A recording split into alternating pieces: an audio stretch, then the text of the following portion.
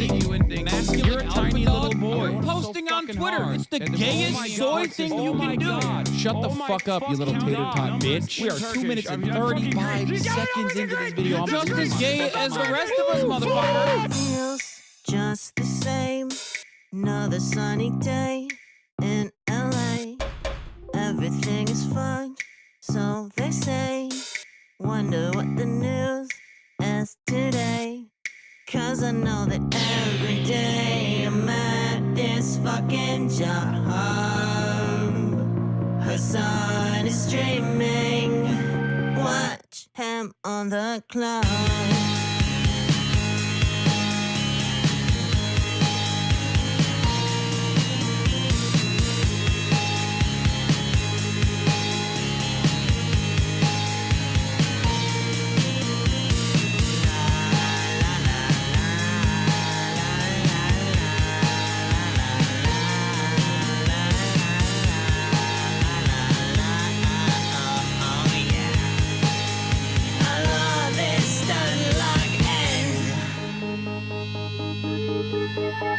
Listen, bro, the Lyra does not need this. Trans people love playing Hearts of Iron 4. Eating pussy is the basic, bare minimum thing you can do. Where did they find these people, dude? And women want to have sex. Your job is posting. You're gay. Okay. God, I hate women so much. Is he really a socialist? He's such a himbo, I can't handle it. He's got a car and a house, and it's better than mine. How the fuck can I sit here like everything's fine? That's just me being a fucking hog. Hasan is streaming. Watch him on that club.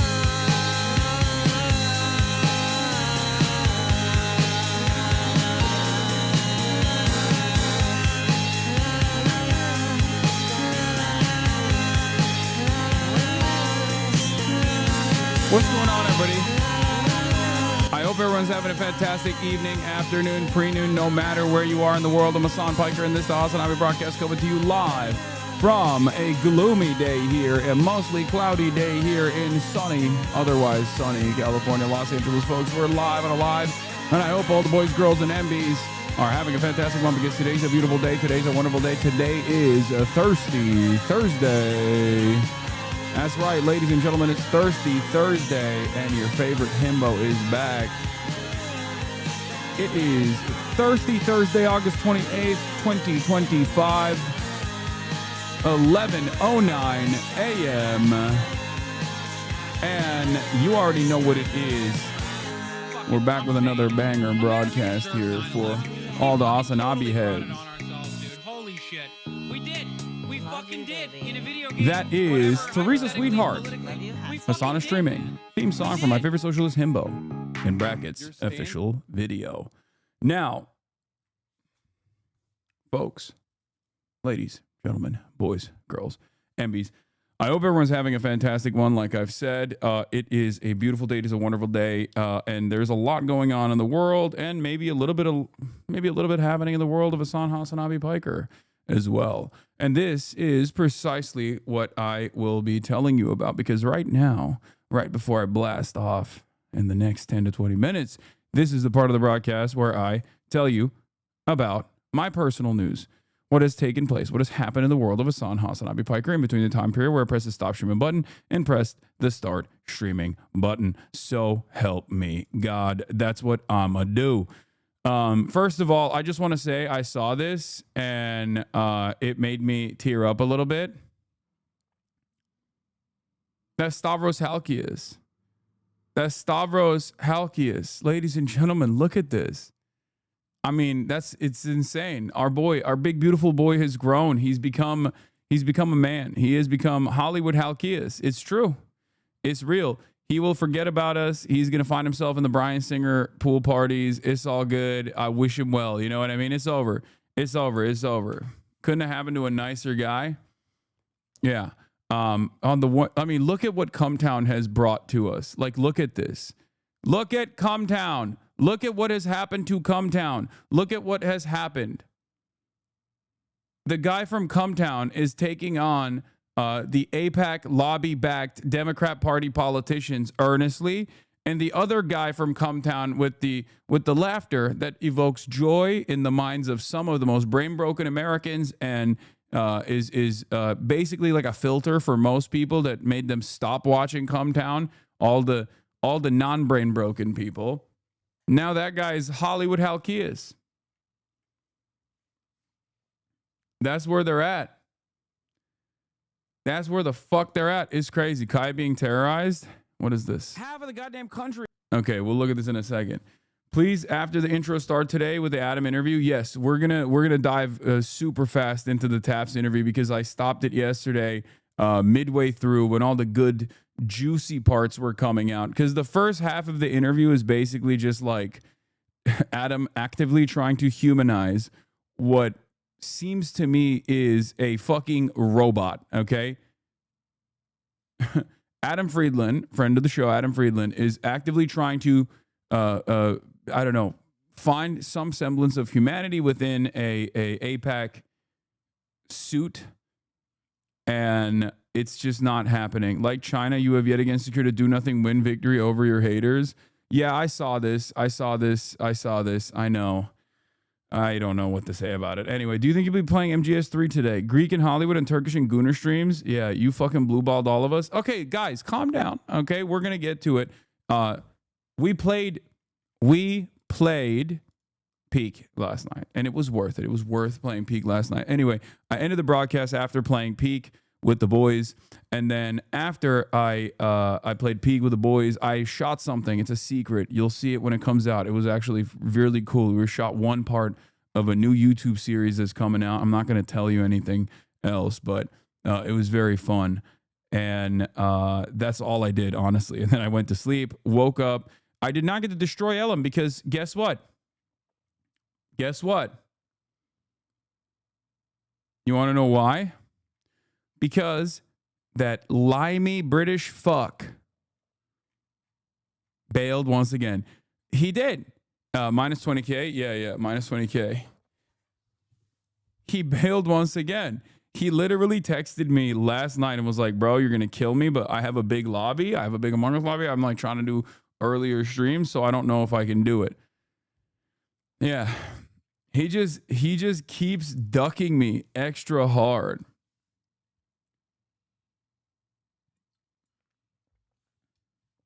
Don't say the L slur. What does limey mean? I thought it was like a pirate. Like that's like something that a pirate. Let's look it up. What does limey mean? Oh. Limey. Derogatory. Informal.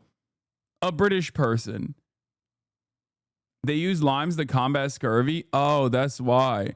Limey is an informal and historically derogatory term primarily used by Americans to refer to a British person, specifically a sailor or Englishman.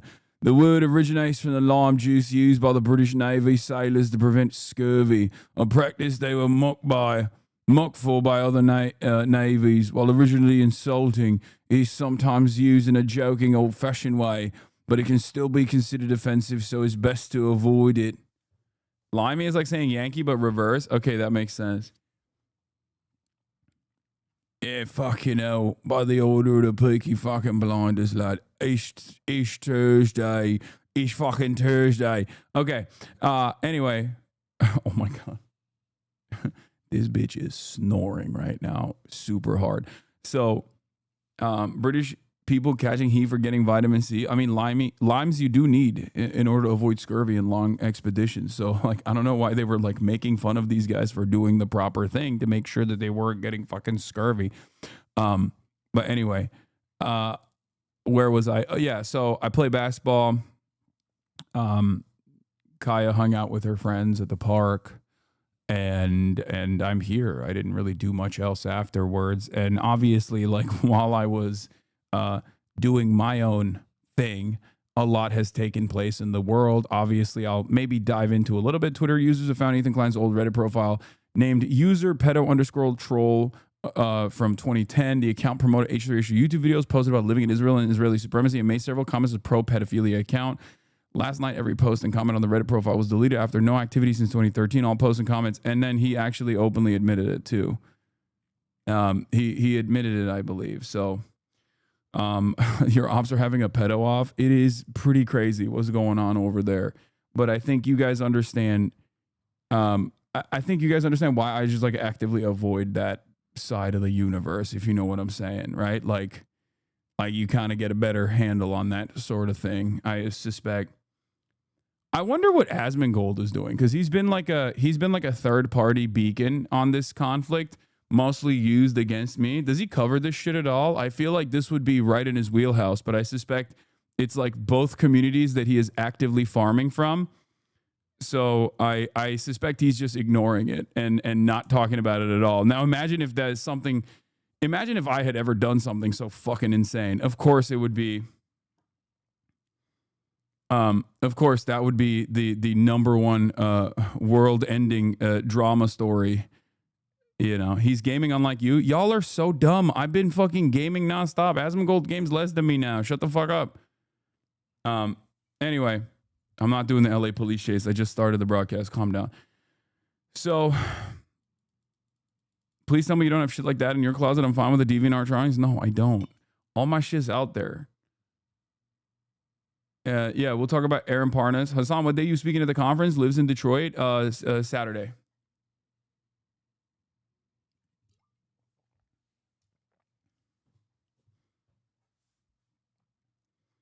So, yeah, I'll be in Michigan. I'll be in both Dearborn and also Detroit, Michigan for this weekend. As you guys know, me and Marchie Poo are flying out there. I also connected with the Omar Fateh team as well. I'm trying to do like a meetup potentially with some heads out in Minneapolis as well. So I Show Speed's doing a goddamn tour of America. I'm doing a goddamn tour of America. How about that? But yeah, also speaking of Speed, I did actually send him and his team potentially connections to go, if they ever go to like Michigan, they could just like do a Dearborn thing with the mayor as well, which I will be doing on Sunday. I'm going to be doing a Dearborn tour on Sunday for Sunday Fundy. And then Saturday I'm at the conference, and Sunday I'm going to be at the conference as well a little bit. But yeah, it's slam. This weekend is going to be crazy. It's going to be slam packed. There's so much happening.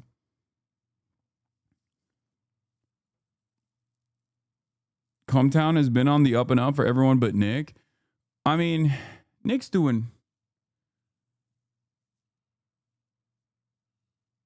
himself. Everybody calm down, okay? I mean, I don't know what he's been up to, but he's doing fine. He's just... It always works out in some way, but he's just living his life, dude. Go to the Detroit neighborhood Hamtramck Muslim majority and walkable Yemen cafe. Okay, everybody stop.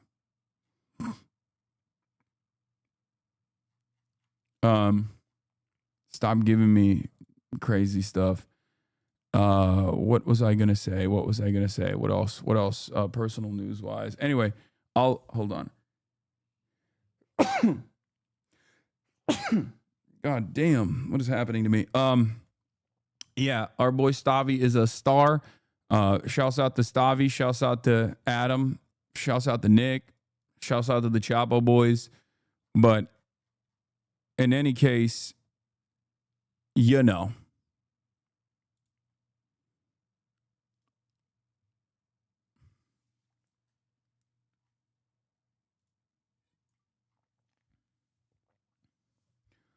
Budapest Champagne Socialist fighting the big man on Jeff Bezos. What does that mean? The Budapest Champagne Socialist fighting the big man on Jeff Bezos. I don't even understand what that means. Anyway, shouts out to Dracula. Yeah, Dracul, Vladimir Dracul Tepesh. Oh, we got EB Basement with the new stickers. Nice. These are awesome. Colors of Dumb. Been really enjoying working on during my mornings. Okay. Austin confirmed you stinky. The fuck? This person, unfortunately, does not have a friend in their life to tell them that they're a little stinky. What is this? Is he lying about me again? If you have a friend that is stinky, we all have one. Mine is Hasan, right? Oh my God. Hasan's a little stinky.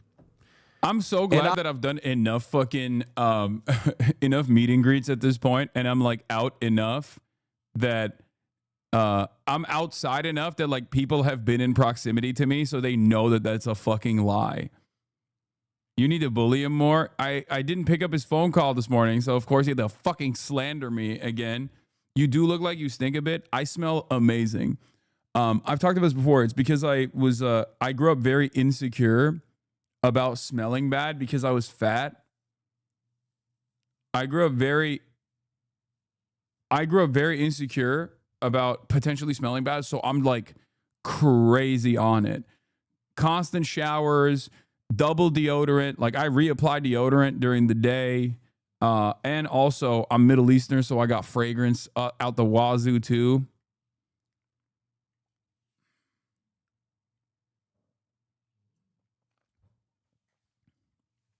You look like you have a musk as a compliment? No. No. I am, Adam can't keep getting away with this shit. I feel bad after calling Adam about this. I didn't realize it was like such a serious and compelling and emotional video because I was like fucking around because it's Adam, right? So I get why his reaction to me in this conversation wasn't like, oh, just watch the video. I thought it was going to be like dicking around with Richie Torres. It's not a light video at all. I do have some opinions on this because there's some like extra discourse that has come out of this conversation as well, with people being like, why are we centering Jewish feelings around this stuff like this? And I'll obviously talk about that too, but I obviously saw one part of it, like the pivotal part of it. And I didn't watch it. I just saw the pivotal part of it. No spoilers, but there is a pivotal part in the fucking video. Time and time again, I said, Hasan, you gotta smell better, right? You gotta smell better, and he's working on it. I can't believe this fucking gay man is slandering me right now. That's crazy. I try to pack up the homophobia, folks. I try to say, the gays are not known for being tricksters or liars, deceivers, okay? That's what I say. Slanderers. Libelous claims. And then here we are on the day of the podcast. Here we are. Pack up the homophobia sounds kind of homophobic. No, I'm taking it out. I put it in the bag. I'm bringing the homophobia back. It's in fashion. It's already in fashion. Around. Yeah. Gays love a good drama. Lib chick responded to your stream yesterday, including weird threats about TYT. Who is the lib chick? Hasan the Hun, bitch, please. You're not about to try and out-progressive me. While you were sitting on your ass streaming, I've been getting progressives elected. Stay mad. Oh, and FYI, I used to work at TYT. My NDA recently expired. Heart. Wait, what? I don't know who this person is. Why would that do anything to me? I haven't been at the Young Turks since the beginning of 2020. Was she there while I was working there? What the fuck she talking about? I don't even understand it. Also, yeah, you're quick with it, chatters. Mamdani was polling at 1% here. My work is speaking for itself. It's all good.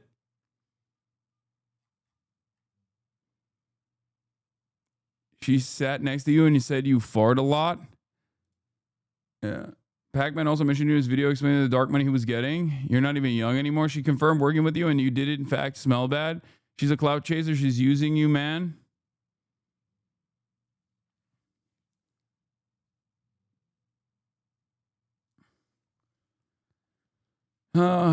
She's going to slander you and say you were stinky at TYT. I don't even know what these people could be saying. Like, Oh no, she's going to talk about her experiences at the Young Turks. What will I do? I haven't fucking worked there. And I've literally, unironically, duked it out with the Young Turks publicly for the past like multiple years at this point. Yeah, she's like implying she has T on TYT, but I don't know how that would like be something about me.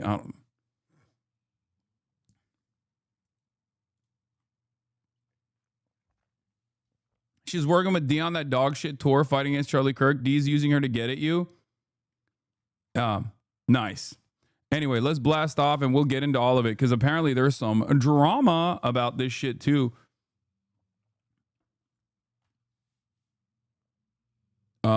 Okay.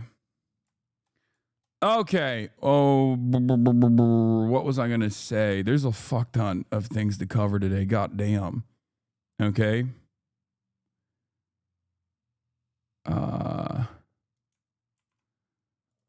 Okay. TAFS takes on AIPAC Torres. Minneapolis shooter background and lies. CDC shakeup. Russia strikes Kiev as Israel redefines combat. I'm gonna delete that and say drama surrounding Wired expose on paid Dem influencers. DNW, which stands for Do Nothing Win. Michigan. That your drama was a hoax on the weekend for Palestine conference. Get in now. www.twitch.tv/Hasanabi. Do we have a blast off meme or what?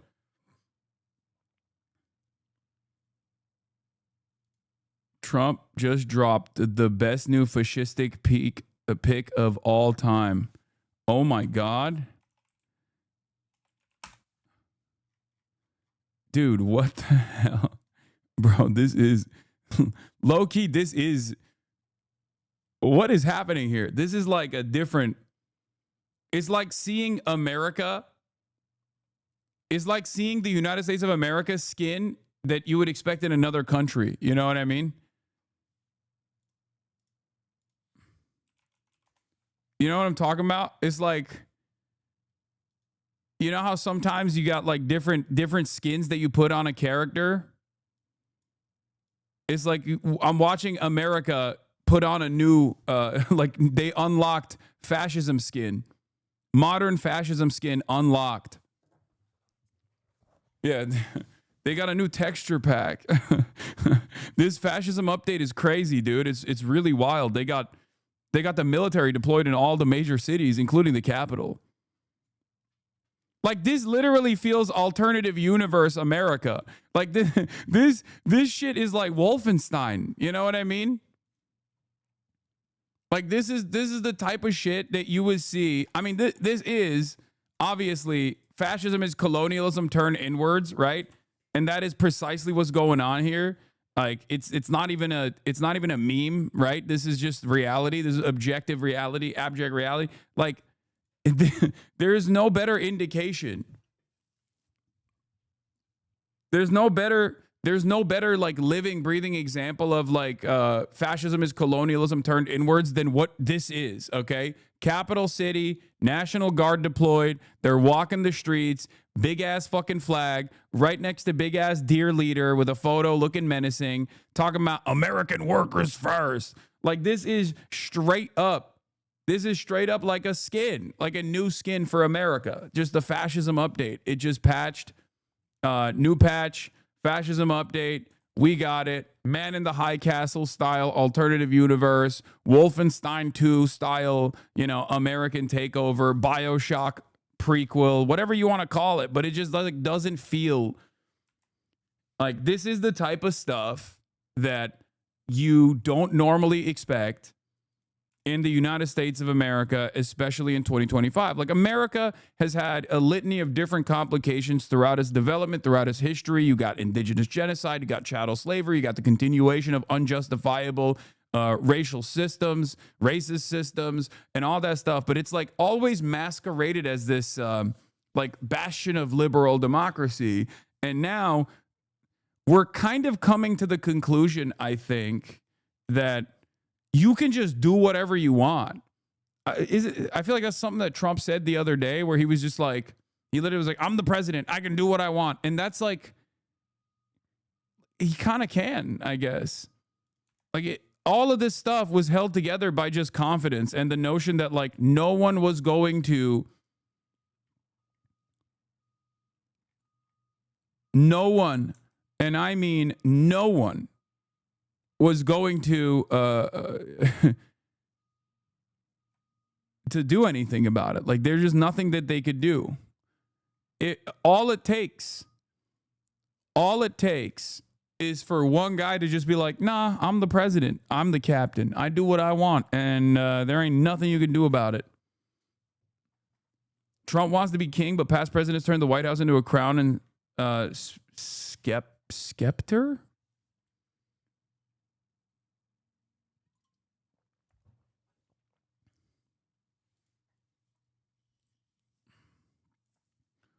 We're talking about nationalizing defense contractors. There's no more rules anymore. That's not going to happen. I ain't ever retweeting your live notification tweets. Okay, well, you're fake. Here, take a second off then. Okay, take a second off and really reconsider that, because that's not. Did you ride the short bus? Yes. AKA your mom. Got him. Freaking got him. The main shooter was a detransitioning for Tranner. Apparently, the right is calling for mass incarcerations and violence. What do we do? Just another day, baby. Just another day.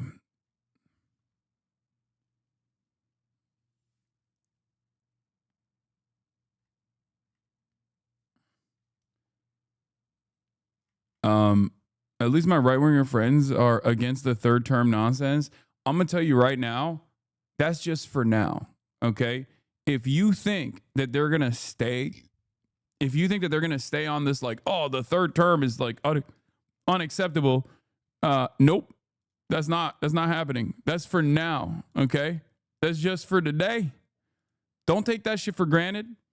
You got to actively move them away from being right wing. You understand me? You have to actively do your very best to quickly move them away from the right. And not just into the fucking, into the comfortable bosom of like liberalism either, because that shit is unsustainable. You got to get them, you got to radicalize them now, fast.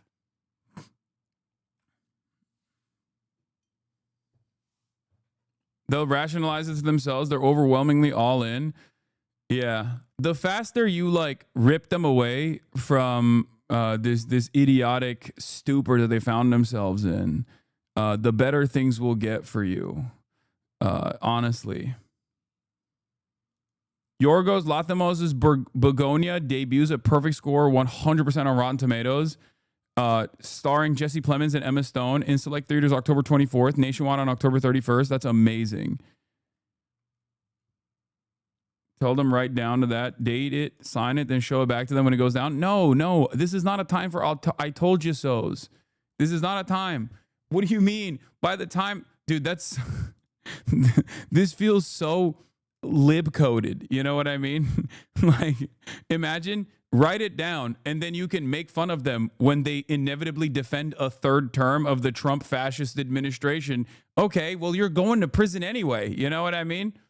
At that point, who gives a fuck if you win the argument? You got to lock in. Writing shit down at that point don't matter. That's why I'm saying it doesn't count. It doesn't matter if you're right at that point. Think about it this way. I'm right more times than I'm wrong in my career, okay? Does it matter? No. It doesn't matter at all. What matters is how much impact you can have and how much you can actually get people to make changes that they want to see in the world, to become the change that they want to see in the world. You understand?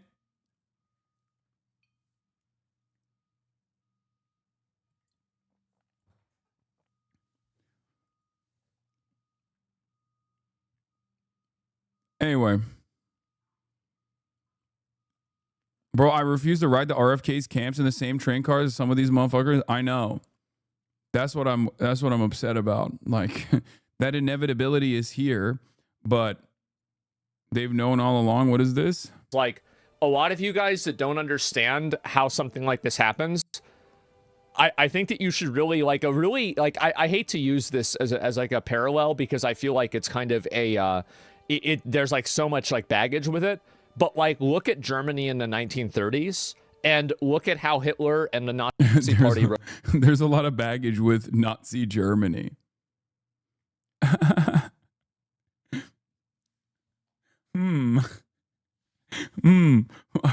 wonder what he means.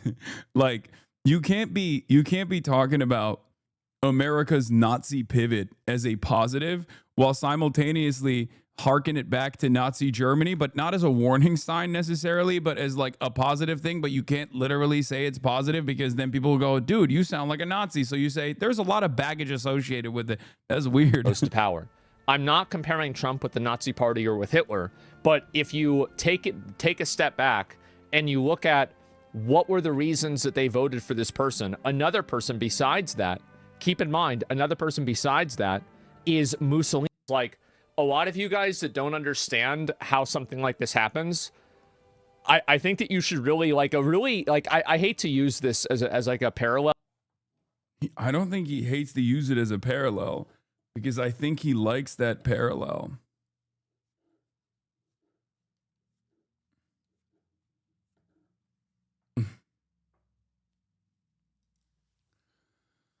Ay, ay, ay. Anyway. Austin had a 10-minute long crash out when Ray said he was ass at gaming more than you. This is more important than America. Okay, calm down. That's not. And also, I'm not going to get into that right now. Okay.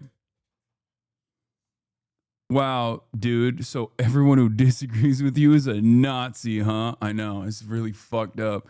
Once again, where can I arrive at these conclusions? How am I arriving at these conclusions? It's so unnecessary.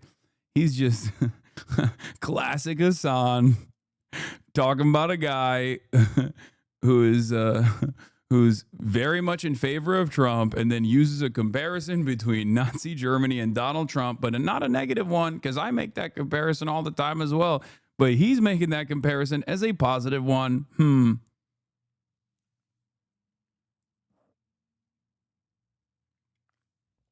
W Adapt had to rant to a couple weird chatters in chat while watching Chat Vice clips a few days ago. Own opinion on shit and have your own voice and do your own research on something and someone before speaking on them and jumping to a conclusion about them. You know what I'm saying?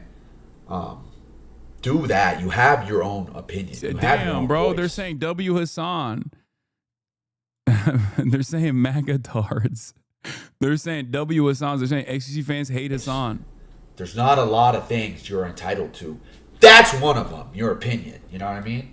And I swear 90% of people online, they don't have their own, bro. They don't. That's and it's true. sad. And I can even say when I was younger, I would fall victim to that too. That's true. Where people literally just echo and regurgitate shit they read in Twitch chats and what the masses say. Yes, bro. God damn. My goat, dude. My fucking goat. He's right. He's literally right.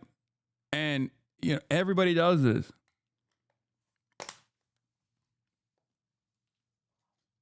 I assume people were just like being weird about him collabing with me. So he was just like locking it down. Hasan, I do this for your content. What should I do? I mean, you should always still seek out your own information. One of the advantages of watching my shit, though, is that I do show you the opposing side's perspective, perhaps more than, you know, I would go so far as say I watch opposing arguments more than I watch complementary things. Like, I rarely watch my friends' content that, like, I agree with. I mean, I do every now and then, but it's far rarer on this broadcast for me to watch, like, overzealots or second thought or deprogram or any number of different content creators who I'm like very closely aligned with ideologically than Fox News, you know? I watch more Fox News than I watch MSNBC, and I disagree with MSNBC as well. So like I tried to have a very broad media diet because I recognize that it's important to understand what your enemies are thinking at all times. And it's important to understand like what kind of lies that they're saying. Obviously, we're going to be covering that today quite extensively with the Minneapolis shooter, because the right have decided like, this is a trans person, this was woke, this was an anti-Christian trans person who's being woke, who wanted to kill Trump. And they're like actively pushing that narrative right now. So, you know, we'll do that anyway. That was a broader point that I didn't want to get to, but yeah, I'm glad that there's like people who are just like, bro, fucking don't believe this nonsense that fucking you see from your favorite content creator who you like listen to, who just fucking has different reasons as to why they're slandering someone like myself. And what the general public opinion is about someone or something, and they just jump on that. You know what I mean? I didn't mean to go on a whole rant, but that's just how I feel in general about shit. You know what I mean? Like, people should take the time. Yeah. Yeah, it's just like, it's kind of funny though, because like, it depends on which community you're a part of as well, like where you get your news from or where you frequent online. Because like in the adult circles or in like leftist circles online and in the real world, nobody gives a fuck about all this like slop tuber drama. But a lot of people who watch like Adapt or the Phase Boys or any number of different Twitch channels, like they also happen to watch, you know, some of the top content creators on this platform, whether it be Asmongold, whether it be XQC, whether it be all these other people, and they watch like apolitical slop tubers and stuff like that, and they get their notes from those people, and they decide like, oh, this is a bad person. This is a bad person. This is a terrorist. And like, obviously for us, because you guys are like, you know, pretty locked into the news cycle, you don't see that kind of stuff. So you don't understand the impact that has in terms of like converting a lot of new heads. Converting a lot of people that otherwise might actually find themselves on the left flank of American politics, but haven't really taken a step, and they're just like considered they're considered apolitical, and they don't really think too much about politics, but they get their notes from like drama focused shit. There are a lot of people like that out there. And basically what you cooking up there, Unc, it's a Stumptown cold brew double concentrate. I have to put water in it. Otherwise it's too much. Oh my God, every day, bro. Every time I do this, people go, what the fuck are you doing?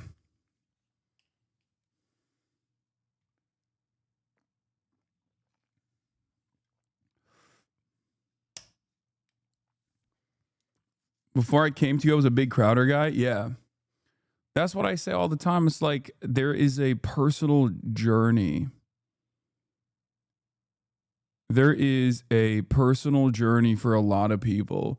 And that personal journey for those who don't actually like ever think critically about like the politics that they live under and find themselves to be apolitical.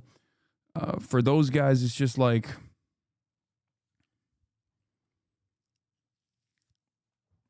no.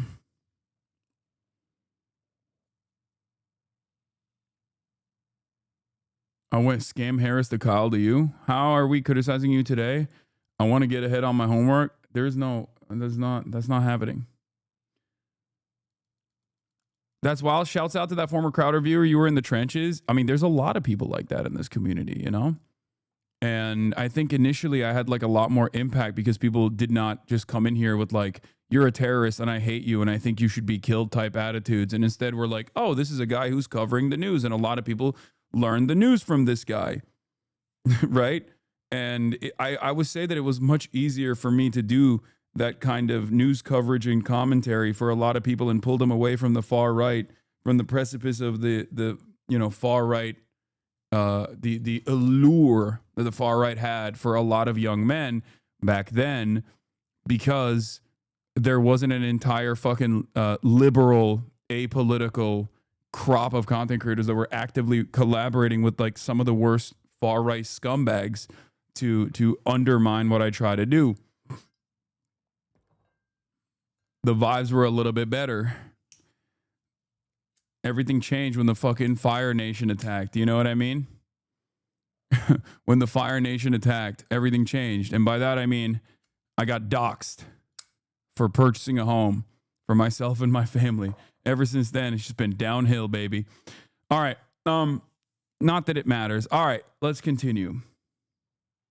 I didn't really take my notes from other streamers, but like women TikTokers who said you were misogynist with out of context clips. I was on the opposite side, more like very liberal side that hates you. Yeah, there's look, when you're a large content creator, especially if you've been around for fucking 10 plus years as I have, I'm on my 12th year now at this point, there's going to be a lot of people.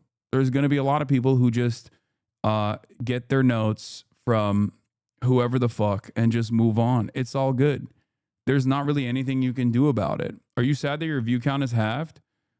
Yes, I've fallen off. My career is over. It's devastating. I cry myself to sleep at night. So, I just got started, chatter. I don't know what you're talking about. What was I saying? Oh, yeah, there is going to be a bunch of fucking people that just come after you. It's all good. Did you paid for the view bots though? I like this. So many of the people in this, like so many of the top level viewbot call out people have openly stated that like my viewership has always been organic, but people still just imagine that I have view bots. It's cool, man. Why don't you take it up with Asmongold? Why aren't you in there? I mean, you made a lot of money doing ad streams. No, literally everything that you've brought up so far is incorrect. Like virtually everything. I don't run any fucking ads. I don't care about them. Yeah. Okay. I don't run any ads. I don't run any view bots. I've never run fucking view bots. No one has even fucking said that I've ever run view bots, because if you look at my viewership consistently, my active viewership rate is significantly higher than the platform average. If you look at like my active viewership percentage, I'm at 80%. If you look at Asmongold's active viewership percentage, he's at 48%. You come in here and you say, I'm doing view bots and I'm running ads. I don't do either of those things. You made ad streams like for Assassin's Creed. Oh, that's what you mean. Yeah, but I don't have view bots. Also, if I had view bots, why wouldn't I view bot while I'm gaming, you fucking moron? It's perhaps the worst argument you can make, which is when my viewership halves because I'm gaming. Again, you operate off of a delusion and you're just like compounding on top of that delusion. They pay you more the more views you have. Oh my God. Chatter. When I'm talking about politics, I got 30K to 40K in here. When I'm playing video games, I got 20K max. If I have view bots, why wouldn't I view bot when I'm playing video games to make sure that I got 40,000 people watching? I am trying to have a normal conversation with a person who is insane, by the way. I don't know why the fuck I'm doing that, but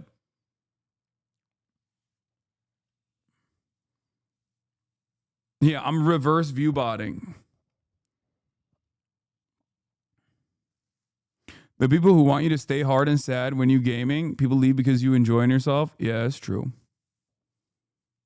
You stupid man. I hate you and always have because of a ton of reasons I made up, and also care more about viewers than anything happening right now. Anyway, let's continue.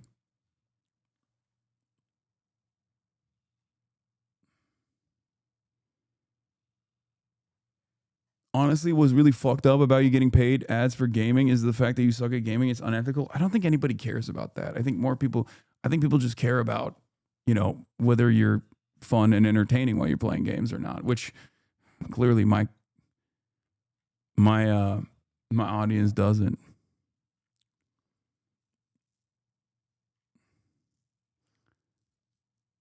I think a political analysis of MGS3 while you play would bring a lot of politics heads to your gaming vids. I agree. There was some other stuff. Oh yeah, we were gonna start off with obviously some drama, a little bit of drama. The Wired article came out yesterday. I covered it obviously on the stream. It's a big controversy, and in the Wired article, they actually don't even talk about like Unfuck America. That's another like Democrat Party affiliated group that's like getting TikTokers to go all around and do like the Unfuck America tour or whatever. But apparently the person who runs it, who is like super pro Destiny, came after me and said, Hasan the Hun, bitch, please, you're not about to try and out progressive me while you were sitting on your ass streaming. I've been getting progressives elected. Stay mad. Oh, FYI, I used to work at TYT. My NDA recently expired. Not sure what that second part means because I haven't worked at TYT for years. I didn't even know this person worked at fucking TYT as well. But this, I think, is a pretty solid response to this argument. Anyway, good retweet here. They think you own TYT. I don't know. But yeah, Gato Fumador responses, I've been getting progressives elected. You helped elect a single Virginia state delegate in 2021. Everyone else you've worked with has lost. Damn. She gonna leak you fart in the office a lot? Brother, I didn't work with her. I wasn't around, I don't think, when she was there. You remove the retweet? Oh, it's fine. You guys need to stop. But she could smell the fart, jackass. Yeah, I farted so hard at the office that it just had a lasting impact. David Parkman was slandering you on TikTok. Oh boy, nice.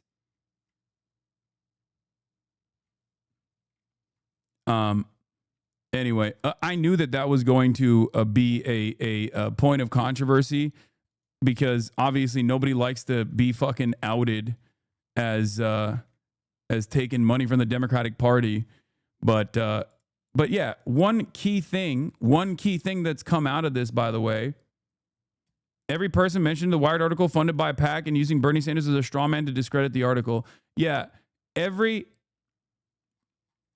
person that is like a Democrat operative that is trying to be a Democrat operative. By the way, I'm trying to talk about something serious and you dumb fucks are talking about farting, man. Please stop. Oh my God. You guys are so fucking annoying. Jesus Christ. Lock in. Y'all are all 30. I know you are 30 plus. We've done the fucking community census. You can't be behaving like this. Okay? God damn, dude. Y'all are 30 plus. Lock in. Anyway, this was the short and sweet summary. Influencers including communication about the program and in some cases an onboarding session for those receiving payments from the 1630 fund, including Olivia Giuliana, David Pacman. Scoop, a powerful dark money group is secretly funding high-profile Democratic Party influencers. Big liberal content creators are being paid up to $8,000 a month to push party messaging. But the problem is the goals of the Democratic Party are not to actually fucking do something right by the working class, okay? If that was their goal and they were funding this network of content creators, then sure, it's normal. It's good. The Republicans do it all the time. But we shouldn't be demanding a network of Charlie Kirks, a network of mercenary Charlie Kirks, but blue MAGA style. Okay? This is why when people came to me about the whole Joe Rogan of the left, we need a Joe Rogan of the left, all this shit, okay? I kept repeating over and over again, it's not a Joe Rogan of the left situation. Like, the problem is larger than this, okay?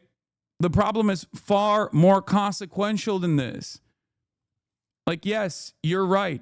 All of these people, all of the political grifters on the right are in some way, shape, or form a part of this infrastructure that the Republicans have designed.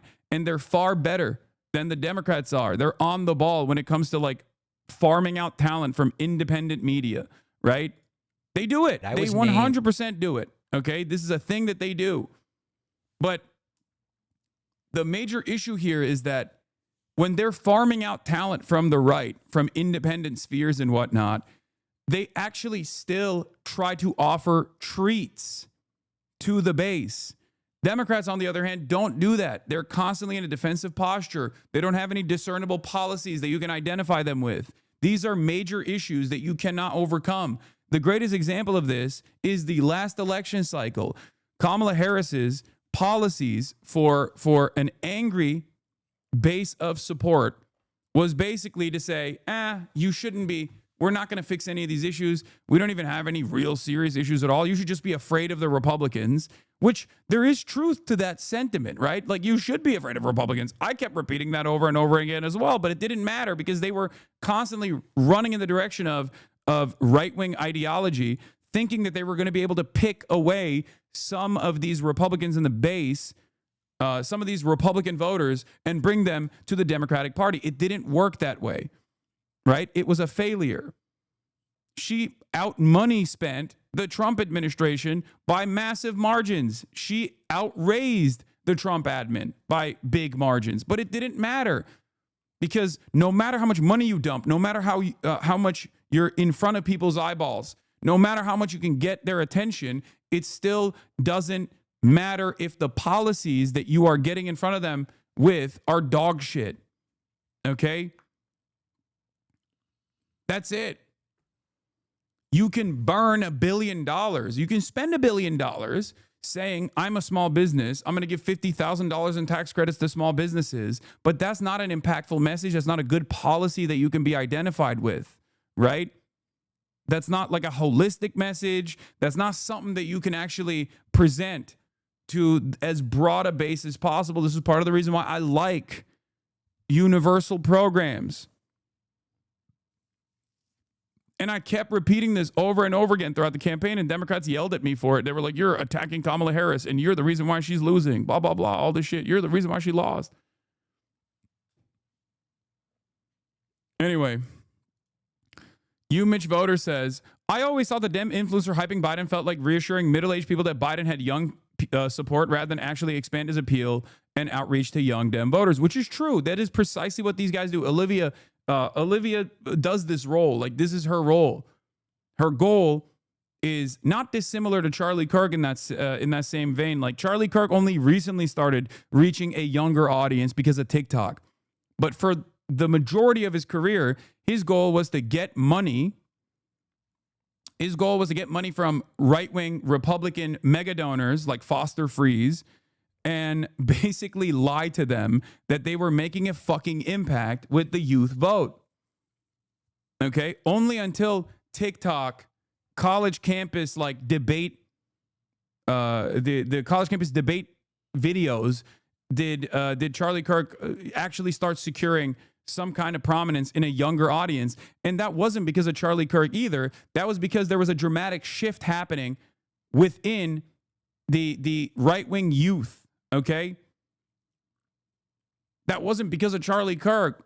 Trump might say it's because of Charlie Kirk, but it is a broader systemic failure born out of the way that the Democrats have presented themselves to the youth, and just the way that they have been completely unable to address any of these issues like the affordability crisis and whatnot. Whereas Donald Trump was seen as a mover and shaker in this area. He said, I'm going to be a mallet. I'm going to hatchet through these institutions that haven't helped you, right? And that's why he was able to make an impact, especially with young people. Now, that impact is whittling away because young people who were too young to remember the COVID era, okay, young people who were too young to remember what Trump 1 looked like, that became like more invested in politics because now they're 18 plus, right? This past election cycle, were willing to take a gamble again with Donald Trump. Okay? That's it. There were a lot of young people who were willing to take a gamble. It's part of that is COVID. Part of that is having lockdowns in your more formative years throughout your adolescence when you're supposed to be like around other people and like, you know, going down the wrong rabbit holes, right?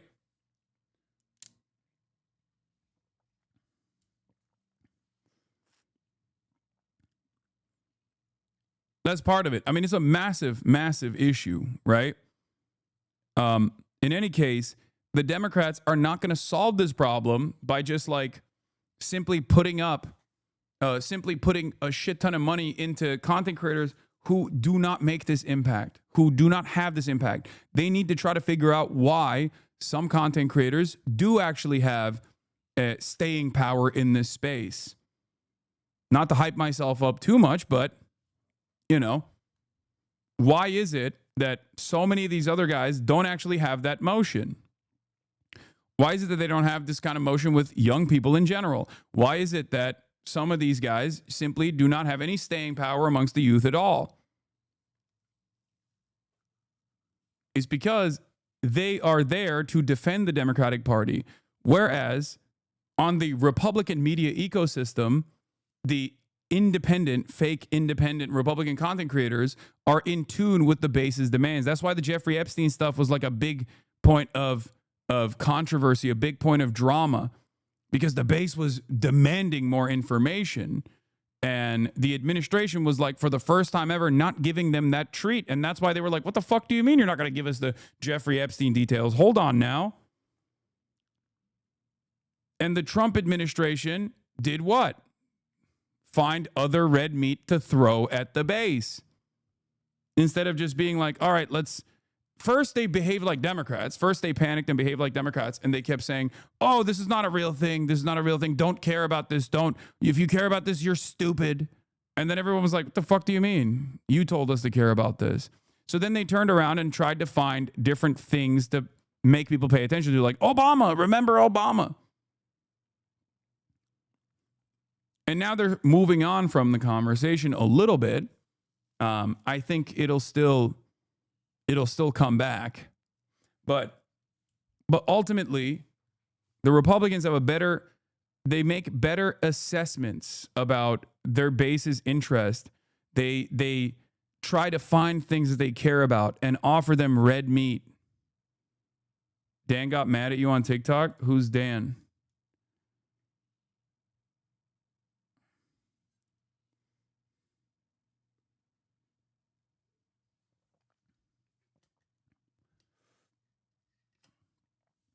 Dan Bongino?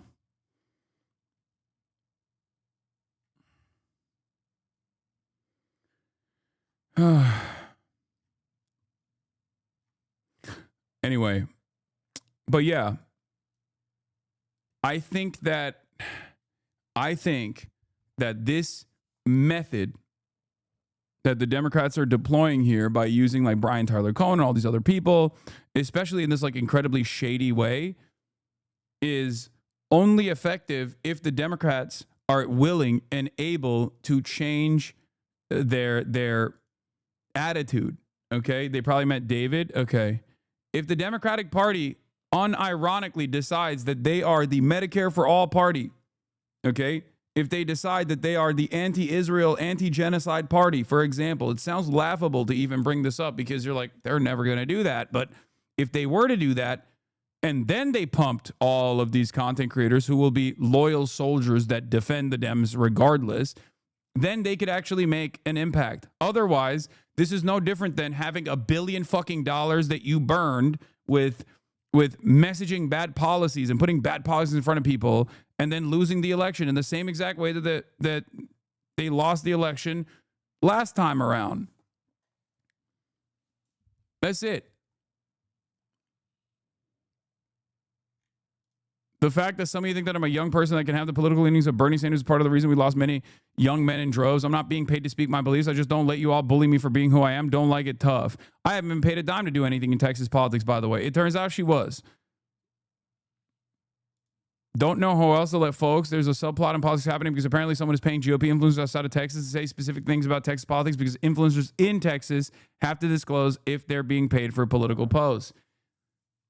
It's just crazy that she like talked about how she wasn't paid for this shit at all for the longest goddamn time Why are you trying to start a war between the left just because Pac-Man and BTC aren't as left as you are? But isn't it good to help other creators on the left? Pac-Man isn't even in there. Why are you lying? Wait, what? 26 months subscriber? I'm not. I don't want to start a war between the left, okay? First of all, I'm sorry. One of the most pressing issues right now is Israel, okay? And it's an unimaginably popular issue to hold on to. And if you're an independent content creator that's being paid to defend the Democratic Party and you don't actually disclose that information and you also simultaneously never say anything about the most fucking popular issue that you could be on board with, then obviously I'm going to take issue with that, because I'm going to take issue with that for two reasons. One, because it's immoral, in my opinion, to stay quiet in the face of such tremendous injustice. But beyond the immorality of it all, it's also insane. It's also stupid from a political point of view. If you want the Democrats to win, if you're a blue no matter who type of person, why the fuck aren't you yelling at the influencers that refuse to speak on this? And why the fuck aren't you yelling at the goddamn party that refuses to speak and communicate on this? From a partisan perspective, you know what I mean? I know, but they aren't Democrats. What? What are you saying?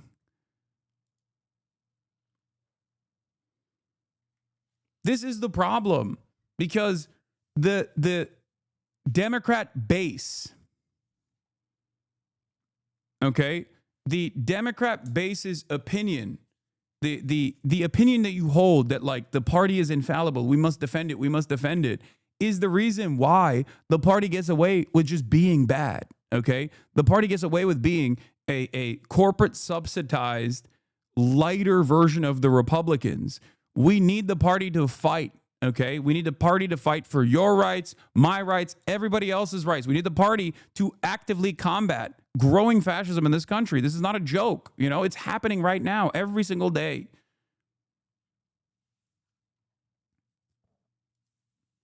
The issue is the goal of these guys is to basically delude the masses into thinking that it's good.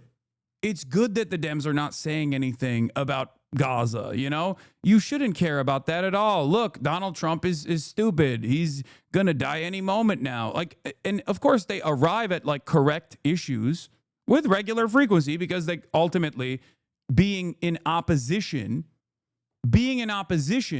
to the Republicans is correct, right? But the problem is you need to go beyond that. You need to demand that the party actively defend Americans. You need the party to actively defend immigrants. You need the party to actively defend the principle of being against genocide. And if you don't do that, then you lose the space to grifters and charlatans on the right. There is a reason why Tucker Carlson and Marjorie Taylor Greene have made tremendous impact. They are out and about loudly screaming about how much they oppose Israel, and they're benefiting from it. They're benefiting from it because there is a massive void on the left side on this pivotal issue that everyone can see is abhorrent. How do you not see this? A lot of people tune this out when I talk about it because they think, oh, Hasan, you're being a fucking pussy again. All you care about is Gaza, blah, blah, blah. But like, I'm making two different arguments here. I'm not even making the morality argument when I say this, okay? Even though that is first and foremost the most consequential part of this conversation. But even from a pure, amoral, calculated political stance that you are taking, from a partisan perspective, you should never allow Marjorie Taylor Greene to be the leading voice in Congress on refusing to send weapons to Israel. Never. That's crazy. That is a massive failure, especially when there are party members in the Democratic lineup that have been punished aggressively for being champions on this cause, whether it be Rashida Tlaib or Ilhan Omar or even AOC. People have yelled at them. Okay? So when the tide is actually shifting and more Americans every single day are coming on board with this reality, for the Dems to just like kind of sit around and not do anything and not say anything and allow Marjorie Taylor Greene to ever be one of the leading voices in this conversation is a massive fucking failure. For the for the liberal content creators to not actively be the guys that you go to hear about what the fuck is going on in Gaza and create a void in that media ecosystem is basically handing that to Nick Fuentes and Tucker Carlson. A lot of you guys, if you still defend the liberal content creators who don't speak on this issue and you defend the Democratic Party that doesn't speak on this issue convincingly, are not realizing that this is a massive failure, a massively consequential failure that is causing people to think, well, these are the earnest guys. I guess the only real ones out there that are speaking out against Israel are right-wingers.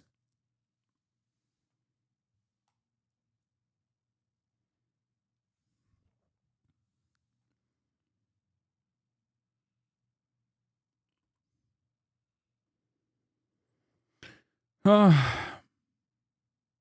makes you wonder why, like, actually, why would they keep their mouth shut on this issue? Because they care only about donors and they care about defending the Democratic Party. This is a problem. And it's an especially annoying problem when the issue is so obvious and also no longer an unpopular one. Okay? A lot of people that came before these cynical people, these grifters, already did the fucking work.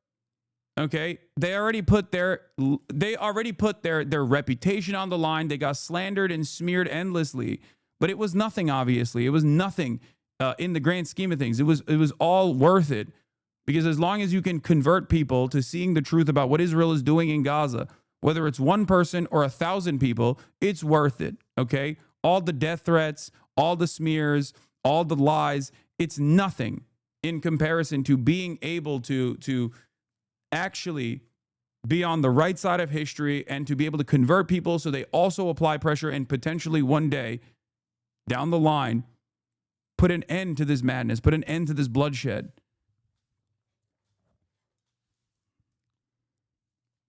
The infighting has always been bad, right?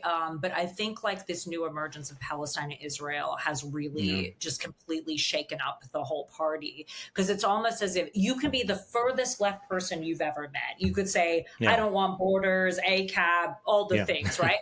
But if you say, I don't have a position on Palestine and Israel, then you are the enemy, right? And you're canceled. And this is part of the issue, is that we are finding reasons to shrink our tent. And in a time where we should be expanding. That's bullshit, by the way. That's bullshit. You are fucking shrinking the tent. You are shrinking the tent. There are more people that are pro-Palestine than pro-Israel right now, all around. And when you don't take a stance against one of the most consequential issues of our time, it's clear, black and white, by the way, is genocide, right? You got a majority of the American population even recognizing that it's genocide, and you won't take a stance on it. You are the one who's making the tent smaller, because people look at that and go, why the fuck should I trust you? You can't even say that this is a genocide and we have to put an end to it, even from a partisan perspective. It doesn't make any sense. This is an objectively, this is not only a moral stance that you could take, but it's also now objectively a popular stance that you can take. So when you don't take a stance on this issue, all you're doing is telling people that you are bought and paid for. All you're telling people is that you are just like everybody else in mainstream news. You're just like everybody else in politics, refusing to actually listen to the cries coming from the base of support.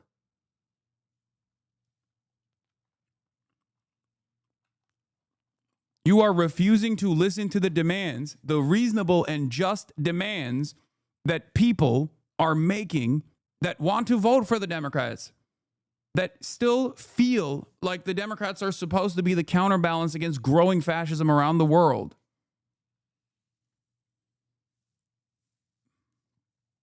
Our tent. This is where my personal frustration comes in, because I'm like, listen, we can all have our own beliefs and that's fine. The infighting. Like, I think this was immoral to say even in December 2023 because it was obvious what Israel was doing, right?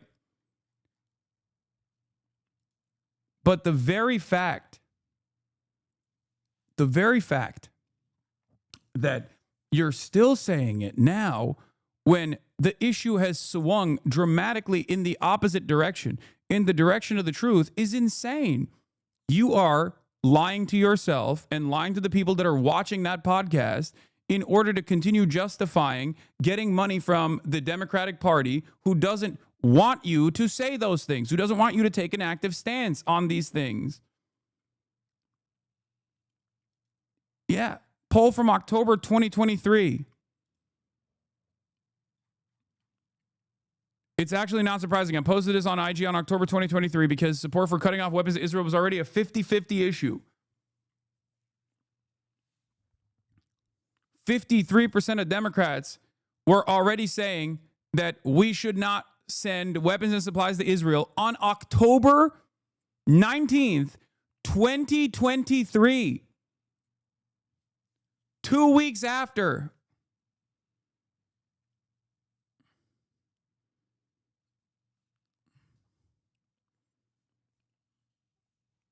This is a fucking huge problem.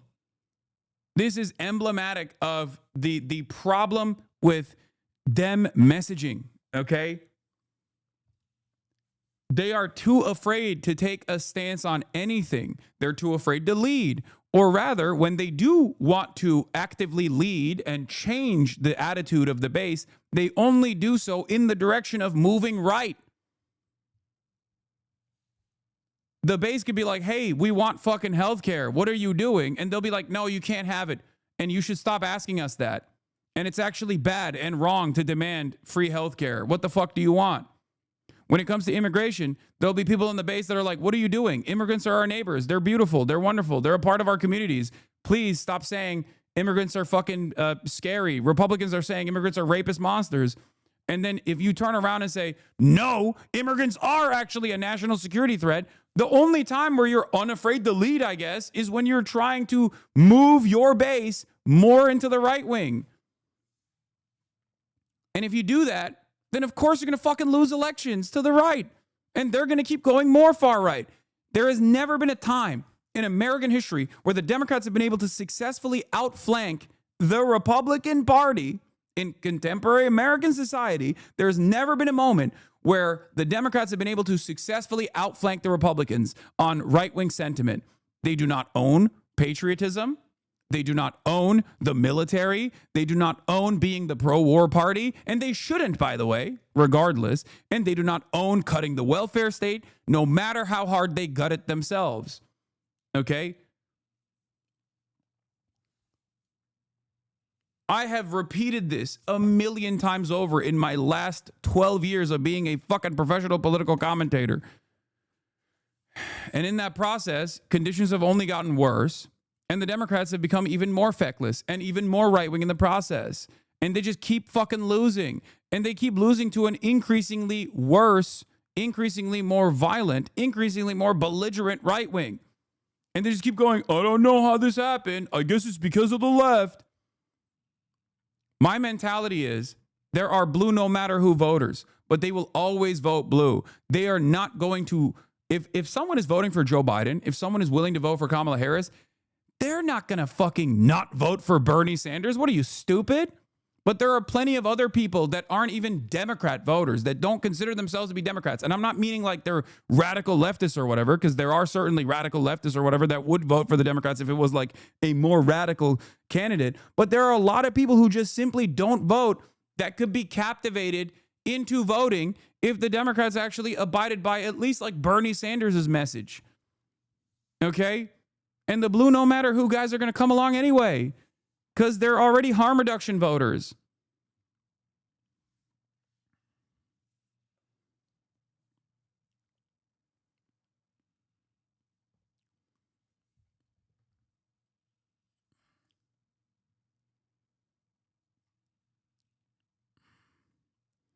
This is true. I'm a field lead for Zoran and meta voter who doesn't like Zoran's policies, but will vote for him because he's the Dem. Exactly.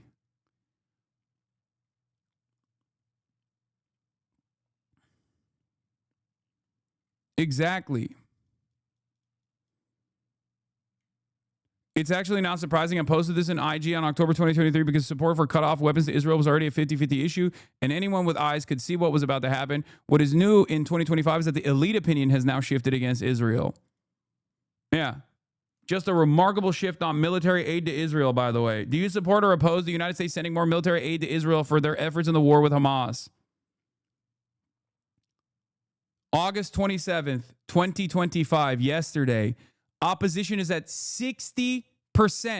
60% of those polled say they oppose the United States sending more military aid to Israel for their efforts in the war with Hamas. What you're implying is dangerous, let me tell you.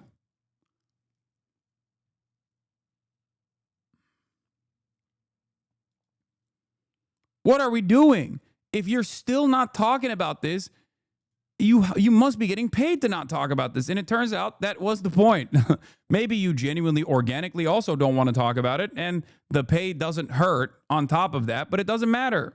And debunk some important misinformation. Many of you have commented about this article that came out in The Wired, asking if I've sold out, if I've taken money to push political talking points. The answer is no. Number one, this group never paid me for any content. This group never had control over any of my content. They never told me who to interview, what to say, or what not to say. They never once said you can't report on an issue. This group is a public cohort. Nothing was secret. And the point of it was to mentor smaller creators so that they can grow and that they can monetize their platform. And just like I've given speeches in the past or I've mentored other creators in the past, this was no different. This had nothing to do with politics, had nothing to do with a political party, and had no control over the content that I ever made. And even the article writer, Taylor Lorenz, admits that.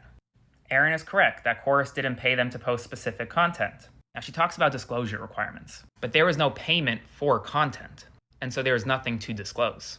What this article is advocating for is that any of you have to disclose. Wait, what?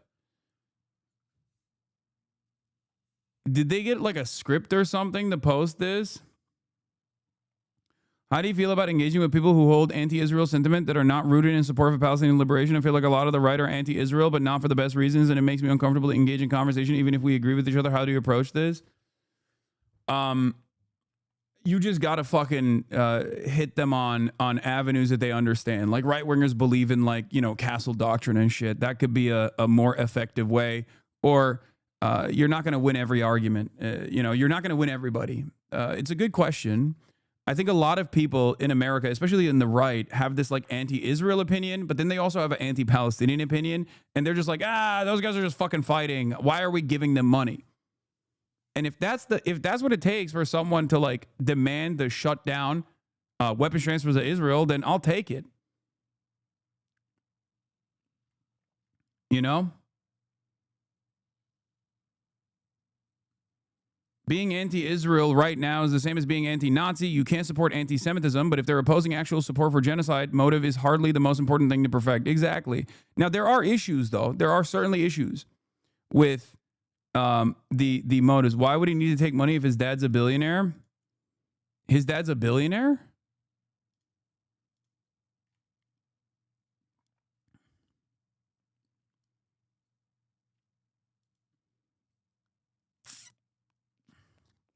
The new line for these influencers involved in the program described in an article is that, this dark money scheme was never a secret, despite what the contract said and what the creators were told.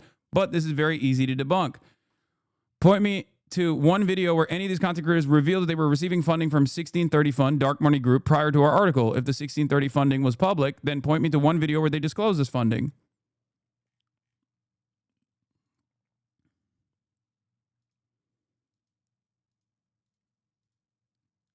Like, do you guys understand? Not only do I have an issue with like political commentators getting paid, right, to do like certain kind of messaging pushes, okay? Not only do I take issue with that in general, because like obviously that spells that like you're buyable, right? They can just like buy you, and I don't think you're independent at that point. Or if you're going to do that, you could just be like, this is something that I agree with already, and they were willing to give me money, and that's why I'm doing it. Right? Like, that's, I guess, like the most honest way to go about it. Right?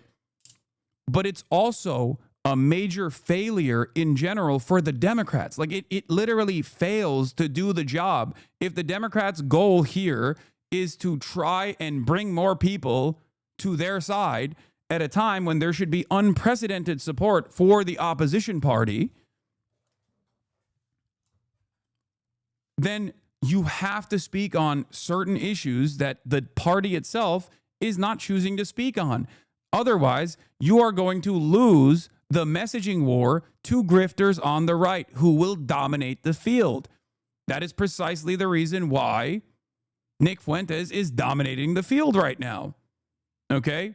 He is seen as an earnestly anti-Israel person on the media side, on the independent media side. Tucker Carlson is seen as an earnestly anti-Israel person on also the independent media side. And he's a very important voice in the right-wing movement.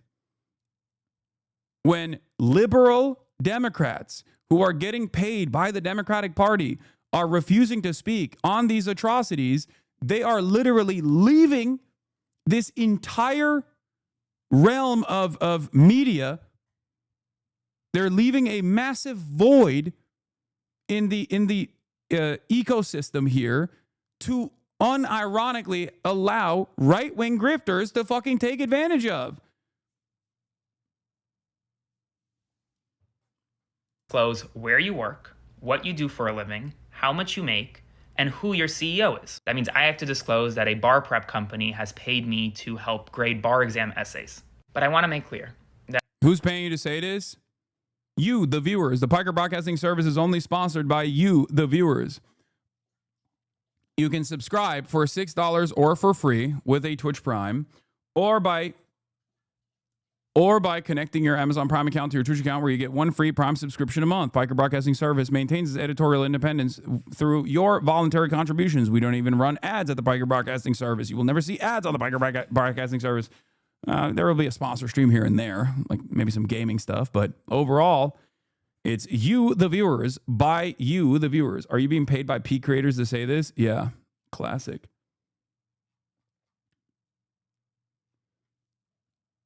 President Biden stands with Israel. I'm so proud of this General Assembly speech. I'm proud to call him my president. Kamala Harris is clear. She does not support an arms embargo to Israel.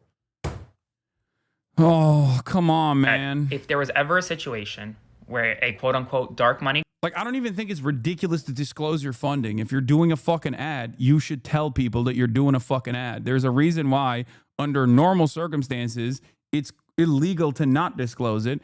Unfortunately, of course, our current regulatory agencies are completely crippled, so they're not going to deal with this at all.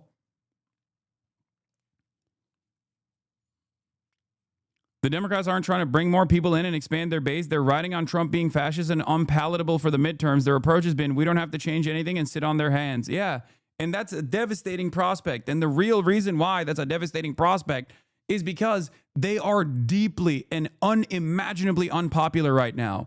And no one is seemingly looking at why they're so unpopular when they should be organically popular because of how unpopular the Trump administration is. But because they're not doing anything, people just look at them and go, you guys are fucking losers. You're not doing shit. And under the duopoly structure, if people fucking despise the Republican Party for its violence and its reactionary policies and its the resentment that they breed towards the Republicans, and then they have no avenue to actually vote for a party that is like going to actively combat them, actively present hurdles with the Democrats, they're just not going to vote. They're just going to get angry and they're not going to vote. That is precisely what happened this last election. Group tried to pay me to push a narrative, I'd say absolutely not. But that hasn't stopped this online firing squad from emerging. And it's funny, the people that are attacking me online are traditional journalists who are threatened by the work that I do, and also bad faith actors who have spent their entire last 2 years that I've been on this platform attacking me. So I'm not going to stop, and I want you to know that if you have any questions, comment them below. I've never attacked this person because I don't know who he is. Okay? So if he's like trying to say that I genuinely don't know what he does. I'm completely oblivious to a lot of like the TikTok stuff. This is the first time I'm seeing this shit, you know. I know about this person. This person look crazy, but ultimately it seems like there is a lot of it seems like there's a lot of the same old talking points coming out. Article in This is a Wired 7-minute video yesterday on TikTok. Yeah, I've really enjoyed your commentary and think you have really great takes, but the lack of coverage in Gaza honestly turns me away now, regardless of the validity of the article. I don't get it. They pay you $8K a month just because, no strings attached. That kind of feels like what you're saying. You took money from a Zionist group during a genocide, no PR spinning and changing the facts. The lack of transparency is what people are upset about. I'm good with this. I did my research on it, and I don't see an issue. The left has to catch up to the far right. They've been killing it, like you said, especially on social media. Let's go. Okay, if the left is losing to the fucking far right, you need to understand there's a key reason for it. And that's not just because of moneyed interest. That's not just because like money dominates this fucking field. That's one of the reasons. But the other reason is because the right is in tune with like organically developing resentment movements that they immediately fold back into the Republican Party. Whereas the left, or not the left, but like liberal content creators and the Democrats actively are more invested in like getting their base to just believe in harm reduction narratives when that has been a demonstrable failure. Putting the same harm reduction narratives in front of more people over and over again is not obviously going to fucking allow you to secure a victory here. It failed last election cycle.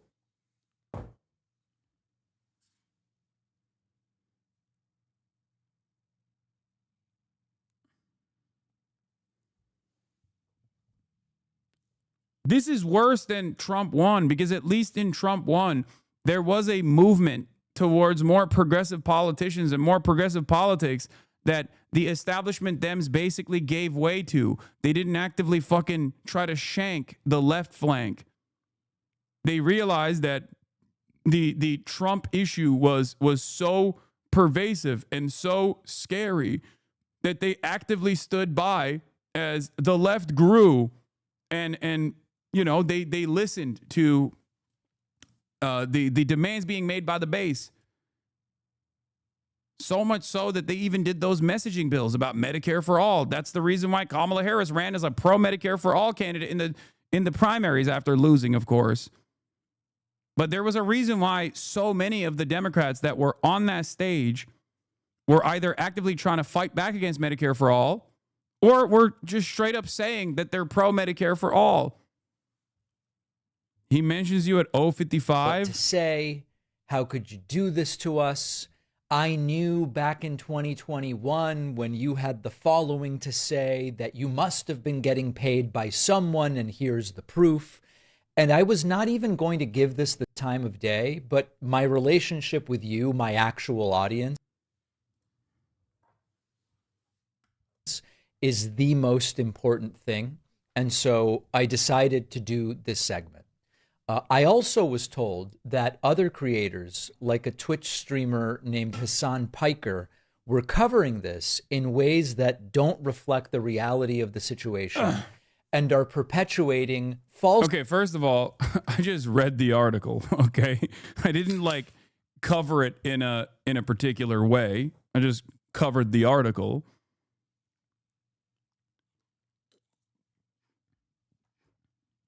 Also, I've known David for years.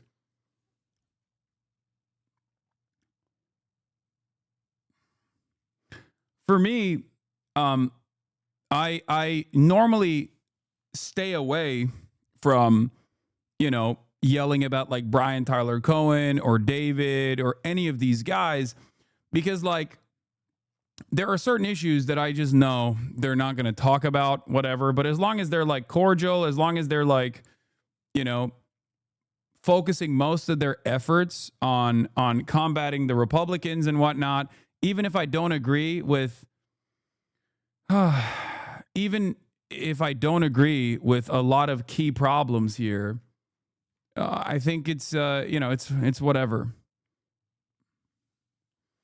David saying a Twitch streamer is insane given the disparity in your respective reach. Yeah. I don't know. It is what it is. falsehoods about what is and isn't going on. Now, I can't speak to the motives of the people that wrote the article or those that are reacting to it. I can't get in their heads. All I can do is tell you what's going on, and then you can judge and you can make an assessment of me. Now, I also want to mention, I'm aware that many of the people I'm hearing of aren't even part of my audience. They're doing the, well, now I'm unsubscribing, and they mostly were never subscribed. And this is a threat to their bag. They'll escalate the conflict to all-out war before they'll make any concessions.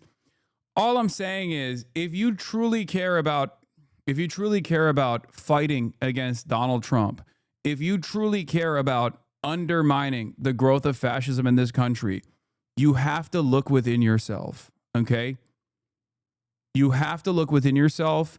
You have to realize that the same old business as usual, Democrats are actually the harm reductionist party, is not going to move you across the finish line. Or even if it does carry the Democrats across the finish line, if the final attitude from the Democrats is reflected in the Kamala Harris campaign, and it's just more militant military, like a more lethal military and a more militant border policy, then is it even good that the Democrats won in that regard?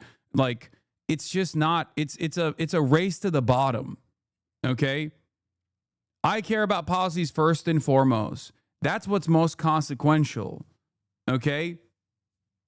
That's what's most consequential for me. I don't give a shit about what the letter is next to the fucking name of the politician. I care about what they're going to fight for. Okay? Are they going to fight for us, or are they going to fight for the bag? And it's clear that when Democrats are openly fighting for the bag, it causes them to take terrible positions and terrible stances that make them look like they're phony, that make them look like they're insincere. And if content creators on the liberal side of the political spectrum are also reflecting that same kind of like inability to address ongoing issues and always waiting for the mass momentum to swing in that direction, always afraid to lead people to the correct side of an argument by actively counter messaging, they're always going to lose to the Republicans, who will never stop counter messaging. Republicans never stop.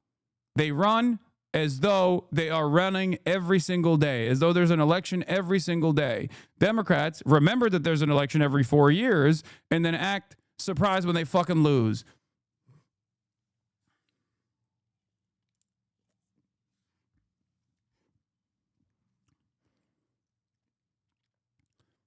One problem is that in the Democratic Party, there's no penalty for failure. Chuck Schumer gets to be in leadership forever, even though the party is reaching record low popularity. It's considered more important for these people to retain their positions than for the party to win. Obviously, a party that was interested in winning would oust these fools and put in new management. If they made Bernie the Senate minority leader, they'd be a lot more popular, but they don't, because it's not about winning. It's about a small group of people clinging to power. Yep.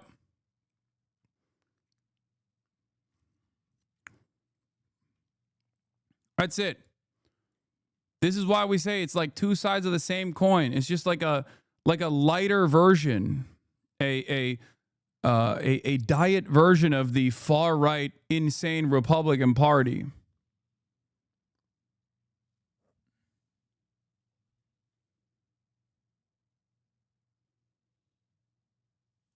Very important information here. In Detroit, you need to go up to Hazel Park and get Louis' Detroit style pizza. You got it.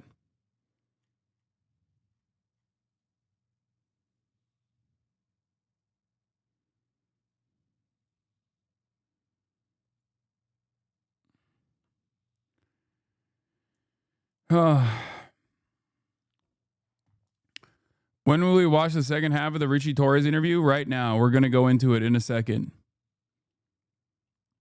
Okay. Anyway, I'm not going to watch this whole thing, but I guess it's like a lot of the same old, where they're basically just saying, it seems like they're simply stating that the article is not correct. And I'm not entirely sure on why they're saying the article is not correct. They're basically just saying like all of the stuff that Taylor reported on is just untrue. And obviously Wired Magazine and Taylor Lorenz have they have fact checkers, you know? That's just not how this works. You can't just like present a completely made up reality. This is Wired Magazine, right? This is not like some crazy alt-right website or whatever. And therefore, every single piece of information that you read from the Wired Magazine article is going to be confirmed through leaked information, background information that you arrive at. Like there is it's clear. Taylor responded. Since my article came out yesterday about the 1630 Fund funding a bunch of these Democratic influencers through this secret program, a bunch of these influencers have spread just the most absurd lies sort of in response, which I think is quite revealing. I think that sort of speaks to their transparency and commitment to the truth. But I just want to clear some things up. So some of these creators have said, well, I never hid of my affiliation with Chorus. Here I am right here on the Chorus website. No one is arguing that. I've reported on these people's affiliations with Chorus. I've written about Chorus even prior to this article.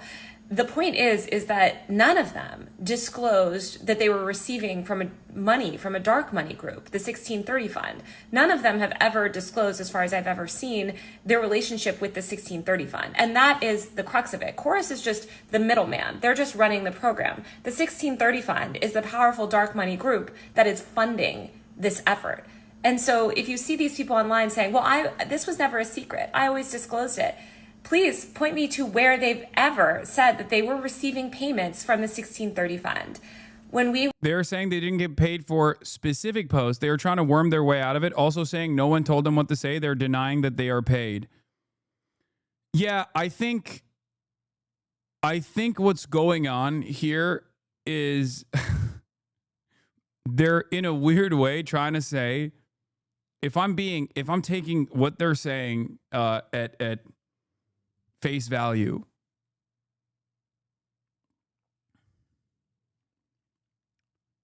it feels like they're saying these guys they really like us and they gave us money for no reason, no obligations. They didn't even tell us to disclose it. We just chose not to disclose it, but they just gave us money because they really like us. Which is ironic because that's literally the Tim Pool argument for Tenet. Now, of course, there's a difference between like a foreign adversary using like a shell company to fund American politicians to take a stance that's like pro foreign adversary versus a dark money group funding an American dark money group funding pro-Democrat Party liberal content creators. Like clearly one is way more commonplace, especially on the right. But it's interesting that their counter here is to simply say, no, they just gave us money, dog. It's like, what are you, fucking stupid? Like you're going to say no to free money?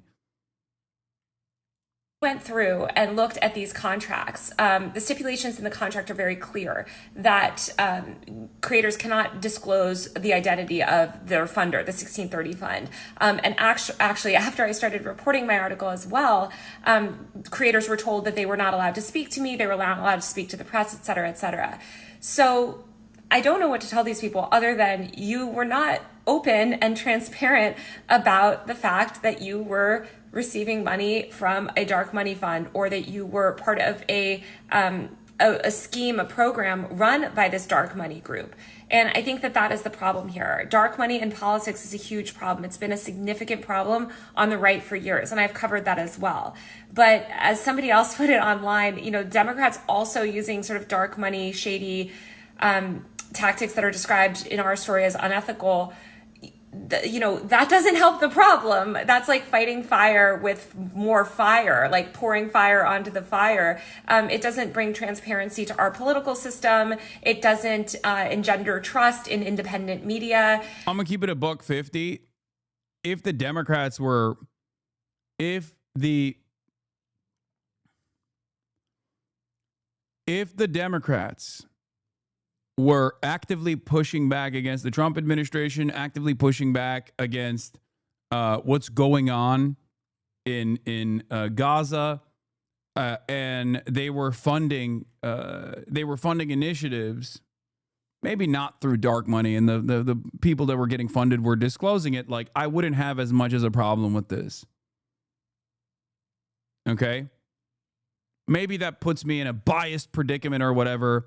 I still think you should disclose when you are getting paid, right, by any number of different like political organizations, especially if you want to remain a political commentator that is like earnest and honest and explaining to their audience that like these are the places that are funding me, right? Transparency is a huge part of this process. This is the whole point of independent media. We're supposed to be like different. We're supposed to be different than fucking MSNBC and CNN and shit.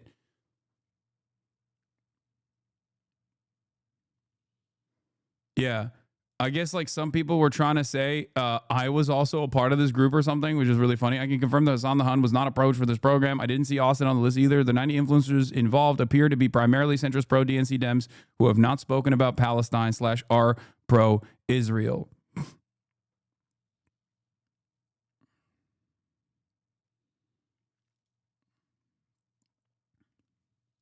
And also, I'll just clear up something else, is that these people have accused me of taking dark money. Nothing could be. I've never taken money from any sort of dark money group, ever. I'm on a Omidyar Network Reporters in Residence program right now.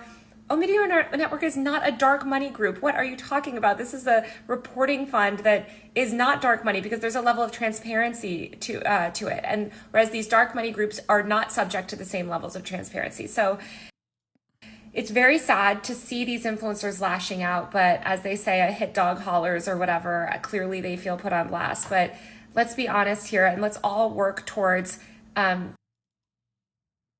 Weird Omidyar Fund 1630. That's the least surprising thing I've ever heard. Pierre Omidyar is the reason why The Intercept existed initially, for the record. He's an interesting dude. He is like... you know, I don't always find myself agreeing with a lot of his initiatives, a lot of his opinions, but he is one of those guys that's been like weird in terms of like being invested in having investigative reporting take place. If they aren't being told what to say, then all those people noted in the article should just say Israel bad. What do you see these shit Dem Party defenders doing? More their audiences turn on them? I think they're just like actively going to try. I think they are going to actively try to defend their honest intentions. They're going to say like, no, we didn't do this because of money. We did it. They just gave us money for free and you're stupid. And so I'm aware of that. Because remember, a lot of this stuff is just like parasocial. But it doesn't matter because I want to make sure my audience hears from me about this. Now, the most important thing to say is that the idea behind this group is exactly what I've been advocating for years. It's for years I've been saying. I mean, I will say it's not very surprising to me, at least, that like there are a lot of left content creators on the independent media side, some of which are very popular, myself included, Chapo Trap House, Majority Report. And I don't think these guys went to them at all. One must ask the question, why? Why is it?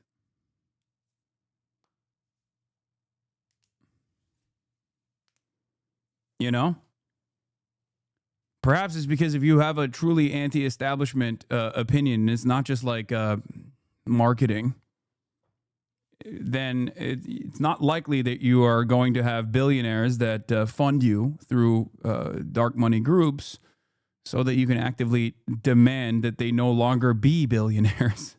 This is not happening. Left needs to organize independent media in the way that the right has been doing. The left needs to fund independent creators the way that the right does. The right has won even arguably presidential elections. Yeah, I think they're also saying, this is the argument. This is the meta. Well, the Republicans do this too, and if we got to fight fire with fire, this is how we got to do it. And it's like, You're just making an argument to get money from the Democratic Party. That's crazy.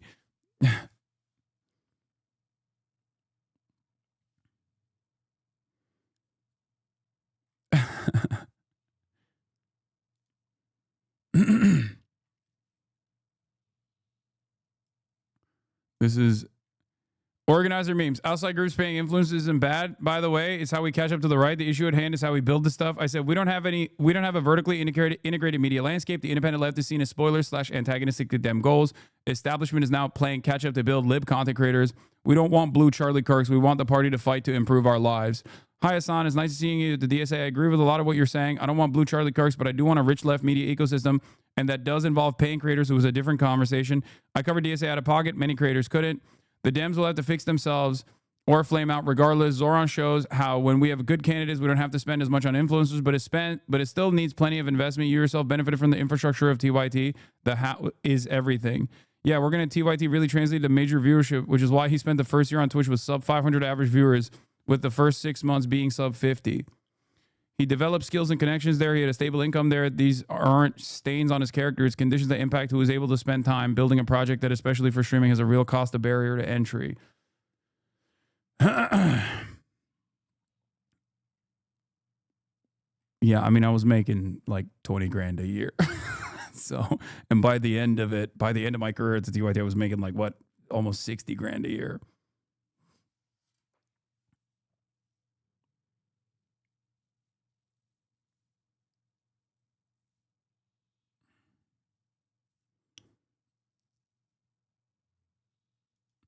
Yeah, this is the major problem. Okay, you're right. When you say 0 people come to this conclusion naturally, okay, this is the issue.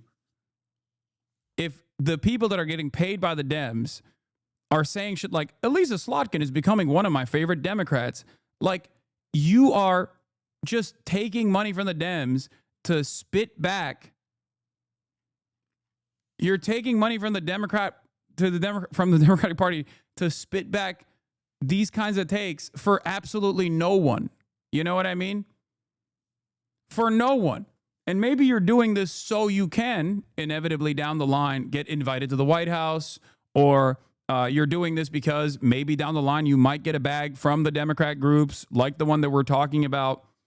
But whether this is paid for or a Noam Chomsky style like personal filter that you're applying, it doesn't change the dynamic that it's just like an idiotic message to put out there, because this is just like objectively untrue. Elisa Slotkin is not a good Democrat at all.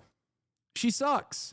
And so many people can see it. So you just constantly saying that is not going to actually convert people. It's just going to make the people that like Elisa Slotkin in the Democrat establishment go, see, that's a good one right there. That's a good Gen Z. I think that account was trying to say that it's not a problem for people to make money externally from content creation. The problem is that they are made to say or not say in the disclosure, but we shouldn't reject all funding as a concept. I personally don't do it. I think it's not good. And I've literally worked with PACs, like not PACs, but I've worked with like organizations, right? I have worked with advocacy organizations, and in the process, they like have a marketing budget and they want to pay me, and I say no.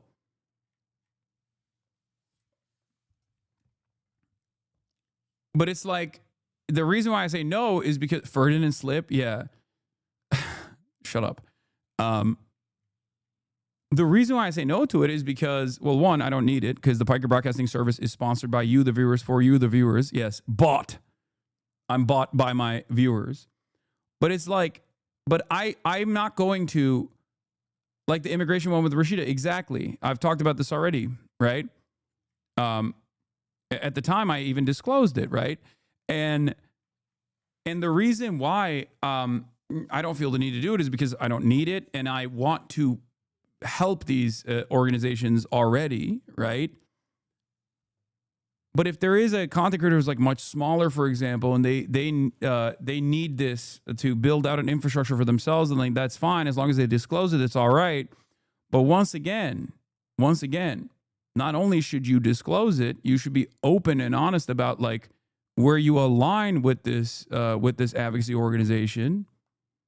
Okay.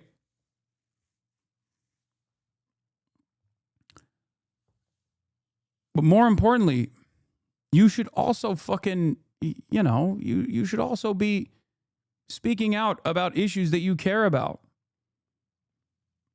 It's not good for building out a robust audience for yourself anyway if you just come across like a different version of Anderson Cooper, right? Like, you can't be Wolf Blitzer but young. There's a limit to the organic audience you can develop anyway. I'm saying this as a content creator.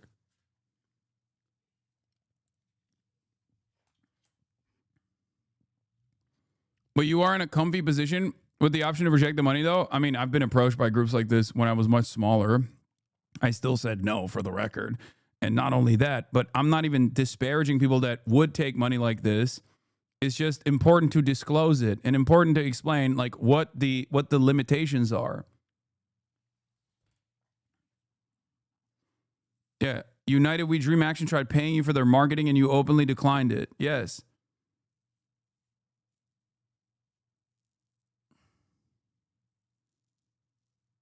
What boggles my mind is that these incredibly young influencers and David Pakman expended all their authenticity capital they had for a bag while handcuffing themselves to the sinking ship that is the Dem Party with no recognition that they were doing nothing to actually improve the Dem Party and its platform. Yeah.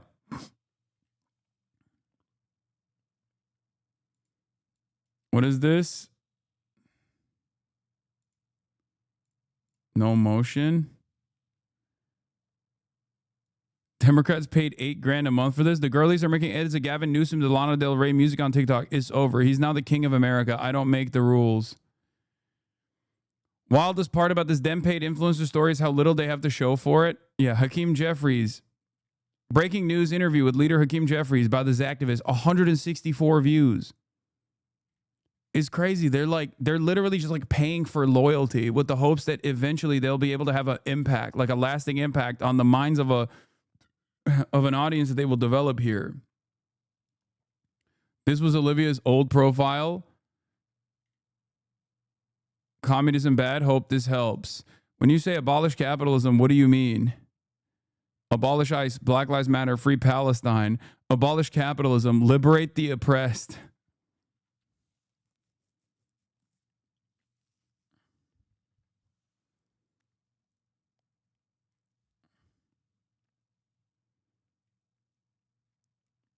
Anyway. Yeah, that's when she was part of Gen Z for Change and cool. I know. Some people start off and their ambition gets in the way. They're on the right side of politics. They do their advocacy with what they believe in. They advocate for things that they believe in. They want to make change in the world. They want to be a positive force. And then ambition gets in the way. And then all of a sudden, they're no longer as invested in being a positive force in the world. Okay? Eddington actually had a good take on this as well. Because they're organized with regard to online and independent media.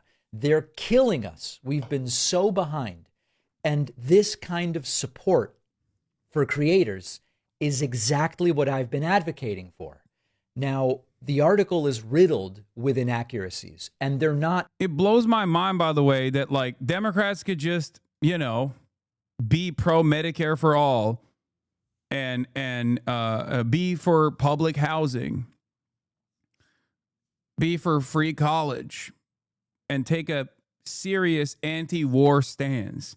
And they would literally, for free, by just changing this attitude and changing this communications problem for free, they would win back a lot of these fucking voters that don't want to vote for them because they don't believe in them.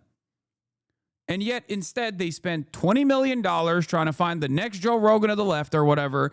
And then they spend another fucking shit ton of money through these billionaire funded shadow groups to get a legion of liberal content creators to also churn out the same shit that they're saying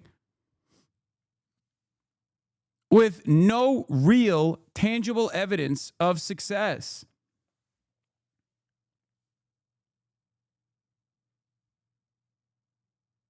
How come he doesn't get his thesis was incorrect? Yeah.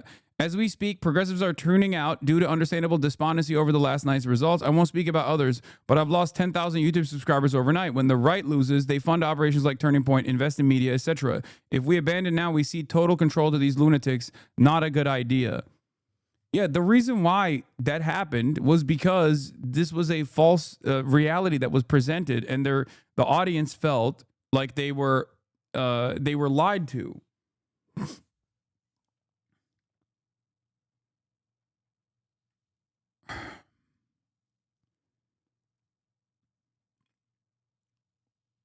Like, there are definitely a lot of people who just check out when they're like, well, you know, the election didn't go the way I wanted it to, and I just don't want to fucking tune into it. Certainly. That's like a thing that happens.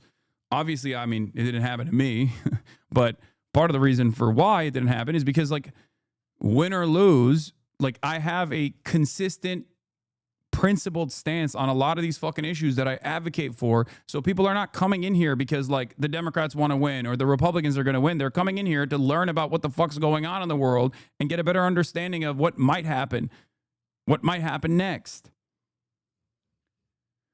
What is this? Yeah, $1 million plus raised, 2,500 plus volunteers, 7 million plus organic social impressions at capacity events across rural Maine. No super PAC, no billionaire or DC support. If this isn't a movement that can defeat Susan Collins and deliver change to Washington, I don't know what is. Yeah. Graham Plattner is next up. Omar Fateh, hopefully, as well. Once again, I will say, with respect to Taylor, there are a lot of people who don't like Taylor for her different opinions on you know, a multitude of different issues, or the way she gets into fights. Sometimes it's like totally fucking worthwhile, for the record, but it does not matter. Her work speaks for itself. I've always said this, okay? She's a great reporter, if not one of the best culture reporters out there. 100%.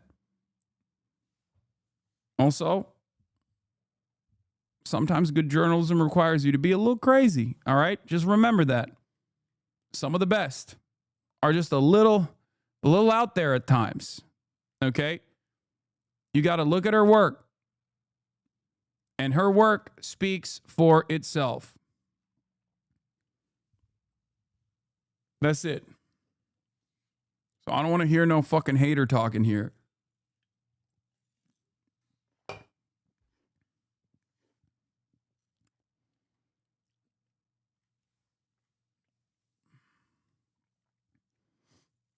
What's crazy about Taylor, she is one of the most persistent, one of the most tenacious investigative reporters on internet culture shit I've ever seen. Okay, she is a mad lad,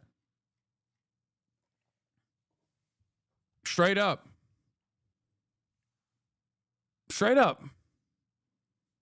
and you need that. Anyway.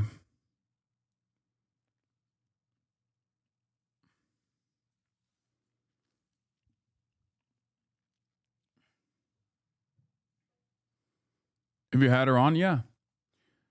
All right.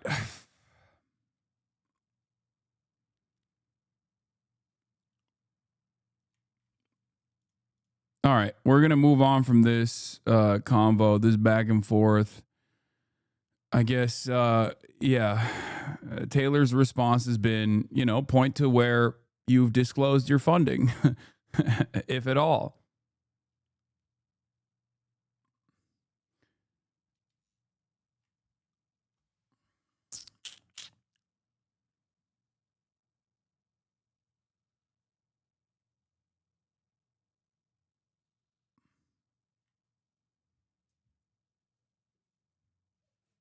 Speaking of haters, our boy's a star. What is this? Oh yeah, no, he's killing it. It makes me very happy to see. Hollywood Halkias, baby. He's already forgotten about us, dude. Forgotten about the little guys. You know how it is. You know how it is. These guys, they go Hollywood and they change it up, okay? They switch up on you. They forget about you, you know? It is what it is. Typical of a Greek, by the way. Classic.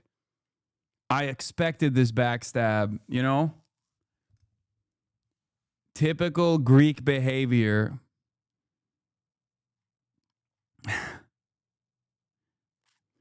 Anyway, let's do the TAFS. Let's do the TAFS video. I know a lot of you have been waiting for this.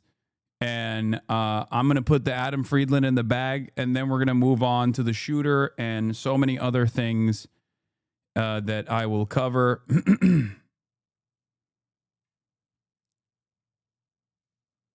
But yeah, for those of you who don't know, Adam Friedland, friend of the show, Adam Friedland, formerly of Cumtown fame, interviewed one of my biggest ops in Congress, Richie Torres, who is a congressperson from a representative of the poorest district in the nation. Yeah, I mean, I grew up.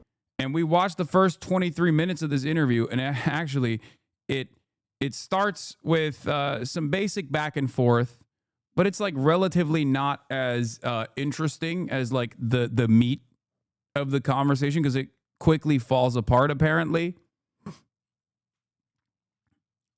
Okay.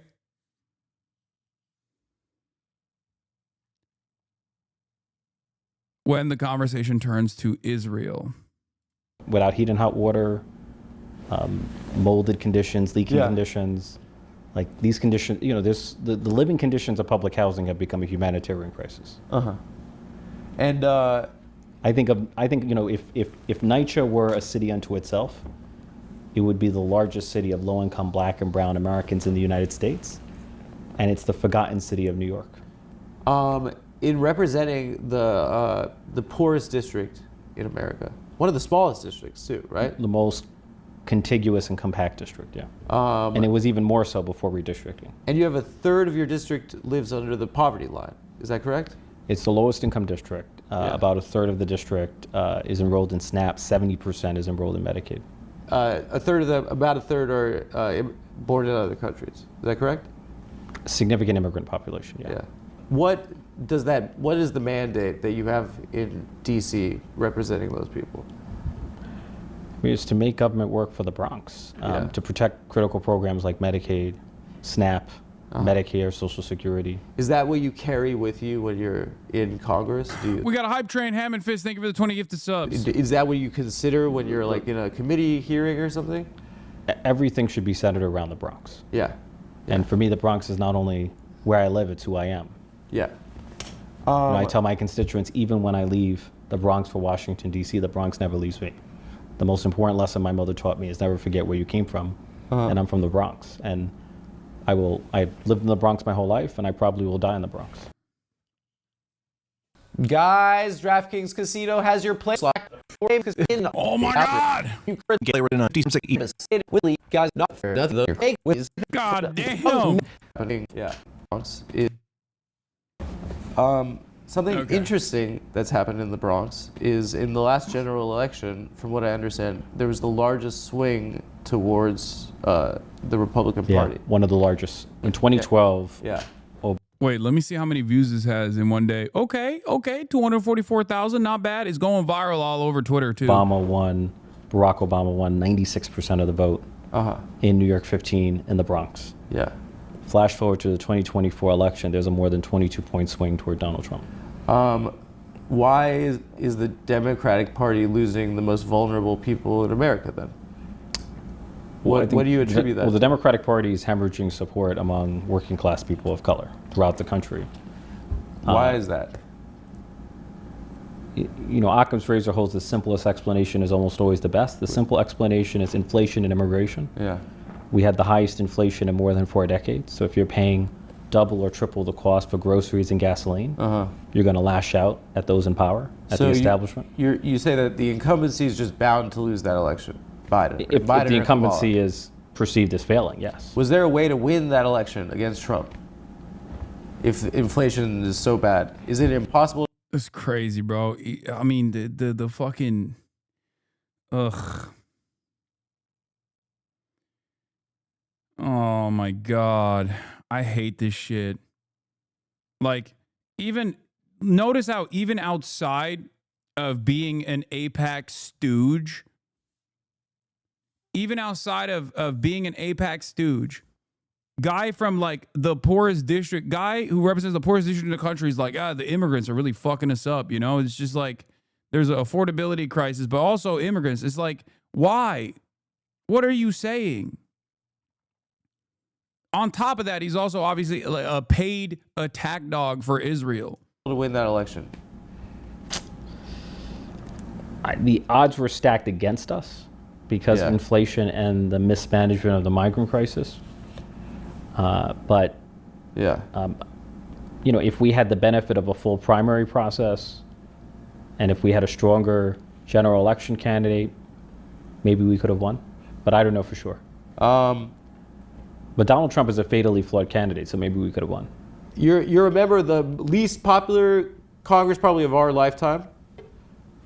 I think we are. Probably. We're less popular than colonoscopies. It sucks, dude. Yeah.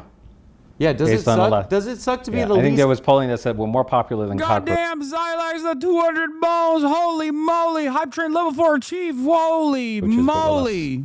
And more popular, guys are barely more popular than Ebola. You guys are losing Hamas for sure. Yeah, well. You guys are getting crushed by Hamas might be more popular on college campuses than Congress. Oh, okay. Okay, but anyway. But I looked at a Gallup poll the other day. Dude, this is, I was actually started laughing. You just have to laugh at this. You guys are 23 right now. That's not bad. Higher than I thought. That's high. Yeah. You guys, what is this? Oh my God, May 2024, 13? Means we have room for growth. 13. Yeah. But that's you and the Republicans. 13. Yeah, the institution at large. 13 is you poop your pants in front of the whole school. Yeah. February 2024, 12%. Yeah. So it sounds like what was happening that month? If Congress were if Congress were a woman, you probably wouldn't go on a date with her. Is that? Why? She's unpopular. I don't know. No, what she could be like beautiful. You know, like what do you mean? No, you seem to hate Congress. So I'm saying everyone does, right? I'm looking at the Gallup poll. Are you part of the 13% that approves, or? I think that we have to recognize the runway a little bit and what got us here, maybe. Yeah, you know. Yeah, what could it be? Maybe Richie Torres, who got 1.497 mil from AIPAC, looks like a goddamn husk in a suit. Okay, the Civics favorability tracker is nearly broken for the Democratic Party.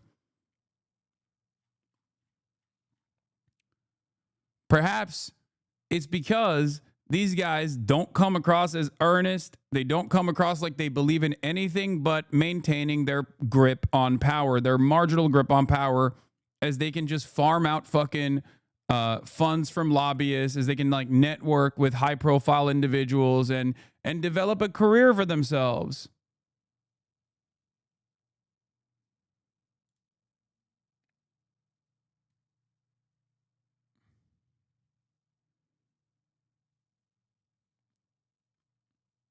But it's also true they are doing that, for the record. They have no investment in defending their constituents at all.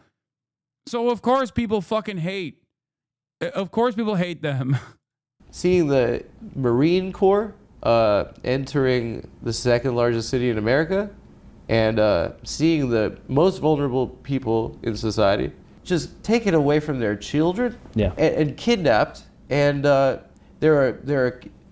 are facilities in our country right now surrounded by alligators and stuff. There are facilities where there are cages with human beings in them who have not been afforded any due process. And the sad thing is that you guys are, you're polling behind Donald Trump right now. And that's not true. The Democratic Party has lower approval ratings than Donald Trump. I think the story's more complicated there. What is that? Yeah, so the latest polling from CNN shows that the most important issue to Americans is inflation, the cost of living. Uh-huh. And on the most important issue, Donald Trump is 25 points underwater. And since the November election, there's been a 34-point swing against him, and that we as Democrats are more trusted on inflation than he is. That's a huge swing. Why are you guys not killing him right now? That is a cherry pick. Come on. You know, that's a. I mean, inflation is the most important issue. Brother. By the way, not a single one of those swings. Not a single one of those swings is due to the Democrats pushing good messages on this part, okay, or actively fighting. It's because people are like, well, my financial circumstances didn't change. Shit's still unaffordable. That's why. That's why they swung. Even on immigration. On immigration, Donald Trump is underwater. Okay? On immigration, Donald Trump is fucking underwater. One must ask the question, why? It's not like the Democrats, including Richie Torres himself, in this fucking conversation is presenting a counter message. I hope it's a He's not. good part. And Donald Trump is doing what he promised he was going to do: mass deportations, concentration camps, black bagging people. So what happened? Maybe because once Trump's anti-black, anti-brown, white nativist, anti-immigrant agenda unfolded in the militant ways that it was always going to be, people started realizing that this was cruel, unusual, and completely unnecessary, and started developing enmity towards it. It was not because the Democrats did anything about it. They still aren't doing shit about it. One thing that is understood is that you're in the House of Representatives and you have to run every 2 years. Yeah. Like, how long do you have to wait till you just start running for the next one after you win an election? I mean, you start immediately. Yeah. It's like you're in a constant state of campaigning. Is campaigning and going to fundraisers, doing all this stuff, is that a distraction from the work that you have to do? It can, but I feel like if you're effective at governing, then it improves your ability to get reelected. So if you're a good congressman, you're going to be popular in your district, and you're going to be well positioned to be reelected. Does it suck that you have to fundraise, right? It sucks. Fundraising sucks. Yeah. And because of Citizens United, it's nauseating to ask people for money. Yeah. Do you feel like it's eroded people's faith in the institution, right? I feel like too much money is too much time is spent on fundraising, especially if you're a frontline member who has a fiercely contested general election every 2 years where tens of millions of dollars are spent. You could be spending more than half your time every week at a banquet. Or just call time, dialing for dollars. You were criticized, I saw, for Blackstone donation, right? And it's understood that they are the architects of the housing crisis, pretty much. Yeah, I mean you receive contributions from thousands of people. Yeah. Who are employees from all over the place. You can send it back and say fuck off. Yeah, I'm not. So they're giving you a check just because? I decide issues on the merits. I don't know what others do, but I decide issues on the merits. So it's a just cause check? Just cause. They're just giving you money just cause they think you're nice?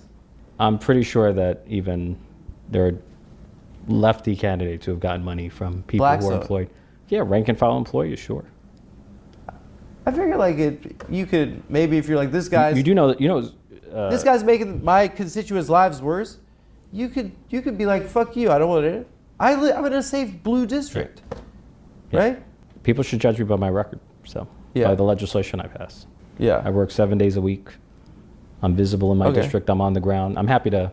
If you ever want to take tours of my district, I'm happy to walk you through my district. I'd like to. I've been to the zoo in Yankee Stadium. Right. Well, not the actual projects, not the amenities, not the institutions. Yeah.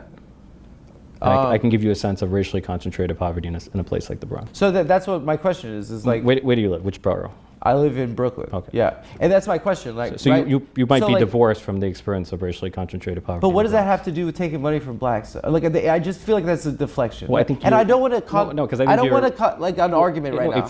I don't want to argue with you. If you want to question my ability to represent my district, I'm happy to show you what I do. I'm happy to bring you to my district. What I'm calling into and introduce question you to my constituents. What I'm calling into question is the institution, right? I'm calling into question the system, and you're functioning within a system, right? I've received contributions from tens of thousands of people. I can't keep track of every person. I'm not responsible for every person. You forgot. I'm only responsible for what I do. Okay. So I mean, you can play the guy. By the way, I don't think his district fucks with them at all, or even know who he is. They just vote for the Democrat. That's it. Okay. That's it. That's how he's won. Your game, but that's not. I'm not trying to play the gotcha game. I think you're used to like Anderson Cooper 360, and I'm a guy. I'm from Come Town Podcast. I'm not. I'm happy to answer whatever question you have. Yeah, whatever. Here's a question for you. I think you've established. Sorry, I just logged on, but while I see 100% the importance of freedom and challenging Torres on the scale, I do find it frustrating that 2 years into the genocide, we're still centering Jewish feelings. We have a lot. Bro, Adam is Jewish, okay? That's it. He's Jewish, and he's anti-Israel, and he's been anti-Israel for years, okay? I understand why people get mad about this centering Jewish feelings conversation, because there is truth to it. I'm Muslim, okay? I center Palestinians in my commentary. Of course I do, because that is the primary victims here. The problem, however, is that if you are making an argument that is going to be as broad-reaching as possible, it's kind of OP to have a Jewish dude say these things, okay, and show vulnerability in the process. Because, unfortunately, Americans want to hear it from Jews, and they want to hear it from white people, okay? Just like when I talk about transphobia and how fucking stupid transphobia is, Americans and transphobic people, people in the margins, they want to hear it from a cis person, okay? That's it. That's it. That's the whole point. It is what it is. Okay? I know. When I talk about racism, when I talk about anti-blackness being a core part of American identity, a lot of the people that need to hear that are already automatically not listening to a black person saying it. And the reason why I'm mentioning this is because my Muslim background in this process unironically actually cooks me and causes a lot of people to automatically go, nah, he's biased because he's Muslim. Muslims are automatically anti-Semitic. That's why he's anti-Israel. He's a terrorist. He's a terrorist. He's a terrorist. Calling a white guy a terrorist in the same way, calling a white Christian guy or calling a white Jewish guy a terrorist or an anti-Semite in the same way doesn't have that same impact. That's it. This shouldn't be the only thing that matters, of course. Okay? This shouldn't be the only thing that matters in the discourse, but it moves the needle in the appropriate direction, I think. All right? That's it. And there are points in this conversation, or at least the one part that I saw, because I didn't want to spoil it for myself, but there was one part where, like, the most impactful part, he actually does literally talk about it, where he was just like, I shouldn't care about, like, being Jewish. Like, it shouldn't be about me being Jewish. Like, he even mentions that. So I think a lot of people don't understand it. Being a Jew from New York is the same as being a white guy from the States. It's just privilege disguised as people of color. No, for sure. For sure. Yes. Yes. And with respect to Judaism in America and Jews speaking out on this, okay, it's important. It's important to have Jewish people speak out on this and be active voices. Why is it important? Why do I criticize Bernie Sanders so much? Even though he has pushed the needle consistently on this issue for many, many years, he has fallen short of what is necessary right now. Because he is a prominent Jewish politician and a socialist politician, one that should be leading the charge right now, because that cuts away at so many of these fucking arguments that these people cynically fucking push. Okay? For many of these guys, they cynically go, oh, you're anti-Semitic. You must be anti-Semitic. Okay? You want to kill all Jews. They don't even care. They will say it. They'll say it to a Jewish guy. They don't give a fuck. But the audience that's watching that is infinitely more receptive when a Christian Zionist is telling a Jewish anti-Zionist that they're fucking wrong. That like they are the voice that will defend Jews. They are the voice that is going to protect Jews, and they are the voice that knows how Jews feel, you know?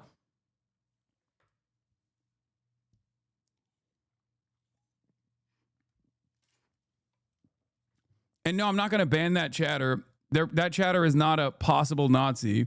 This is the ongoing discourse right now on the other side. A lot of Palestinians that and a lot of commentators who I admire, who I respect, are frustrated by this. This is something that is ongoing. This is a back and forth part of the discourse. I mean, it happened with like BLM too. It happened with BLM too. My point always is just keep pushing, you know, as long as someone is on the right side, as long as someone is like actively using whatever finite opportunities they have to keep moving the needle in the positive direction, then that's good. I'll take it. Establish yourself as the fiercest champion of the state of Israel in Congress. I've never described myself in those terms. I'm pro-Israel, but those are terms. Well, I think maybe you've been dubbed that. Yes. Okay. Listen, like, I'm a Jewish person. Like, I have my own opinions on this. You have your own opinions. And this is a really frustrating conversation to see people have on the internet. I don't get an opportunity to talk to someone that's making... You know how I always tell you, like, if you got bro friends that work out, then use the podcasts that I've been on, like the bro adjacent podcasts that I've been on, to convince them. Okay? Whether it be like... Bradley Martin, or whether it be my appearance on Theo Vaughn. But then if you have like finance bro friends, you can use the Iced Coffee Hour podcast that I've been on to show them a different side of me, one that will open up more charitability. Your parents can look at the NPR interview that I did, right? There's a reason for that, because there's a different audience. Okay? And a different audience requires a different mode of communication. You can't always just assume that people are going to be charitable to you. You can't assume that people don't have fucking personal hangups that cause them to completely sidestep your perspective. It requires deeper learning and understanding, and sometimes in order to open that door for people to even go on their own journey of, and I can't believe I'm saying this, recognizing the humanity of Palestinians that are being fucking wholesale slaughtered with American weapons by the state of Israel, will start here. That's why while I, of course, primarily feature Palestinians living in Gaza and living in the West Bank in my coverage, and the atrocities that take place from their perspective, I also obviously will have guests from all different kinds of backgrounds to talk about numerous different angles, to talk about numerous different journeys that they've had. Okay? Anti-Zionist Jews like Noah Colwyn or Simone Zimmerman, even anti-Zionist Jews living in Israel that are members of the Knesset, like Dr. Ofer Kasif. Anti-Zionist Jews that are part of Mezer Vot, that are conscientious objectors. Like, there's a reason why I tackle this issue from every angle possible, because I know there are different audiences for it. Okay? And even then, no matter what I do, there are a lot of people who will always turn around and say, nah, dog, you're a fucking terrorist. You're a fucking Islamist fundamentalist. You're radical. Okay? There are still a shit ton of people who will not fucking listen to what I have to say because my name is Hasan. Okay? I'm an anti-imperialist and my name is Hasan. So a lot of people just immediately, because of the implicit biases that they have about unchecked Islamophobia that they feel, they go, nah, there's a sinister reason why you're doing this. It's because despite a lifetime of combating anti-Semitism and being openly anti-fascist, there are a lot of ignorant people that will just refuse to listen to what I have to say and assume that I have some other sinister purpose for this. Now, should I just sit around and be like, well, fuck those people? I can. I can sit on a throne of moral infallibility and say, you know, fuck those people. And sometimes I do say that. Okay? Sometimes I do say that because it gets a little overwhelming. However, I also recognize that because this issue is so vast and because this challenge is so impossible to tackle, okay, stopping a flow of weapons to Israel is seemingly this like impossible thing. I recognize that you need those people on your side as well. Okay? So I'm glad that people try to do their very best, no matter what their background is, and try to actively change people's minds by showing their own perspective. They're showing their own humanity. Ultimately, the people that are criticizing Adam are also right, though, in terms of like the broader issue, because a big part of the reason why so many people choose not to recognize the humanity of Palestinians is because of anti-Palestinian sentiment that is deeply embedded and anti-Arab sentiment that is deeply embedded in American discourse, and also Islamophobia that is a permanent fixture of modern American politics. And when you combine that, that triple force, all of a sudden every American starting position is, yeah, they're barbaric rapist monsters. Like, maybe it's just too costly of a genocide for us to engage in, but Israel could just like keep doing whatever the fuck they're doing. I don't give a shit. Like, that's what the average American's position is. So there is a limitation to the centering of Jewish feelings conversation, for sure, because there are more issues that you must tackle in the process. But I think these things take time, and this is a good starting point regardless for a lot of people. Because remember, I always say, the but Hamas argument is so fucking successful in terms of just like shifting the conversation away. And that but Hamas argument only stems from a dehumanization of Palestinians in general, a dehumanization of Muslims in general, because but Hamas would not work if people were like, well, what the fuck are they supposed to do? 80 plus years, 100 plus years of fucking militancy and ethnic cleansing. What are they supposed to do? Of course they're going to take up fucking arms. What do you mean? Right? The fuck? Decisions and supporting these things that are a huge deal to people right now. Sure. Yeah. One thing that I thought was interesting, and I want to start with you, is that you described your first trip to Israel in 2015 as a life-changing experience. And I just wanted to follow the narrative of like you growing up and your struggles and then going into the government. Like what was that experience like, and what bred that passion for Israel in you? Well, since I grew up poor my whole life, I never had an opportunity to travel abroad. Yeah. So the first time I ever free trip went to a foreign country. So it was life-changing because you went on a trip? Part of the reason, went abroad for the first time, life-changing.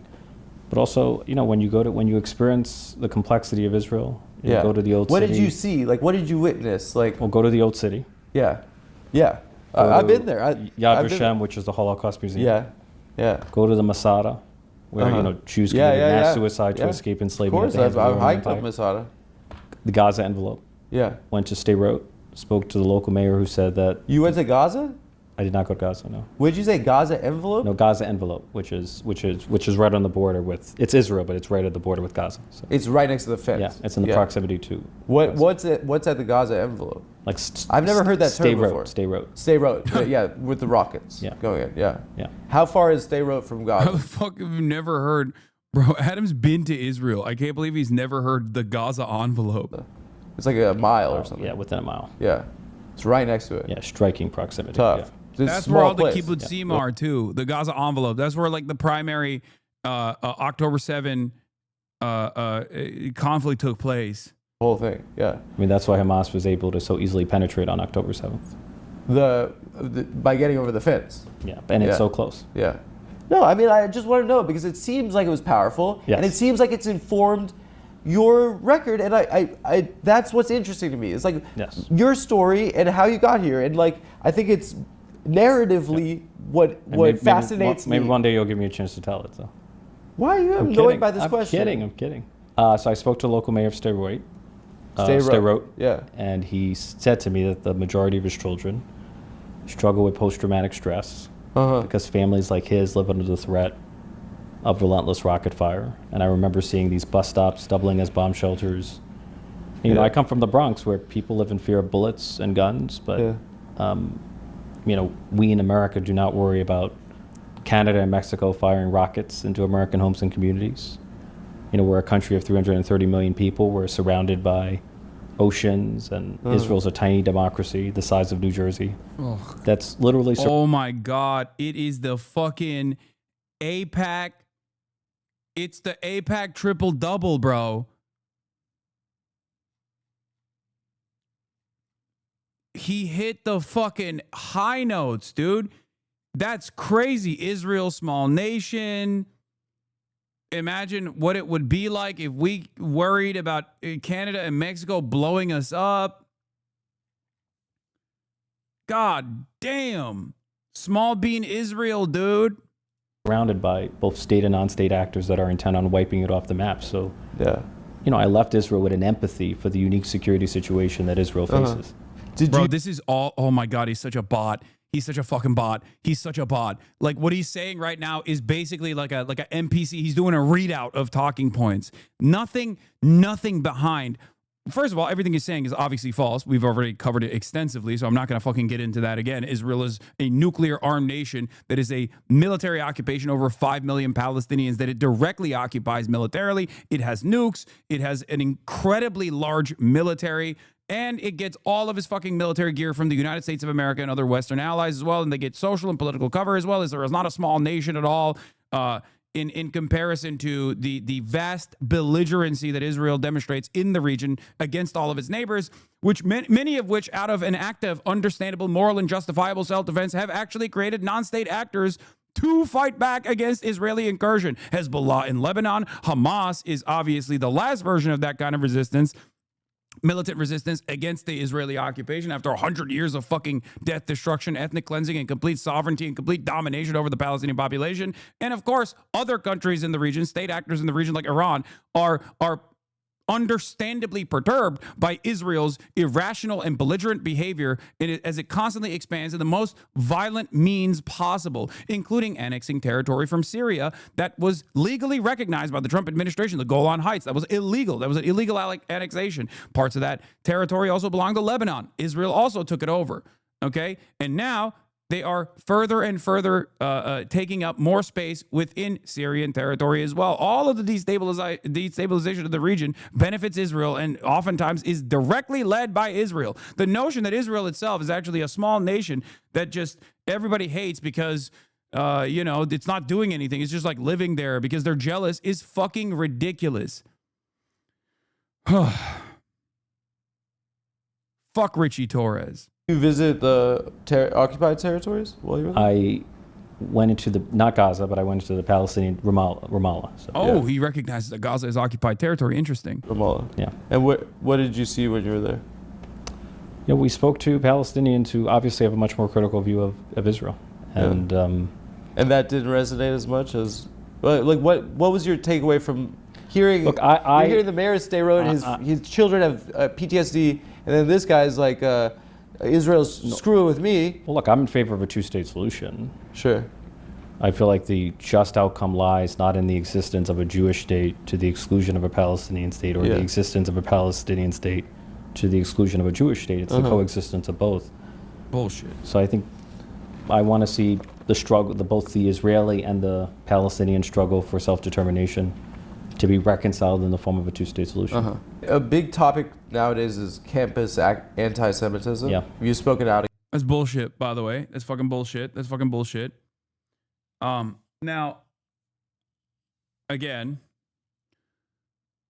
two-state solution is what's going on right now, okay? Whenever someone presents the two-state solution to you, understand that they actually have no real interest in offering sovereignty and dignity to the Palestinians, okay? They are not invested in the Palestinian emancipatory movement whatsoever. They do not see Palestinians as human beings. They are perfectly fine with avoiding talking about this issue altogether. It's just a way for you to shut the fuck up. Oh, what do you want? What do you want from me? I already said two-state solution. Come on.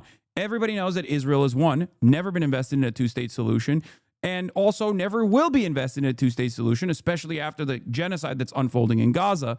The two-state solution is simply a way to shut the Western nations and their populations the fuck up while Israel continues its territorial expansion in the West Bank, which is illegally occupied by the Israeli state right now. Okay?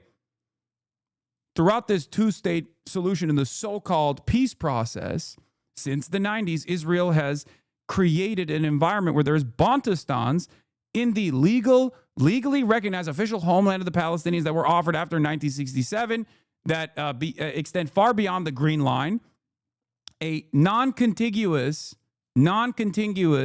Palestinian state that it does not reflect the state at all, has no real standing military whatsoever. Israel's actively killing all the fucking standing military officials, standing military members. Any sort of like real resistance, legal resistance against the Israeli occupation is met with unimaginable force, death, destruction, torture, and also a unjustifiable military detainment regime. It's complete fucking bullshit, okay? Against it. I just want to know what you identify as the examples of this type of anti-Semitism in elite academic institutions. Yeah, so there were students at a CUNY Halal. Yeah. Where you had a violent, what I thought was an aggressive mob following them to a kosher restaurant in the heart of New York City. And what were they doing, the mob? What was the mob doing? Just following them, and then barricaded the restaurant, and they were like chanting? hurled insults at the patrons and slamming the windows. You know, much of it is captured in video footage. Yeah. And, you know, harassing people simply for being pro-Israel Jews, to me, is wrong. Is there any other examples? Like, there's a restaurant. I mean, it's just like all we're hearing about is campus anti-Semitism, radical. Like, is there a link between Hamas and the protests? Like, they're walking menacingly. They were walking violently. Walking while Muslim, I guess, or walking while Muslim adjacent. Is that established? Well, there are students who have faced harassment and intimidation because of their beliefs. There are students who feel inhibited from expressing their Jewish or Zionist identity because of the atmosphere of intimidation or harassment on college campuses. You should speak to this. How have they? Are you denying that there's any campus anti-Semitism? Or? I'll give you an example. I know a younger person that went to UCLA and was attacked and is Jewish and was with a group of Jewish people at a protest, and they were attacked by the Proud Boys. Okay, that's an anti-Semitic incident. No, but the Proud Boys were there for Israel. And those are the guys that did Charlottesville. The Proud Boys are there for Israel? Yeah. I think of the Proud Boys as like white nationalists and white supremacists. I'm telling you right now. Who are anti-Israel, but okay. Listen, Yeah, dumb fuck. That is what's going on. I wonder why so many fucking American fascist movements are super invested in defending Israel, including Donald Trump. How did that happen? Oh my God. Oh God, these guys are such fucking dildos, man. They just have to live in this complete fucking hug box. They live in nonsense world, okay? It's just like the grossest woke liberal gaslighting at the behest of a fascist movement, at the behest of a Nazi state. I hate these motherfuckers so much. I'm like a comedian, right? Like, I hate when comedians, especially on the internet, like speak from a position of authority with about crap that they don't know about. You know, this is one topic I feel like the purest distillation of difference between being pro-Israel and being Jewish came to me when my mom told me to boycott a local coffee shop because a pro-Israel guy went there, whipped out his phone to film a barista who was wearing a pro-Palestine hoodie. He got mad, got kicked out. Then it made the rounds on pro-Israel social media. Then I told my mom I go to that place on a weekly basis and never felt unsafe.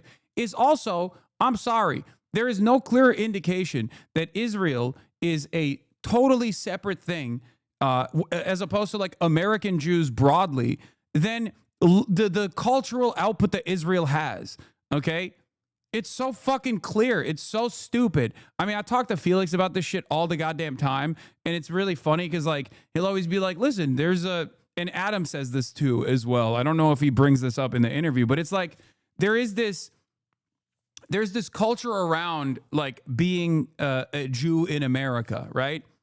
And they always say like, we're not supposed to be like hogs. You know what I mean? That's not what being an American Jew is about. Like, you're not there. The people in Israel are closer in culture and closer in attitude to like a fucking white nationalist Christian hog in the United States of America than any of these like effete liberal Jews living in New York. Like, that's just, it's so, there's just, even on a vibes-based attitude, it just doesn't make sense. And none of it makes sense. Like, look at the fucking settlers. Not even the settlers, like, just like the attitude and the arrogance and the militancy. There are a million different ways to approach the subject. I'm just using a more humorous, vibes-based focus here. But, like, it's just clear. I don't know. I think like maybe there are a lot of, I mean, it's just like a perfect closed circuit of propaganda that starts off with the horrifying things that have happened to Jews around the world, right? The real historic pain, the real thousands of years of pogroms and fucking the Holocaust. And then after that, it'll never happen again because we have Israel, because we are fucking militant. We'll never let it happen to us again. That's why we have to kill everybody all the time. And we have to be this like muscular, militant, macho fucking country. My question always is, and I know people like this who like still fucking try and defend Israel, right?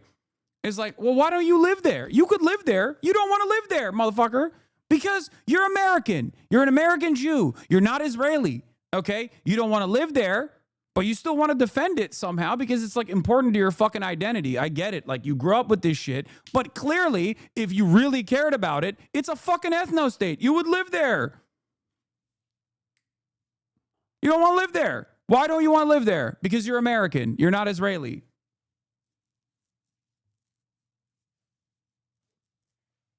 I mean, it's true.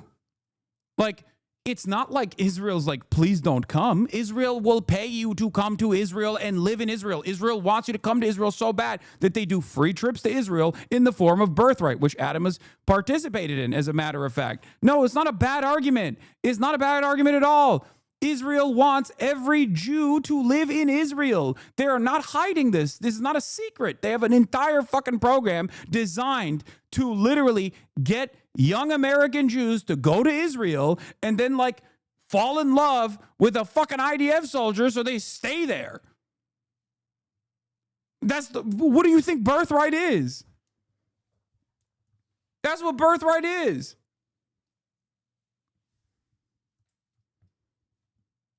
They're like, please live here. We will give you a girlfriend or a boyfriend, whatever you want. Okay?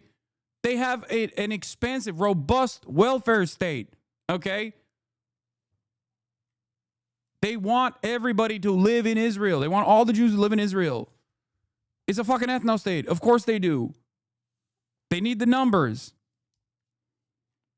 And people still don't do it. I wonder why. Imagine. Like, think about that. You're an American Jew.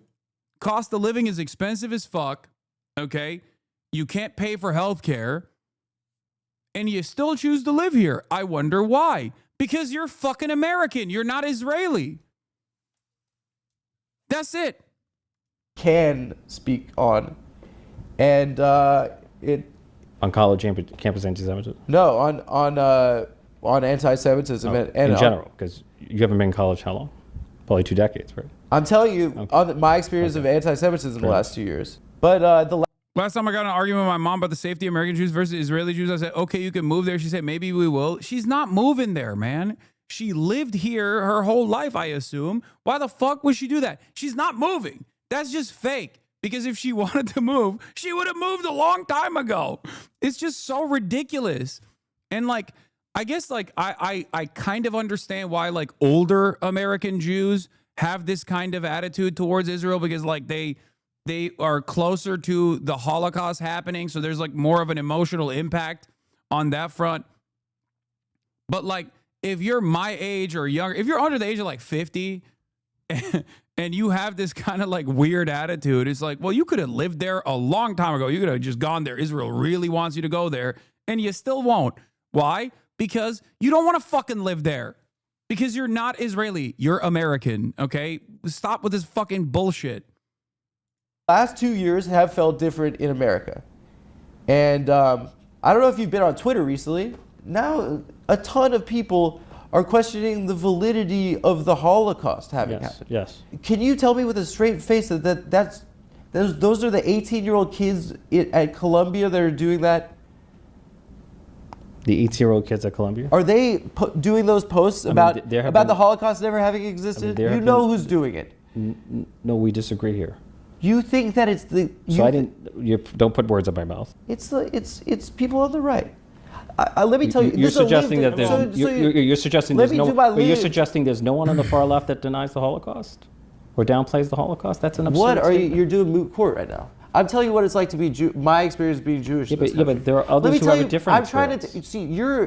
Why is one better than the other? Why is one more important than the other? I'm trying to share with you. You're in the government. I don't get a chance to talk. Of course. I think this part was also really good too, where he basically. I mean, if I'm getting it correctly, he basically saying like, dude, anti-Semitism on college campuses is nothing in comparison to the literal Holocaust currently happening to the Palestinians. No, I didn't pre-watch this part. I only pre-watched the fucking part where he cries. Okay. I think hatred of Jewish people... I didn't pre-watch this part, dumbass. I can fucking see where he's directing the conversation. ...has exploded in this country. And I don't think it's... I think it's because it's of our support of what looks to be an absolute brutality. My uncle was watching Fox and BB came out. I said, look at this loser. He flipped out and I walked away laughing. We're both Jews. Like, defending Benjamin Netanyahu is so fucking funny. Defending Benjamin Netanyahu is extra funny because that's like the one off-ramp that pro-Israel people have, and they still choose not to take it. It's like, dude, you're unsalvageable. And I think that... You think that's a justification for anti-Semitism? Here's the thing. You think Israeli government policy is a justification for anti-Semitism? My view is there's no justification for anti-Semitism. I think that... There's zero justification for anti-Semitism. Okay, you're deflecting again. I'm not deflecting. That's my position. What does it look like to have a flag with a Jewish star and I'm Jewish? And for kids to be starving right now? Why is my government... I don't want to do this fight. Let's not do like a yelling at each other thing. I really just... For me, I had the experience of... It just sounds like you're justifying anti-Semitism, which... Dog, he's Jewish. You're not. Let him get a fucking word out, man. This is why I said it's important. It's important for Jews to just like talk about this kind of shit and be like, dude, what the fuck are you saying? Okay? The more stuff like this happens, the better. Okay? He's just like, he's trying to own him. Okay? He's trying to own Adam. Adam's like, dude, they're slapping Judaism on this fucking genocide. Of course people are going to make that conflation when people like yourself are making that conflation. That one is a dangerous conflation. If you clearly don't care about anti-Semitism, but if you even want to act like you care about it, you have to recognize this reality. And he just tries to hit that fucking Hasbara tone. Are you justifying anti-Semitism? Why is he trying to own Jews in the marketplace of Israel? It's just so... It's so fucking annoying. It's so fucking stupid. Like, and also, it's just like, how can people not see what this is? Like, this is just, you're literally like, you are a liberal, okay? You're not supposed to be a conservative. And one of the things that like liberals are not supposed to do, or are supposed to feel like a little scared to do, is like speak over the bodies and spaces shit, right? But when it comes to anti-Semitism, if you're pro-Israel, you can do whatever the fuck you want. It's like you can be anti-Semitic to Jews, and you can be like, listen, you're a Jew. I know what I'm talking about. What the fuck do you know about anti-Semitism? That's literally what fucking Josh Hawley did to a liberal Zionist Jewish guy in Congress, in a congressional hearing. It was mind-boggling. Listen, Jew, a goy is speaking right now is fucking crazy. But it works. It works. There are a lot of institutions that are tasked with like protecting Jews in air quotes, or protecting against anti-Semitism in air quotes, that simply only want to defend the nation state of Israel, that never chirp about this shit at all. What the fuck? Making me feel like. Are you crazy right now? Okay. Why would I do that? You're doing the I'm Hamas thing? I'm not saying it's you're not Hamas, a winner. but I'm not. I think there should be we'll do a different tack. Israeli government policy should have no bearing on. If you have disagreements with the Israeli government, you should voice your criticism of the Israeli government. That they were. But also, if you do, I'm gonna call you a fucking anti-Semite. Okay. You're doing the conflation and then going, doy, how do people conflate Jews and Israel? I don't understand. If you say anything about Israel, I will call you an anti-Semite, you motherfucker. It doesn't even matter if you're Jewish yourself, and I'm not. I will call you an anti-Semite.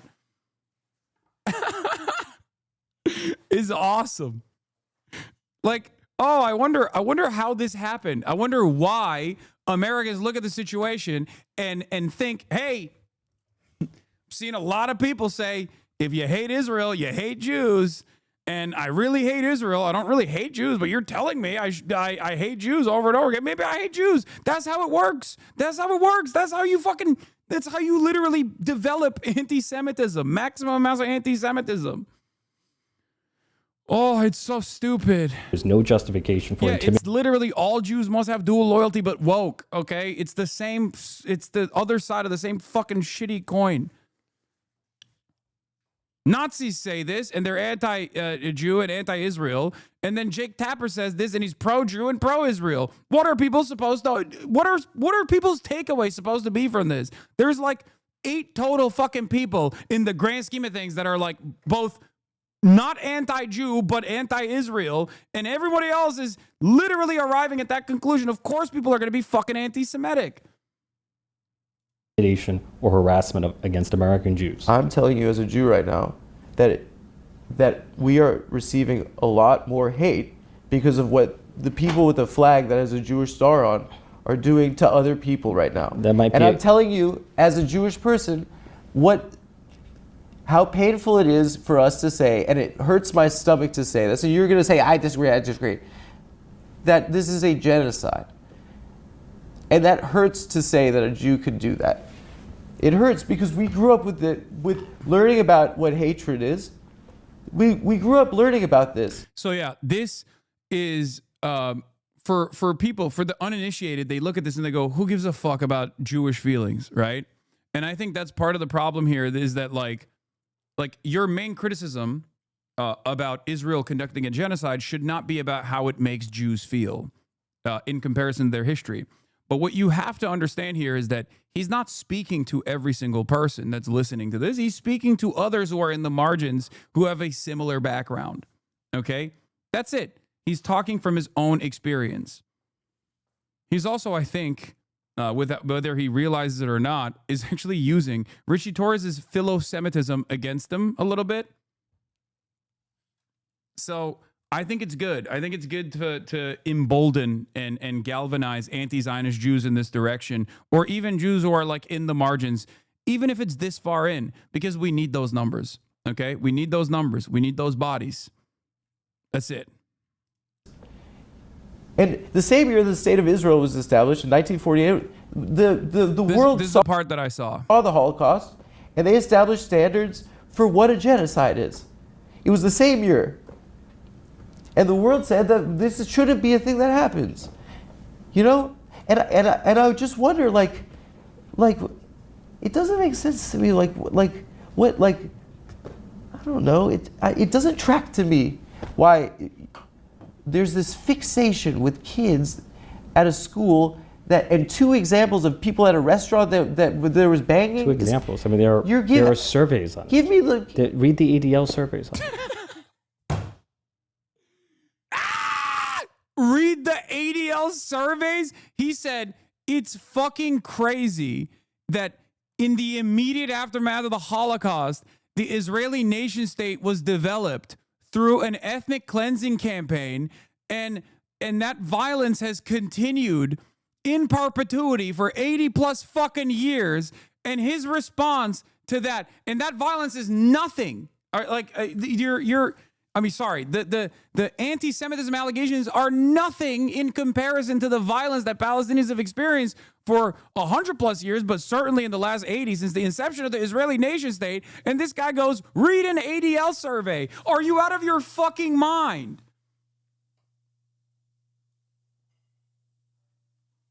He's literally saying American feelings, okay, whether they're Jewish or not, is nothing in comparison to the real violence that is unfolding in Gaza, okay?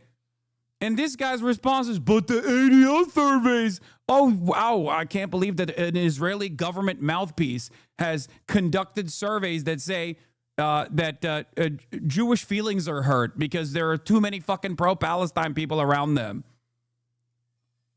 Well, I guess we got to pack it up then. The Apartheid Defense League.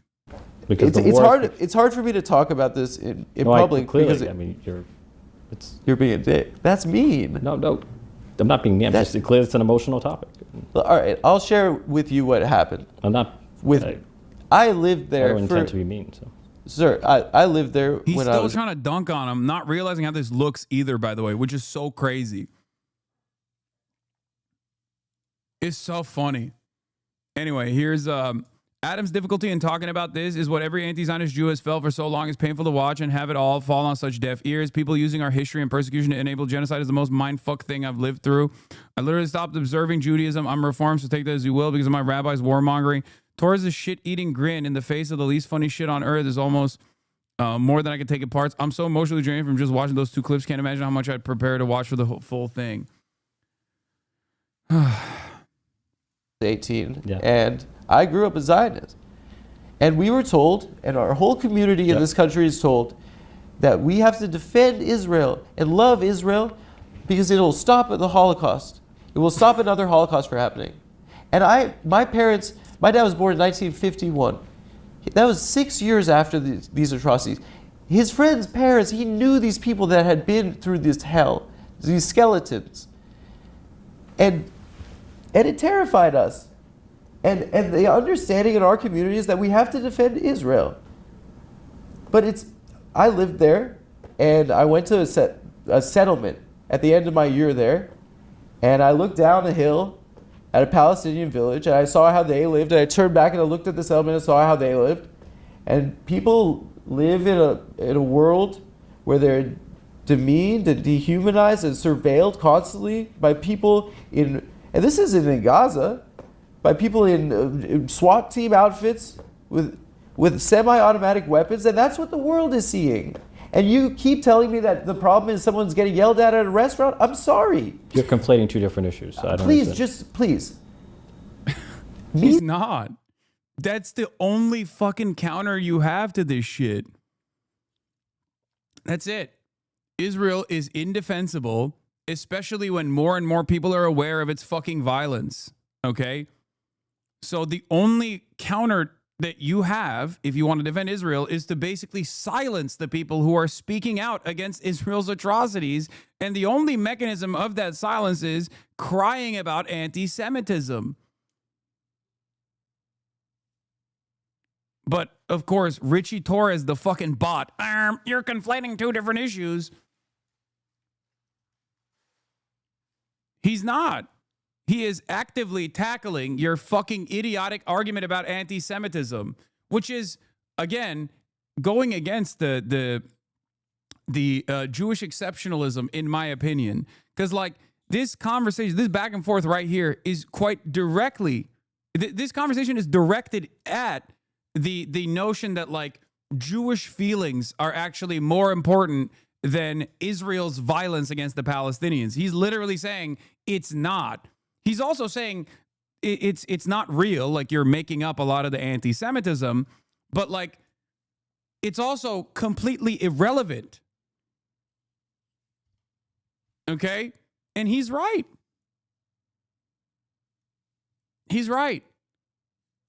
Like, what are we talking about? I brought this up the other day. And of course, Bad Empanada got mad at me for saying this because he's fucking insane. But like the entire point of why I actively speak out against anti-Semitism and bigotries of all other forms, you know, is because the final point that you arrive at after that dehumanization sets towards any marginalized group, historically marginalized group. That's what I mean when I'm talking about Jews. I'm not talking about Jews in contemporary American society where they're not facing systemic forms of discrimination in the same way that like other bigotries still absolutely exist and persist. Okay. But historically, it leads to the Holocaust, right? It leads to pogroms for Jews in particular. Historically, anti-blackness leads to the Tulsa massacre. Anti-blackness still very much persists, and you see it in the systemic forms of violence, right? That's the reason why you're supposed to be against these sorts of bigotries, so it doesn't get to that point. So while there is a fucking glaringly obvious systematic bias against all Arabs, all Palestinians, and all Muslims in the form of like unrelenting Islamophobia that normalizes and justifies Israel's literal Holocaust happening, you can't sit there and fucking talk about Jewish feelings. You can't sit there and be like, well, you know, people yelled at a bunch of people who were fucking protesting and saying they love Israel and they want more baby murder to happen. It is no different. It is no different than white nationalists saying, I'm a white identitarian and you are actively coming after me for demonstrating the importance of defending the white purity. That's it. It's actually even worse than that because Israel is literally doing a Holocaust, whereas like at any given day, not, you know, there's not as much motion in terms of like moving in the direction of ethnic cleansing. We're moving in that direction right now, but we haven't gotten to the Israel point yet as far as like the full tilt Christian nationalism. We're moving in that direction. Make no mistake. We're getting there. We really want to be there. If unrestrained, this administration would make this the Christian Israel, okay? But that's the whole point.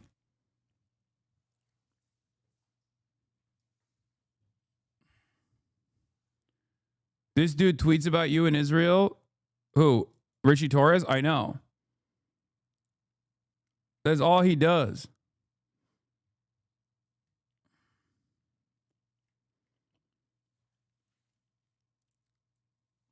Talking about this like it's Jewish feelings seems like bad analysis to me. No, I don't think he's doing that anyway.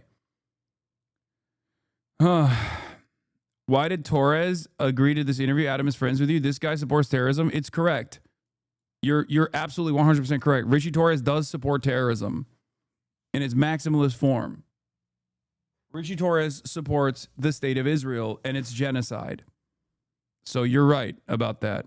Saying this to you right now will hurt people in my own family, okay? Because this is a very important thing to us. And the fact that I still fucking care about... Dude, why are you calling? Be insane. It's not...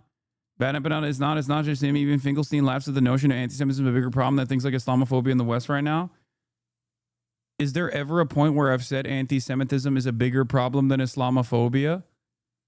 That's not my argument. You're misunderstanding my argument. He misunderstood the argument that I was making when I was describing why fundamentally you're supposed to be anti-bigotry, because that dehumanization justifies a lot of violence against marginalized groups historically. Okay? And he misunderstood that. And he tried to make it seem like I was saying that as a fucking American Muslim, he was making it seem like I am saying that anti-Semitism is far more consequential than fucking Islamophobia. The fuck?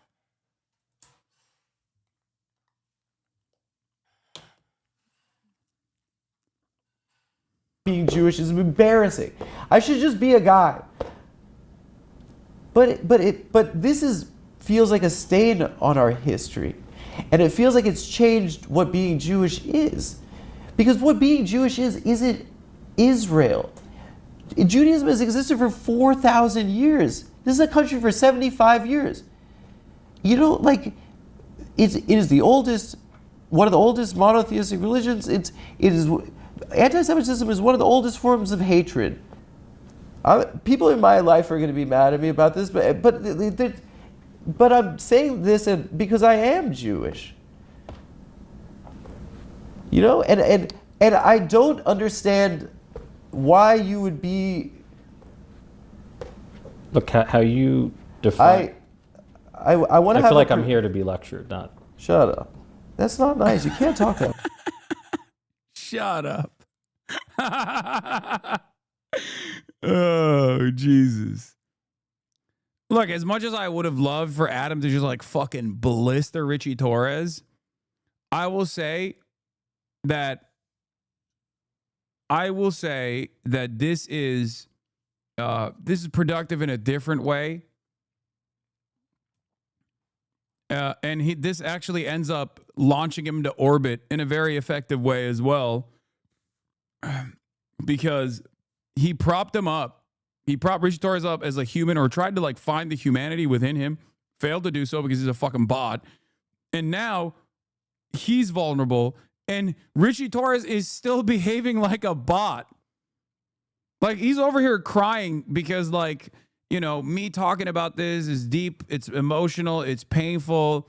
My family's going to get fucking really butthurt about it, really upset. And that's probably why it's like annoying for some people who say, oh, you're centering Jewish feelings in this. But like, no, he's just himself. He's being himself. He's not like, he's a comedian. And as a comedian, he's talking about some very unfunny shit right now. And he's getting vulnerable and he's getting emotional. And Richie Torres still is just like, you're giving me a lecture. He is such a goddamn robot, dude. It is crazy. What? Why are one set of Jews but more important than others? No one's saying any. What happened? You went to the beach in Israel? What? You went to a restaurant or something? Yeah. A nice restaurant? No. Like, listen. Never been to the Tel Aviv Pride Parade. So. This is the year 2025. Yeah. The world is seeing something that looks terrible, and it's being done in my name, and I don't know what to do. But the war began on October 7th. No, it didn't. Yes, it did. When Hamas systematically murdered and made. You want. Okay. Look, we're going down a rabbit hole. We fundamentally disagree. No. But Hamas murdered and maimed. No, you're doing the and TV mutilated thing. and abducted and tortured thousands of people. That's not television. That's a fact. That's reality. You can deny it. You can.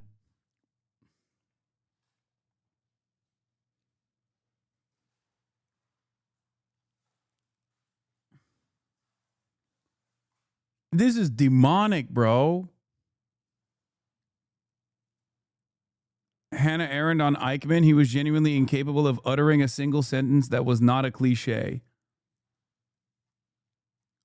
Bro saw an opening and was like, well, time for the dialogue tree. Hamas, October 7, Hamas, rape, decapitated babies, decapitated children, decapitated babies in ovens. Hamas-backed Palestinian Health Ministry. Hamas-backed Gazan Health Ministry.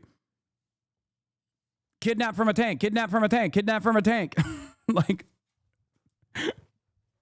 god damn, bro. Holy fuck. This shit used to hit so hard, too. It was like,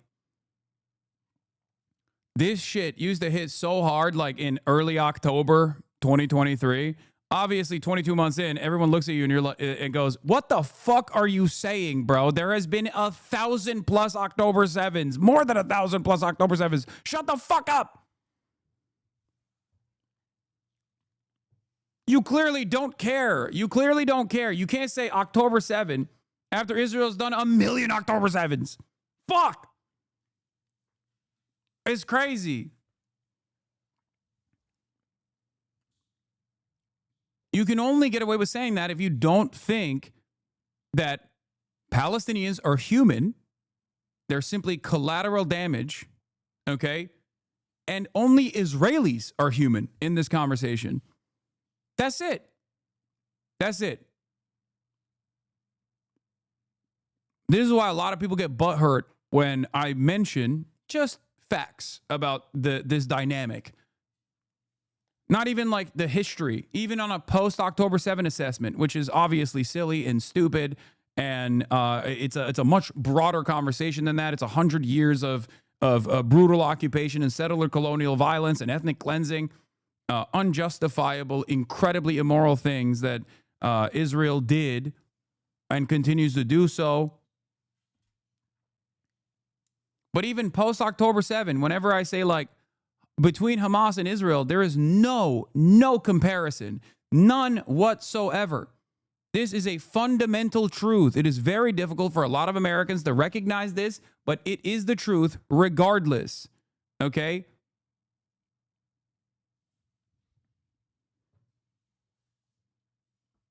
It is a fundamental truth that a military unit, okay, a militancy comprised of victims of Israel's violence after hundreds of years of military occupation, 100 years of military occupation and brutal conquest, that conducted, in retaliation to the trauma that they withstood, a brutal military campaign that had a litany of war crimes in the process and tragedies that unfolded in the process, are not even comparable to what the nuclear armed nation of Israel is doing after 100 years of death, destruction, and complete brutal military occupation. Is not even remotely comparable. Hamas is better than Israel and better than the Israeli occupying force by every metric, by every standard.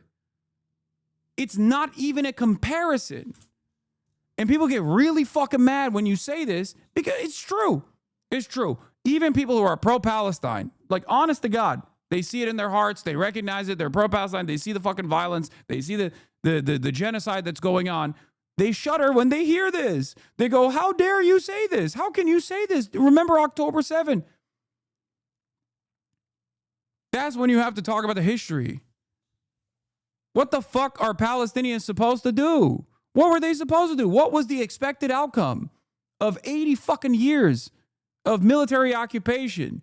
And before that, settler colonial violence. What were Palestinians eventually supposed to do when they run out of options? They can't contend with that reality after so much programming that like dictated their lives, their adolescence, their most formative years, their most malleable years, when they just saw Muslims on television getting fucking slaughtered and thought, those guys are all scary. They hate us because they ain't us. They're barbaric. They're ruthless. They're brutal. That's it. But it's not working. I will say, however, like I've maintained over and over again, the hardest hurdle to clear here is the but Hamas counter. What is this?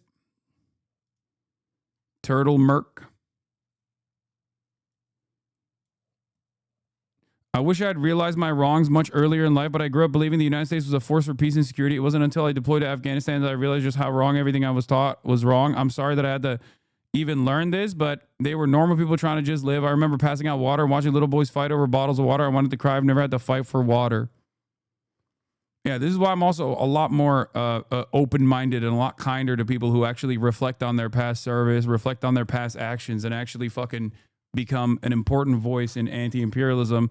And this is why I'm also very understanding and think it's very valuable for American Jews that grew up Zionist to become open anti-Zionist voices, because they are far more capable of converting other young Jews, especially, maybe not the older ones, because, you know, that's a totally separate issue to tackle. But why was that banned? It's too long. It got auto-modded because it was too long.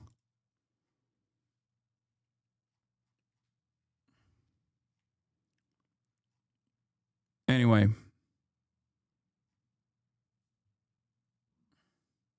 I really don't like just outright saying anyone is acting in bad faith, but if anyone's acted in bad faith, it's Torres during his interview. Yeah, I mean, like one of the funniest aspects of this, okay? One of the funniest aspects of this conversation is like Adam Friedland has been to Israel. Adam Friedland is Jewish.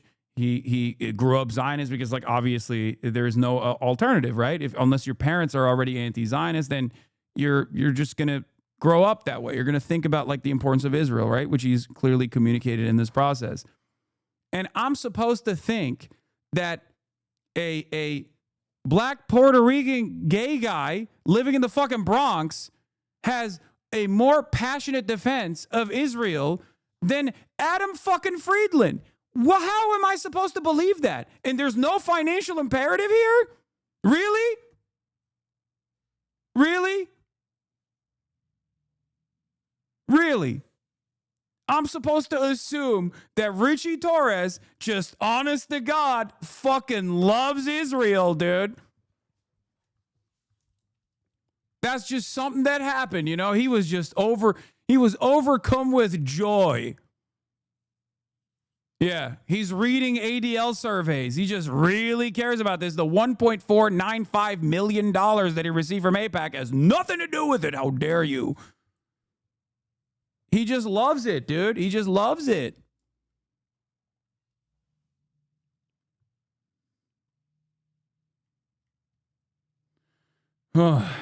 The most hardcore militant Israel supporters cannot fathom how their hardline approach to the matter is unsustainable, untenable, and ultimately more violent against them in the long term. They use said violence against them as a self-referencing justification for carrying out their own continued bloodshed against Palestinians. It's an impossible situation to contend with unless you completely deprogram the Zionism. Yeah. And it's for some, you just got to wait it out, you know? Time will take its course. But there are plenty of young people that have recognized this reality and are getting deprogrammed in real time. And I think that's part of the reason why the ADL put the fucking crosshairs on me early on. And that is because I'm not anti-Semitic. My anger and resentment towards Israel is a uncompromising disgust with the concept of fascism to begin with. Okay? It doesn't matter if the in-group is Jewish or Christian. It's just like I'm anti-fascist. And a lot of Americans are taught that fascism is bad and wrong. You know? That's it. Thank God.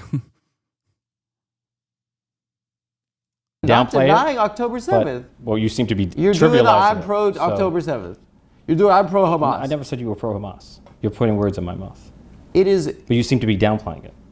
there for the last 17 years. People have been under a blockade where they cannot leave. If you were born in a place and there's a fence there and there's a guy with a gun on the other side and he says you can't go anywhere, would you like that guy? If you treat people like animals, sometimes they're going to lash out. Look, I sincerely believe, maybe I'm wrong, that if Palestine... Yeah. I sincerely believe that Palestinians should just take it. 100 years, they should just take it. Why won't they just take it quietly? It makes my situation much harder to defend.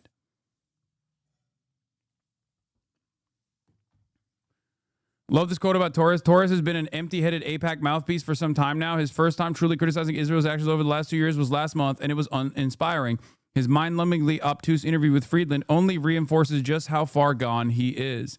Wait, is that the Gawker affiliate article from Jake Rom? I think I have that on the docket. It's from the Defector. I think. Don't worry, we'll look at that. Palestinians were governed not by a terrorist organization like Hamas in Gaza, but by a regime that was able and willing to make peace with Israel, the situation would be fundamentally different. Would you ever have Rashid Khalidi on the broadcast? I'd be honored to have him on the broadcast. That'd be sick. The preconditions for this happening are undeniably something that the Israeli government was fully aware of. Why would Bibi Netanyahu... Okay, here's the question. Do you think October 7th was justified? No. Okay, I'm happy you said that. Are you listening to what I'm saying right now? I am listening to what you're saying. Why would the Israeli government... Hamas wants to eradicate the Jewish people and the Jewish state? Is that right? That's what Hamas has said, yeah. Okay. Then why would they directly give Hamas money, literally bags of cash in suitcases through the Qataris? Nearly, I think over $1 billion. I wish Noah was in the room for this. All right, well, let's continue. Dollars in cash. During this last 17 years. That's a fair point. It's a great question. If one of those kids at Columbia wrote a $5 check to Hamas, you'd say send them to Gitmo for being a terrorist. It's a fair point. Does that make Benjamin Netanyahu a terrorist? He's supporting terror. The United States, it seems to me, the United States and Israel could have shut off the spigot and did not do so. I don't know why, but that was a failure. There's no question. I think that what I see is the reason why our government provides $25 billion to something. By the way, American government could have shut off the money spigot is so funny. Dog, you literally have actively defended the American government continuing the money spigot. Why are you acting as though you are just some random onlooker? Some random onlooker whose opinion on the matter is very public. The only reason why we even know who the fuck Richie Torres is, by the way, is because of his relentless advocacy for the Israeli apartheid regime. He's talking about Hamas. No, the money spigot to Hamas. Wait, did I misunderstand? I think that did not do so. I don't know why, but the United the United States could have shut off the money spigot to Hamas. States and Israel could have shut off the spigot and did not do so. I don't know why. I misunderstood it. My bad. But that was a failure. There's no question. I think that what I see is the reason why our government provides $25 billion to something that looks this horrific to people, I think is the same reason. I think it makes it look like that the Jews control the government, but really what it is the more boring answer. It's the reason why the government and you guys don't get shit done. It's the reason why Sandy Hook could happen. You guys can't do gun reform. It's because why can't we do gun reform? Because special interest groups can buy influence in our government. Well, which political party is against gun reform? The NRA has a power. It's the Republican Party. We allow our government to be flooded with cash and money, and what's scary to me is that it looks that people are. The reason Bibi paid Hamas is because he thought he could bribe them to stay quiet, and ultimately Hamas proved actually interested in fighting what they perceived as the Palestinian national interest. Without Palestinian self-determination, there would be no end to violence. Yes, Benjamin Netanyahu's reasons for funding Hamas is very clear. Okay, one, Hamas in and of itself is a more hardliner and is presented as an Islamist group. Okay, and therefore it's much harder for Hamas to actually gain allegiances or communicate their own plight and garner sympathy in the Western world. Okay, that's number one. Number two, because they were more willing to engage in Israel militarily by like lobbing bathtub rockets over the fucking Gaza envelope and shit, was a perfect opportunity for Israel to go in and do sieges as they've done time and time again. The reason why this is important, the reason why they propped up Hamas is because, God forbid, they had a secular or socialist, Western-facing, Western-focused group like they did in the past with both the PLO and all of the other groups that were, all of the other forms of militancy that developed, like the PFLP, DFLP, that were comprised of like Christian Palestinians and socialists and whatnot, was that those guys wrote to the Western world with regular frequency, and they were murdered for it, okay? Ghassan Kanafani is a great example of this, Palestinian Christian, leader of the PFLP. They were Marxist, Leninists, and they were murdered for it. He never held a weapon in his life. He just got killed alongside, he got slaughtered alongside his family members by the Israeli state because they thought, they miscalculated, like Israel miscalculated that as long as the one group that is actually invested in the defense of Palestinians is Hamas, they can just keep saying, these are Muslim terrorists. We can kill them. We can kill them dead. And it worked for a very long time. Okay? The other reason why they did this, by the way, and one of the major reasons also is to politically split the West Bank and Gaza to warring factions with one another. You have the Palestinian, the Palestinian face of Israeli dominance in the form of the Palestinian Authority in the West Bank, deeply unpopular, and you have Hamas in Gaza. Okay, so you divide the Palestinian population through two different points of governance. So then you render the one singular contiguous state for Palestinians impossible to happen. And last but not least, as that chatter also correctly pointed to, are you ever going to press play? Don't you think this is more important for me to give you a fucking history lesson in the process of like talking about funding Hamas? This is why you're watching it with me instead of watching it on your own. Okay? Shut the fuck up. The other reason why they did this is because they thought Hamas was as selfish and as self-interested and only wanted to just like be in power and dominate the Palestinians. Like they believe their own propaganda. Okay? They thought, oh, these guys are corrupt just like we are. We just give them money and they'll, brutalize the Palestinians every now and then. They'll lob a couple missiles that our Tamir interceptors will intercept. It's not a big deal. And then we use that as a just cause to go in and fucking invade the Gaza Strip and kill a bunch of Palestinians. And, we control how tall the flames go. Okay? But it turns out Hamas had different opinions. They were really with it. They weren't just trying to be the sole controllers of the Gaza Strip in this like deeply corrupt fashion. They truly wanted Palestinian sovereignty. They truly wanted Palestinian emancipation. They were willing to fight for it. They were willing to coalesce all of the different Palestinian resistance groups together. That's October 7. October 7 wasn't just Hamas. It was Hamas. It was Palestinian Islamic Jihad. It was DFLP. It was PFLP. There were numerous other factions within the coalition of Palestinian resistance that participated in October 7th. Some of the last remaining hostages are currently in the hands of PFLP, as a matter of fact. There's some internal struggle taking place within the Palestinian resistance right now, with some forces saying, I don't know if we want to keep fucking holding on to these hostages, and other forces saying we need to keep fucking pushing back against Israel. That's a real thing that's taking place right now, okay? As far as I understand, with the limited information that we can get from the Gaza Strip. So that was the real issue. They resisted against Israeli colonial violence, and they pushed back. And most importantly, they did so with the entirety, with like former Fatah, with Fatah members as well. Exactly. Okay? They did. Why did you say oop?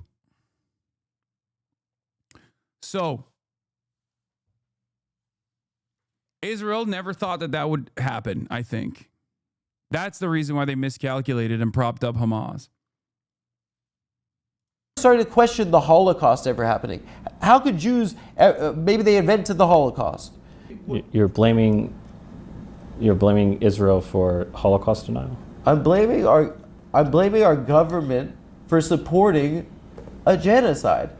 But it is unfathomable in my heart, and it breaks my heart that we could be capable of it. I think we should move on. Why is that? We just fundamentally disagree. So I don't think that. I think I'm talking to you like about where I come from and that it feels different, and maybe I have a different perspective. you have a different perspective. But I know people who have a perspective that's different. For the record, I would never be able to fucking blister Richie Torres in this way because he was slammed that fucking you're an Islamist, terrorist, Muslim piece of shit who needs to go to jail so fucking fast. But he can't do that to Adam because Adam is Jewish. Do you understand? That's it. That's why it's valuable to have anti-Zionist Jews fighting this fight as well. Okay? That's it. From yours, and yeah, with a much smaller platform than you. I'm not. I hate this conversation. I know. You know, I have it with my family. You know, it's not something, and I love my family. If it were up to me, we would not be having this because we're speaking a foreign language. My family grew up in South Africa, right?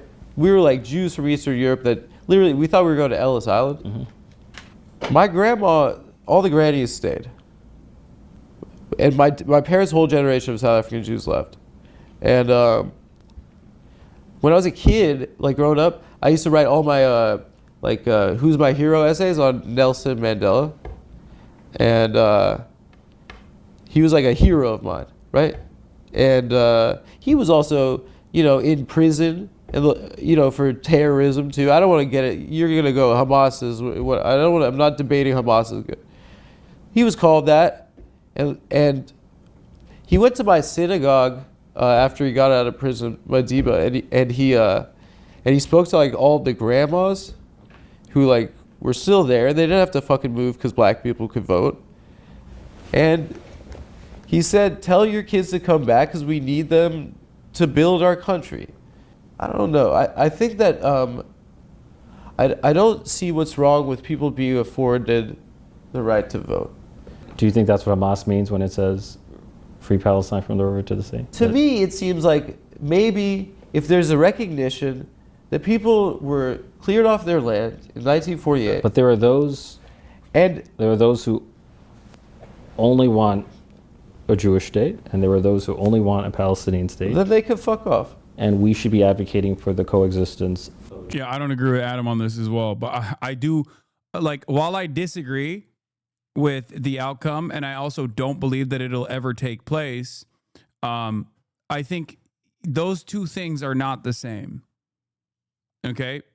I will say this, okay? While I am not a believer in... No, Adam is a one-stater, chatter. No, Adam is a one-stater. He's saying yes to coexistence. I agree with him. But even the fact that when Richie Torres says... those who believe in only a Palestinian state and those who believe in only a Jewish state are at odds with one another.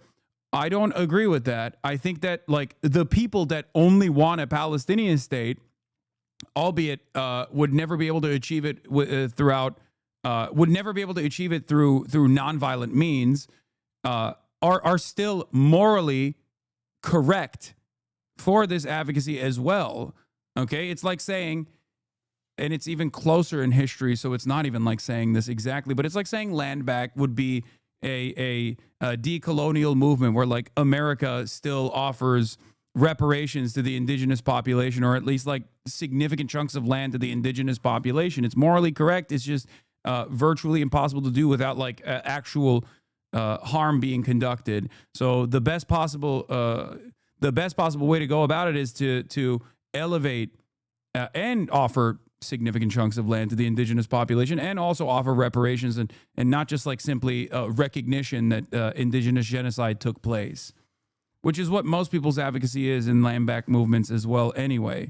It's about offering sovereignty and more dignity to the indigenous population rather than just saying New York is now, New York now belongs to the tribe that existed there and everybody needs to get the fuck out. Jewish state and a Palestinian state. I continue to believe the two-state solution ultimately is the inevitable path forward. That is fine. It's stupid. There were 1,000 Jews who were murdered before the establishment of Israel, half a century before the establishment of Israel. 1,000 Jews. Yeah, they were killing each other, Jews and Palestinians. Yeah, The Hebron massacre. It doesn't make sense to me. This in 2025. The only point was there was violence against Jews before the establishment of the state of Israel. There was violence against Palestinians, and there was an ethnic cleansing in 1948. I mean, the Hebron massacre. What are you talking about right now? You're in the government. Listen, I didn't want to argue. Wait, I'm sorry, you're not familiar with the Hebron massacre in 1929? Wait, you're saying that justifies an entire ethnic cleansing in 1948? Israel was a. Well, this is such. Yeah, it's because he won't say it. That's a good counter, by the way.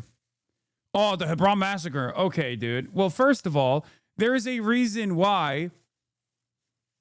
I'll use one example. It's like there's a reason why Rashid Khalidi's book is 100 Years War on Palestine and is not called fucking 75-year War on Palestine.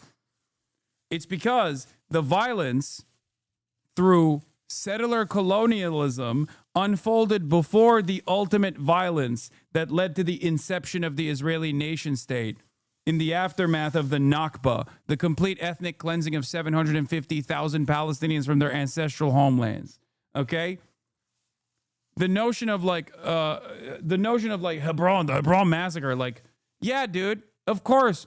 Turns out the fucking Palestinians that were literally living in Palestine that were very angry about the Jewish settler colonialism that was taking place at the behest of the British Empire, they were right.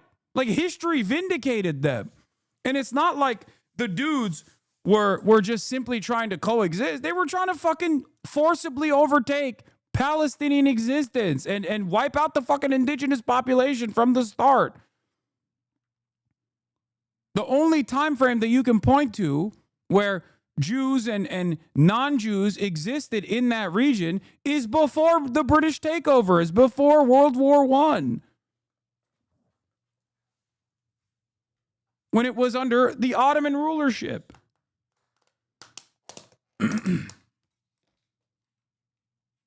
That's it.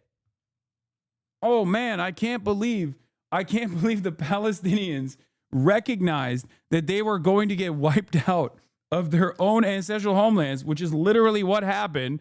And they tried to take action, decentralized action in the process. Like, it's not even a fucking justification, but like, were they wrong to recognize that they were being wiped? They were inevitably going to be wiped out by a colonial entity that had no interest in preserving their statehood or offering them statehood whatsoever. I mean, look at what happened after.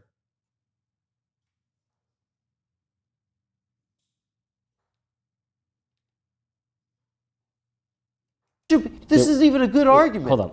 Israel. What are you talking I about? didn't realize we were debating. I don't want to do it, but you say something like that. The Jewish state was established by international law, right? The UN passed a resolution. It's that recognized the Israel. Any Israel defender bringing up international law is so funny. It's like, wow, really? Oh, so now you care about international law? Interesting.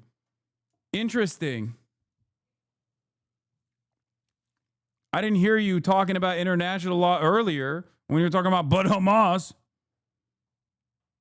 Dude, any Israel defender bringing up international law is basically an admission of defeat, okay?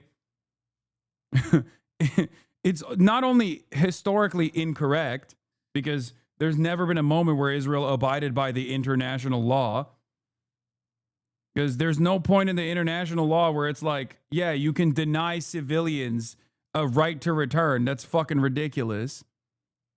And secondly, when has Israel ever listened to international law? Please.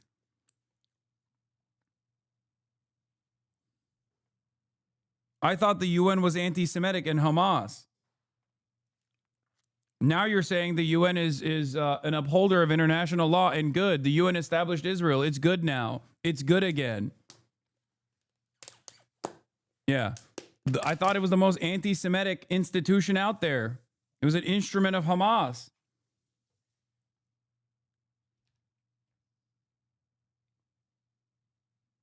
Thank God international law is good again.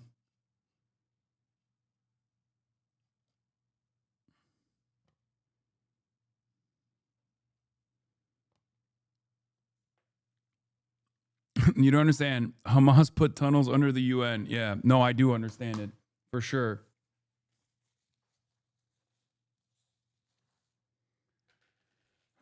Establishment of a Jewish state. And there were a number of Arab countries, including Egypt, that declared war on Israel. It was the War of Independence. The Palestinians and Israel won the war. The Palestinians didn't declare war on them. They were just people that were living there. And they were kicked off their land. By the way, there were 800,000 Jews that were ethnically cleansed from the Arab world. Do you know there were Jews? You know how many Jews there are not in the by Arab the world? Palestinians. Almost none. I'm not talking about the I'm talking about the broader Arab world. So why do the Palestinians have to bear the responsibility of the Algerians kicking the Jews out? You can relitigate. Why do the Palestinians bear the responsibility of Egypt invading in 1948? Israel's been a state for 77 years. Bro, it's so depressing what you're saying right now. You're proposing to undo an established state? No. I know people that live there. I have family that live there. I don't think that they should leave. What are you proposing? I'm proposing a democracy. I'm proposing an extensive demographic study of what was taken and what was lost, extensive reparations for what that was taken, and a truth and reconciliation process where we can end this shit. What we're seeing right now is that members of the Israeli government are talking about clearing that shit out. And Trump, our president, is talking about putting a fucking jet ski museum there. And that's the reality right now. That is the far right, yes. It's that's the a far view that right? I reject. So. What the far right? I'm talking about the government and the generals that are in charge of Israel. The Ben-Gavirs, the Smoltrishes of the world, that's a view that I reject. They're the cabinet. Yes, and I reject them. That's what Hamas is saying they want to do to Israel. I'm sorry? I mean, Hamas murdered thousands of people, so there's no... So what does that mean? That Hamas is a terrorist organization for murdering innocent children and civilians. How many civilians have been killed in this war? The war is a tragedy, but... 90% of them have been... The war is a tragedy. But October 7 is the worst thing that's ever happened.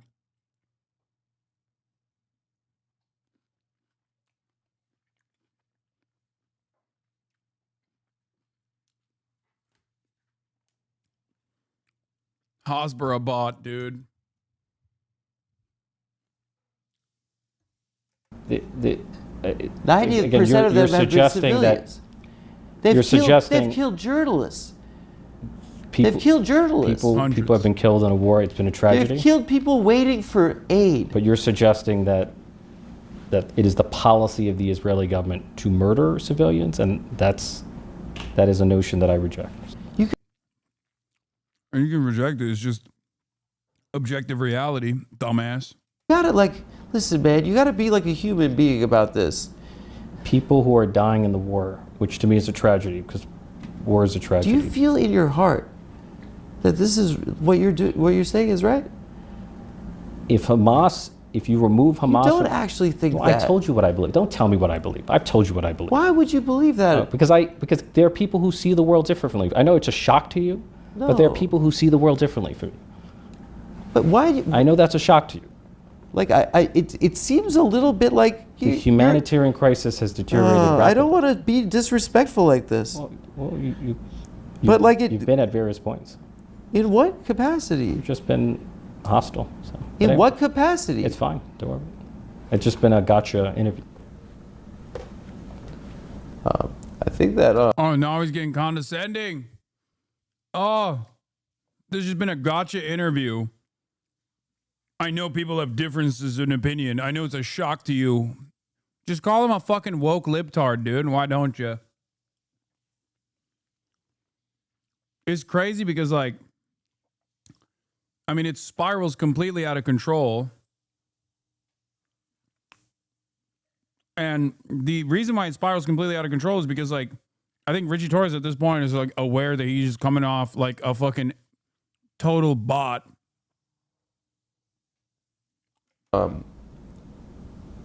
My conscience is clear, especially as someone that's lived there and seen it and loved people that live there. And this sucks. I really didn't want to do this. And I think that you saw it as gotcha. Well, this is what people are talking about right now. Well, not in the South Bronx. People are not talking about Israel. People are talking about It sucks, how to put dude. food on the table It's and all pay the people bills. yeah. Maybe in your world, that's what people are talking about. No, But I in my don't. world, people are struggling. So Yeah. Then why, if people are struggling in your world, are you paying $25 billion? we have a seven. Also, why is it that you only bring up how your district is struggling to pay their fucking bills when it's a way to stop talking about Israel? Because you talk about Israel more than anybody else. If your district doesn't give a fuck about Israel, why the fuck do you constantly talk about Israel, you bitch? This motherfucker cares so little about his job that he tweeted more times about me, Hasan Hasanabi Piker, in the lead up to a general election.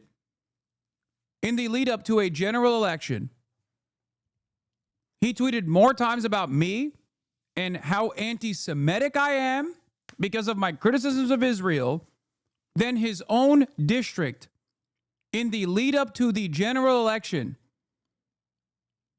How insane is that?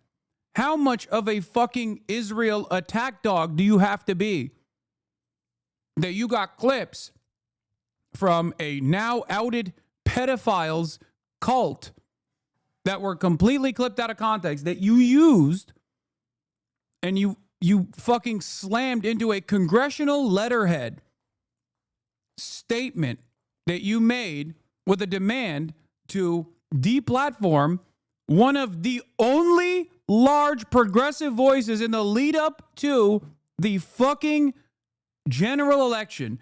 That's what he was predisposed with. I am at most an irrelevant figure that should never be in your fucking radar, dude.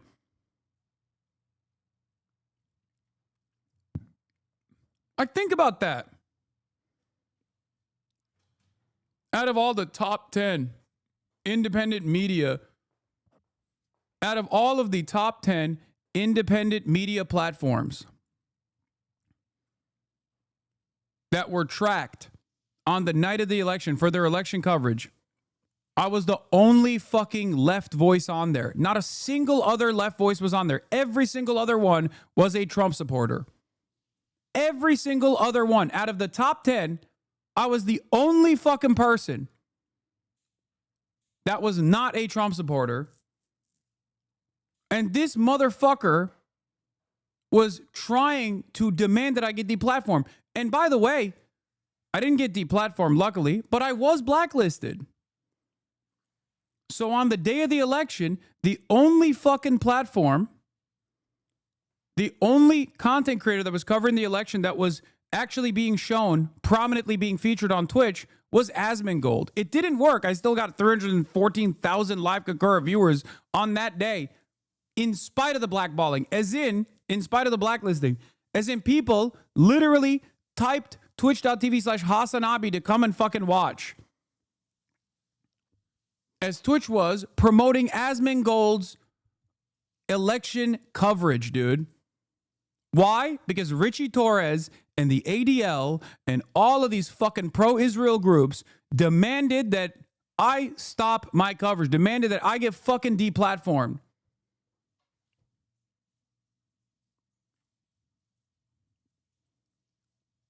That's fucking insane, dude. That's what you were worried about. That's how little these motherfuckers care about defending democracy, actively combating the Trump administration. That's how little they care. He just cares about Israel and nothing else. We have a $7 billion, we have a $7 trillion budget in the federal government. Yeah. Right, less than. So it's not that much money? Less than 1%. So it's a little money went to Israel. In the grand scheme of the federal budget, yes, it's minuscule. I'm sorry, dude. You're bummed. Your consultant told you not to do it. I like this guy a lot too. I hate this. This is so embarrassing. I don't have anything to hide. I'm willing to go anywhere. No, man. I'm sorry.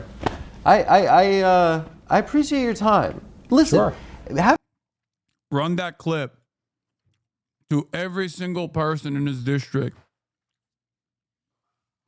Richie Torres thinks that while you're suffering the $25 billion and a piece of that could have gone to you. He thinks it's minuscule that it went to Israel, and it's totally valid. If Trump is the ultimate personification of the Republican Party, extremely arrogant, profoundly stupid, and incredibly selfish and unimaginably evil, Torres is the ultimate manifestation of the Democratic Party. Pure smugness, nonstop corpo speak, entirely soulless, and unbelievably corrupt both morally and financially. Yeah.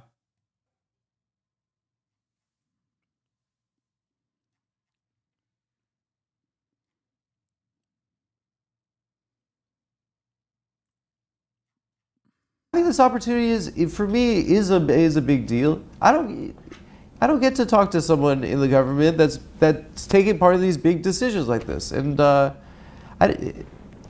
I'm only one of 535. So. Well, I'll talk to another one. Which one would like me? Virginia Fox? I don't know. Do you have her number? I don't have her number. No. All right. I appreciate it. I feel like you're mad at me or something. I got to get a big laugh.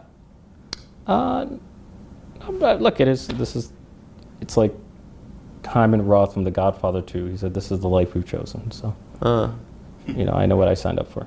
Is this what happens? This has been I've been doing a terrible job. I'm rambling about Israel and being a Jew and the Holocaust. It's the most embarrassing stuff to talk about in public. I feel like every Jewish American should have a right to be who they are. To wear a kippah, to display a Star of David, to be proudly and visibly. Yeah, if you're a Muslim American, wear a keffiyeh, though, you should go to prison, you fucking terrorist.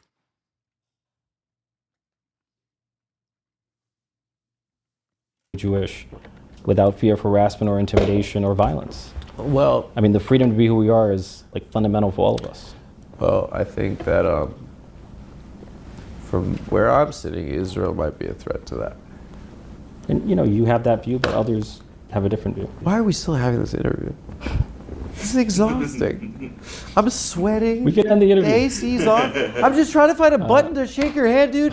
I don't want to fucking do this. Dude, we could have talked about so much other shit. No, I think you had an agenda to speak about this. I didn't have an agenda. I really did. It's your number one topic. It's not my number one topic. It's just not. It is. It's not my number one topic. It's not what I saw. Well, then I'm happy I was not elected on Israel. You don't get elected in the South Bronx and the I'm Northeast not Bronx. trying to make you feel bad or like. No, but I just don't think you know what you're talking about. Is not what I got elected? Then why is it the only thing you fucking talk about, you piece of shit?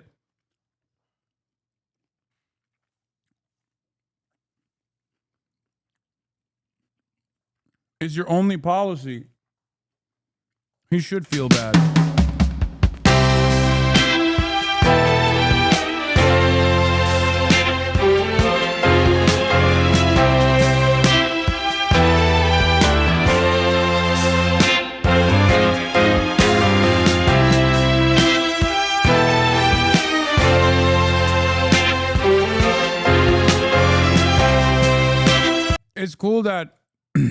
It's cool that now that there is like a motion in the independent media space that we finally get to see at least a crumb of pushback against fucking politicians that make them look horrible. Because there is never going to be a mainstream media equivalent to this conversation. There's never going to be a mainstream media equivalent to Crystal Ball with Elisa Slotkin, right? I have a hunch that clips from the Torres interview may circulate around in a way that may be more damaging for him indirectly than some people may expect. Like, people don't actually interview him typically or have anything resembling a conversation with him. This is much less managed and polished than the typically allowed. And I don't know. I don't know. It doesn't feel like this psycho shit's just going to be swept away, but maybe I'm wrong. Man, Democrats were eager to make appearances on new media after the Biden-Harris aversion, but then are unprepared for questions about their unquestioning, unflinching, unyielding support for Israel. They expected to go like a CNN interview where they know the host likely shares pro-Israel views. Torres accusing an actual Jewish person of anti-Semitism for failing to worship the state of Israel is, well, actually it's on brand for him.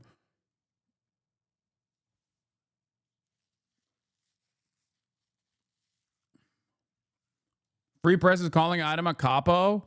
Now the Free Press is calling Adam Friedland a capo for his interview with Richie Torres.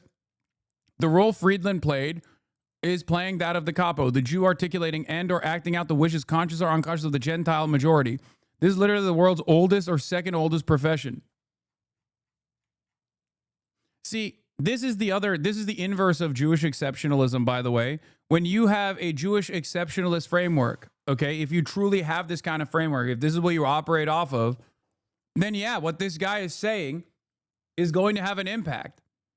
Okay? Well, all Jews love Israel, and this one Jew is actually a token and playing out the wishes of Gentiles, non-Jews, right? Except you have to remove this attitude from the fucking equation and realize that this has nothing to do with Judaism or being non-Jew, okay? It's a genocide, you fucking idiot. You don't want to fucking come across like you are defending genocide on the virtues of how Jewish this genocide is, because that also frames the issue around anti-Semitism. That creates anti-Semitism.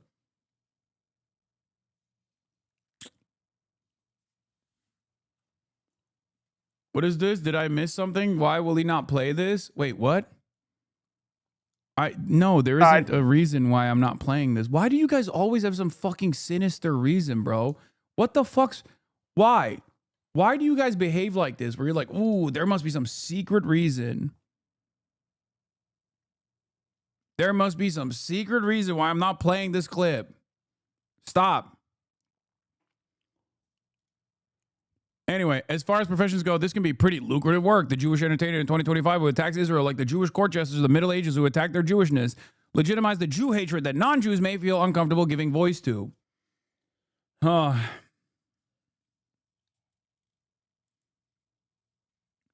Yeah, no discussion about the rise in worldwide anti-Semitism could be had without making the clear and obvious point that Israel wants more anti-Semitism in this world because it means more Jewish immigration to Israel. It's in Israel's security interest to make the world harmful for Jews, 100%. That's another reason why this isn't just like Jewish exceptionalism, okay? I mean, when I talk about anti-Semitism and like the rise of anti-Semitism in the Western world, directly as a consequence of Israel's actions, it also plays into Israel's grand design.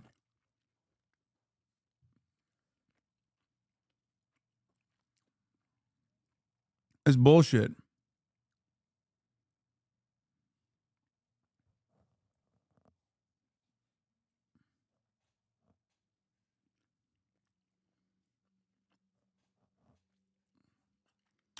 Obviously,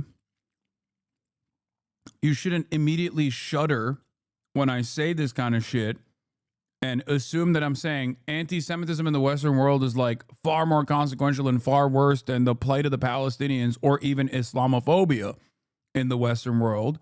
That's not the truth. That's not what I believe. And it's also not real. That's not a real fucking comparison at all. While anti-Semitism and Islamophobia are both bigotries that are utterly unacceptable, one is also institutionally unacceptable, and the other one is not only welcome, but allows you career opportunities. If you are Islamophobic, you can advance. If you're anti-Semitic, you obviously get fucking destroyed.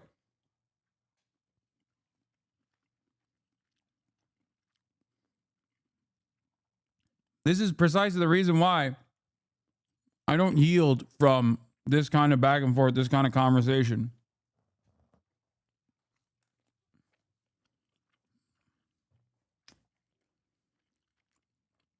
David says you're perpetuating falsehoods about that Wired article.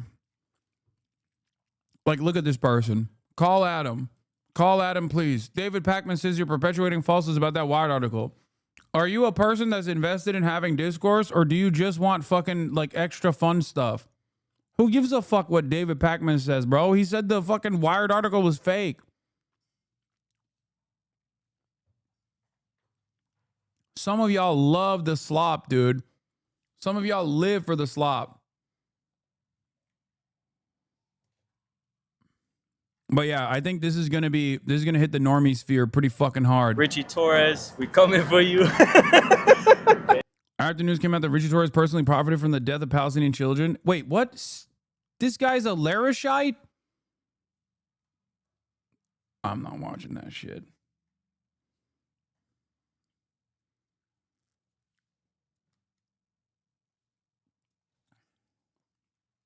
Y'all are crazy, bro. This is what I mean. Motherfuckers, when there's a massive fucking void in the media landscape for pro-Palestinian voices, people find themselves in the throes of a fucking guy who loves LaRouche.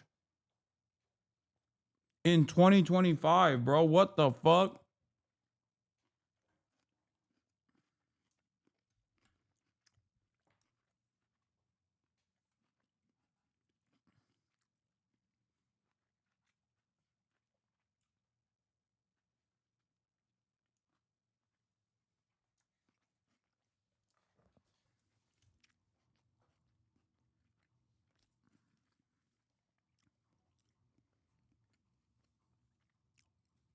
For example, positive American guys, consumed as they are by his bizarre hatred for the Jewish state, I expect they don't even know why they hate it as much as they do, but they do. They can't say that. They have a camouflage. They have a camouflage and contempt for BB or Zionism. I think one of the funniest parts about this is just like these guys almost actively hold on to the notion that like Israel is a Jewish state and it's actually doing this genocide Jewishly and you can't even speak out against it. And it doesn't matter. Like they will go down with the ship. Okay?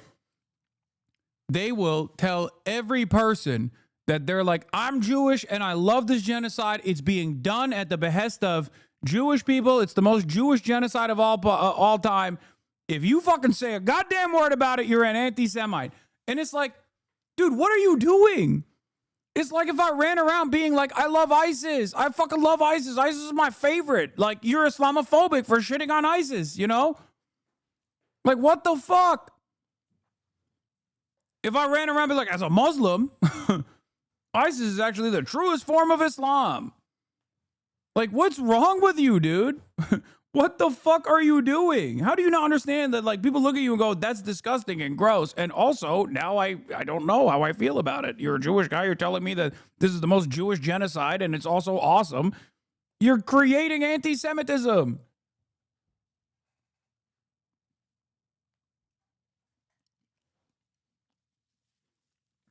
Guys, stop saying it's going to get clipped out of context. It's the most obvious clipped out of context clip of all time. Shut the fuck up! God damn, dude. I know. Shut up, chat. Jesus fucking Christ. God fucking damn it, dude. Y'all are so fucking annoying and so fucking stupid. Yeah. We're moving on. We're moving on to the FBI investigating the Minneapolis Catholic school shooting. Fuck! Every time I say some shit.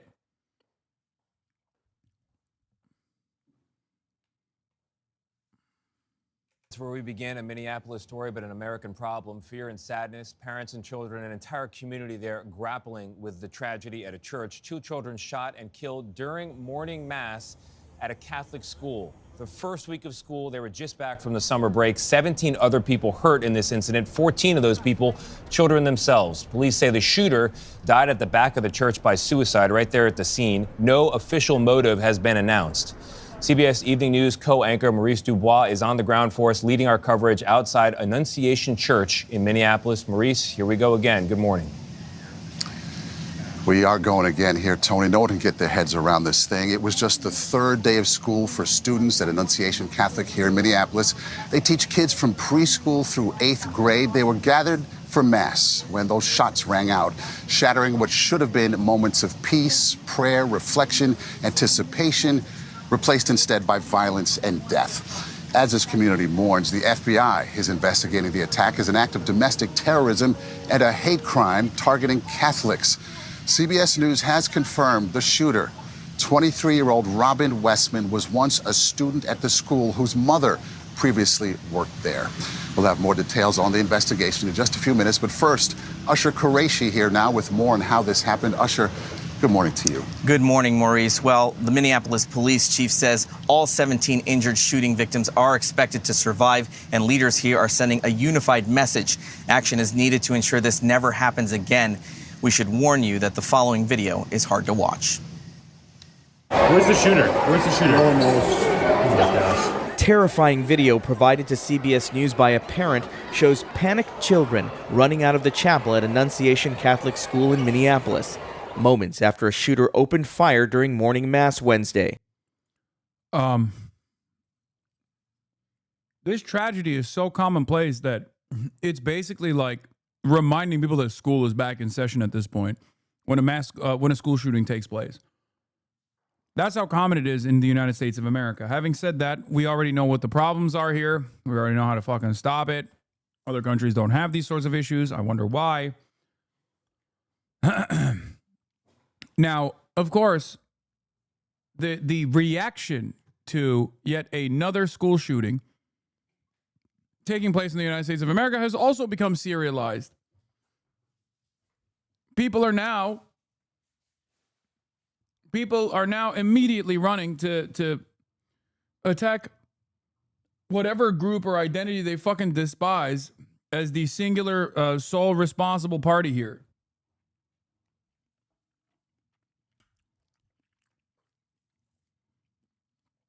They're claiming that the shooter was trans. Now, I don't know. I've seen information that they might have been. I've seen information that they were a detransitioner. But one thing that is 100% certain is that the shooter was a fucking Nazi. Okay?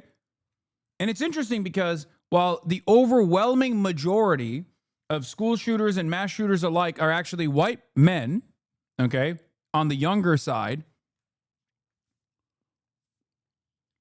the overwhelming majority, like it's like 98% or something. It's fucking nuts, right? There's been like 3 trans shooters in the last decade, as opposed to like 98% is all white men.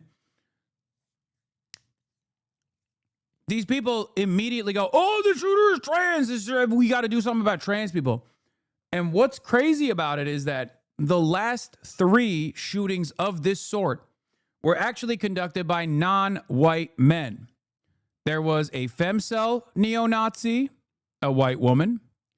There was a black Hebrew Israelite / white supremacist neo-Nazi, a black man. And last but not least, this person who I think is a detransitioner or is trans, it doesn't matter, but still a neo-Nazi. Now, what's interesting about this is that they are all coming from the same group. They're all coming from the same Telegram circles that they're in.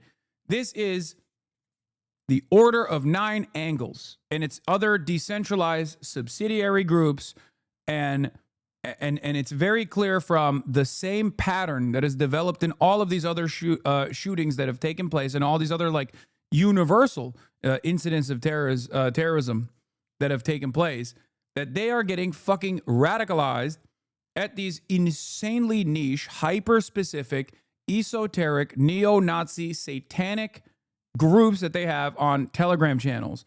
They just actively seek out more and more insane shit.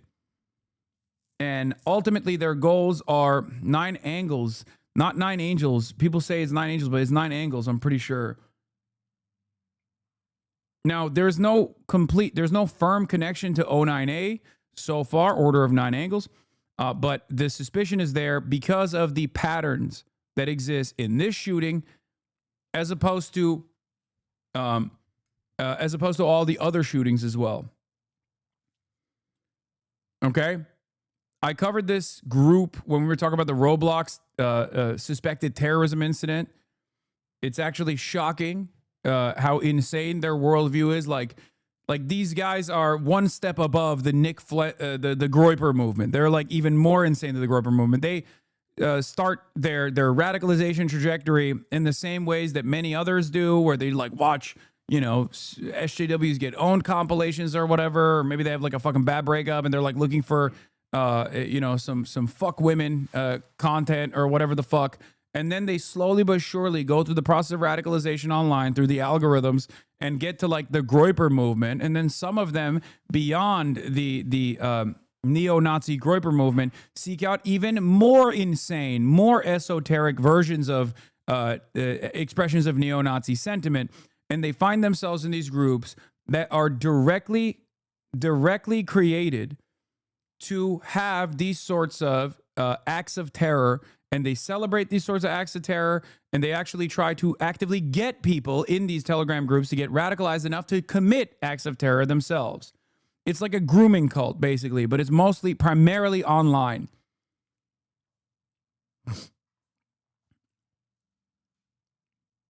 It's Terragram 09A and 764 and other assorted accelerationist communities. This stuff used to be on 4chan and 8chan, but now it's gone even deeper into stranger forms. I would describe them as a nihilistic, esoteric, fascist accelerationist, which is disturbing because it's the same ideology informing JD Vance via Nick Land and co. Yes, but of course JD Vance is too fucking rich and too invested in like becoming president to ever entertain this kind of shit. It's just the underpinnings of this fascist ideology, this fascist accelerationist ideology is the same, but obviously JD Vance is not going to be doing a fucking school shooting anytime soon. It's the Curtis Yarvin, like they have similarities. Like JD Vance and the Silicon Valley Tech CEO affiliates have like similarities with that same kind of like esoteric accelerationism, esoteric fascist accelerationist ideas, but it's definitely definitely not super common, I would say. Now, the thing is,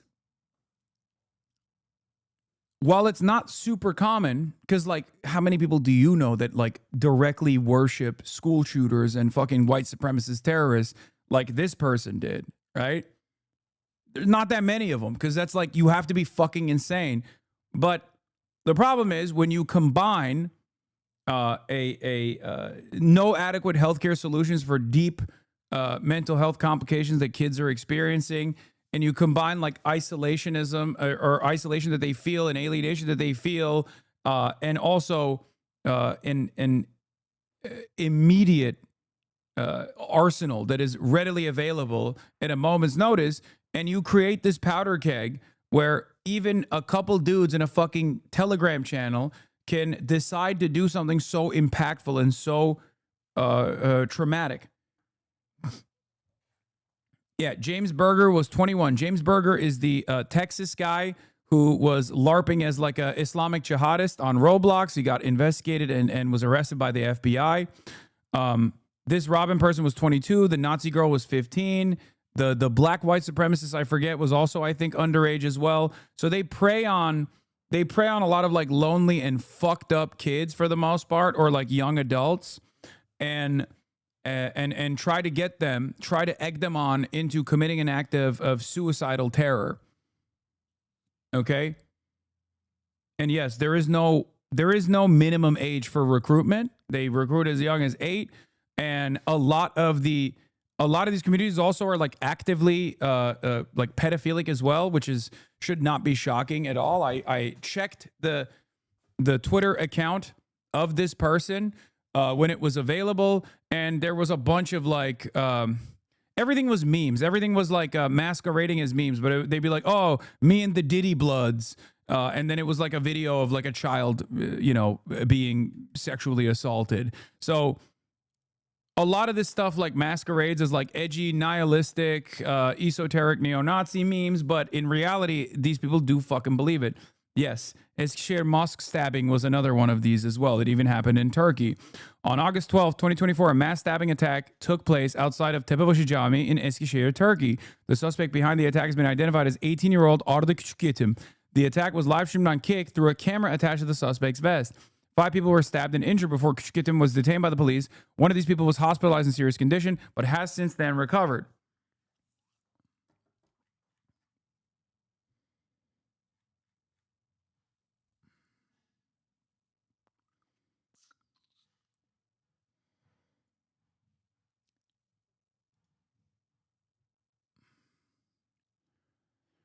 Anyway. It was like right beside me. I was like 2 seats away from the stained glass windows. Fifth grader Weston Halsney said he hid under a pew as the shooter fired through the windows from outside. My friend Victor saved me though, because he laid on top of me, but he got hit. He's really brave, and I hope he's good in the hospital. Police say 2 students, an 8 and 10-year-old, were killed, and the shooter died from a self-inflicted gunshot wound in the church parking lot. It's not clear if the shooter ever entered the building. That coward has been identified as 23-year-old Robin Westman. No prior criminal history. As to the weapons used to perpetrate this horrific attack, there was a rifle, a shotgun, and a pistol. All 3 had been lawfully purchased. According to law enforcement, first responders swarmed the scene immediately, rushing the 17 surviving victims to area hospitals. And after parents arrived to reunite with their children, some visibly overcome by emotion, Minneapolis Mayor Jacob Fry said it was time to take action. Don't just say this is about thoughts and prayers right now. These kids were literally praying. They should be able to go to school or church in peace without the fear or risk of violence, and their parents should have the same kind of assurance. Yeah. It's really interesting that I think yesterday Asmongold was talking about how the shooter was a leftist and whatnot. But I believe he recently tweeted about how it's not about politics.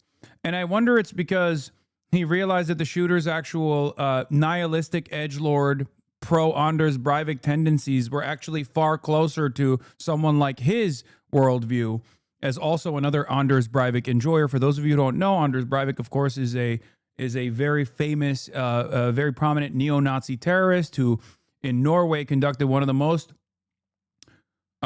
one of the worst acts of terror that Norway has ever faced. He went to an island where there was like a Marxist social democrat youth movement that was gathering, and he shot a bunch of people. He actually blew up a government building as well, which is someone that Asmongold clearly enjoyed so much that he actually nabbed Anders Breivik's WoW account username for himself and celebrated that.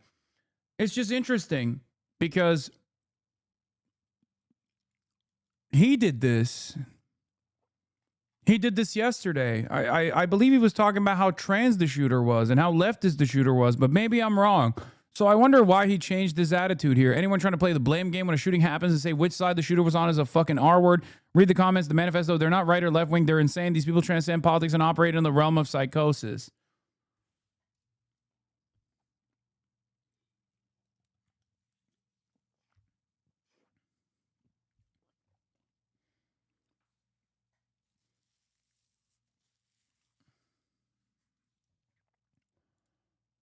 Yeah. Interesting. And of course, because these tragedies are so commonplace that like everyone has their own version. Everyone has their own version of like, how do I make this about my worldview? Yeah. Well, pretty sure if there's like a similarity between this shooter and their worldview, I think it's closely associated with Asmongold's at least former political positions. I don't know if he still maintains this pro-Anders Breivik stance. Like, I'll just say it the way it is. A lot of people might not like this. That's why I'm going to do it. The amount of like LGBT people that very openly and just brazenly advocate for and celebrate violence against people that don't acknowledge their lifestyle as being legitimate needs to be zero. The amount of people that should be doing that on social media, the goal number of that should be zero. And right now it's socially tolerated in a way that I think is completely unacceptable.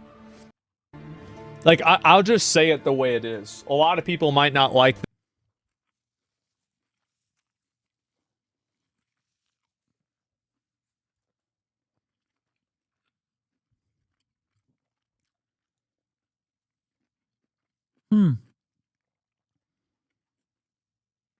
That's interesting.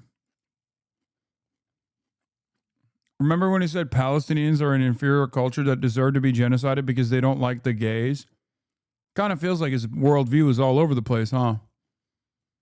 almost feels like he's just at the mercy of whatever his chat is saying. Once again, I wonder if he'll ever cover like the Destiny or Ethan Klein drama. And if he hasn't, I wonder why. I don't know. Maybe he will. Who knows?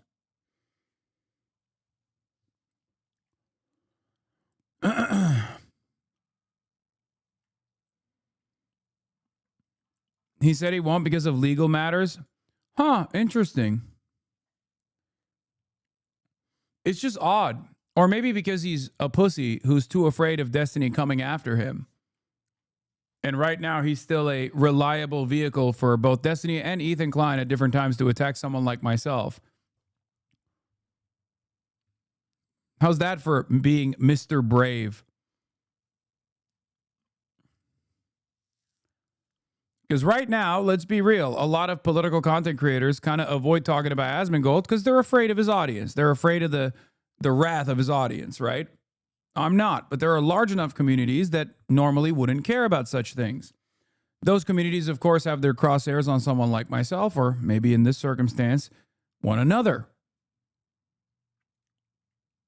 The reality is everybody knows who those communities are and what their communities behave like, and they simply don't want the smoke. So they will refuse to cover this kind of thing and only cover it if it's someone like myself, because I take a principled position and don't actually actively demand that my community go after my enemies and dox them and fucking constantly try to get them deplatformed. That's it. That's the reason.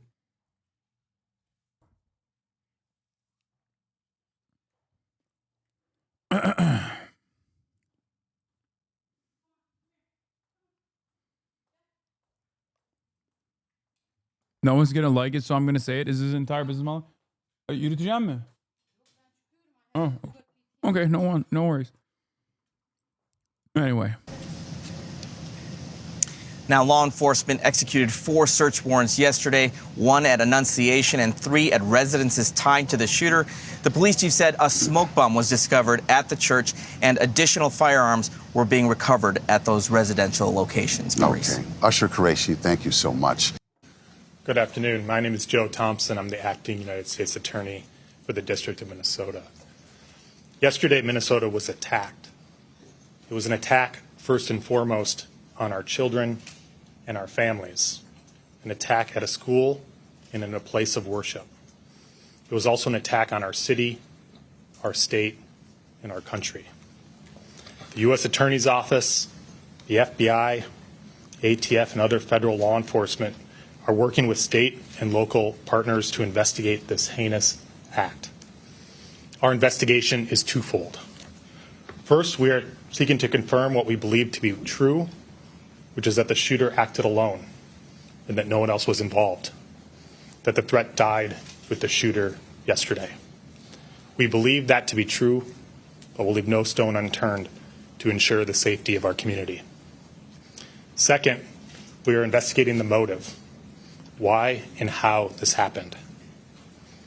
The shooter left behind hundreds of pages of writings that describe the shooter's plan, writings that describe the shooter's mental state, and more than anything, writings that describe the shooter's hate, pure, indiscriminate hate. The shooter expressed hate towards almost every group imaginable.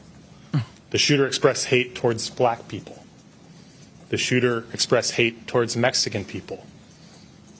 The shooter expressed hate towards Christian people. The shooter expressed hate towards Jewish people. In short, the shooter... I guess he was Muslim then, huh? Oh, wait. The shooter was a fucking psychotic neo-Nazi who literally celebrated the Christchurch mosque shootings. Appeared to hate all of us. The shooter's heart was full of hate. There appears to be only one group that the shooter didn't hate. One group of people who the shooter admired. The group were the school shooters and mass murderers that are notorious in this country. The shooter idolized some of the most notorious school shooters and mass murderers in our country's history. And around the world. Anders Breivik, the Christchurch massacre.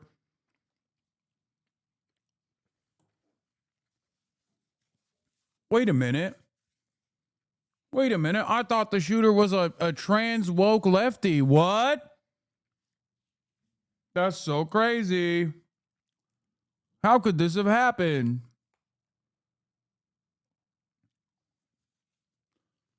I just don't understand why you don't actively say the shooter is in very clearly a fucking Nazi.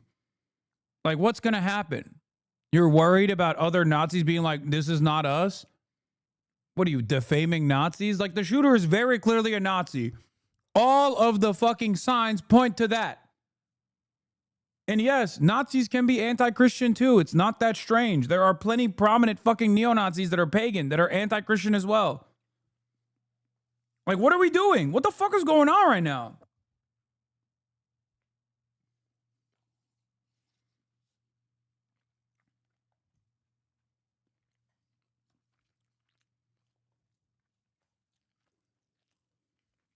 Won't name them, just like I won't name the shooter.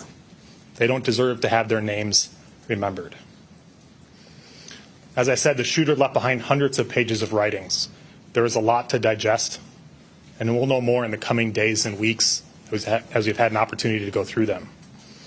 But reading them, one thing is clear. And it's going to be hard to hear, but it's important to the question of why this happened. More than anything, the shooter wanted to kill children, defenseless children.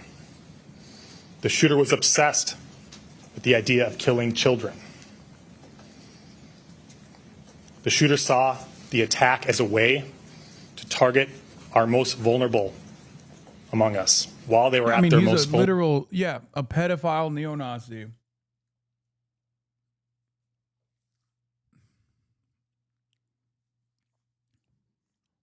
Is he saying he was Israeli? No.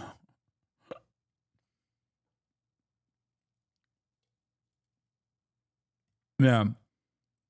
One thing that has really troubled me about Christchurch is considering the scale of recruitment that it offered for O9A, Order of Nine Angles, derived ideologies. How many irony poison kids went for looking for the video in 2019 right into the open arms of a terrorgram? 5 digits, 6 digits. These are all some of the fucking confirmed affiliates. And they literally operate on fucking Roblox and shit. It's not a joke. Look. They are on Roblox. They're talking to your young relatives.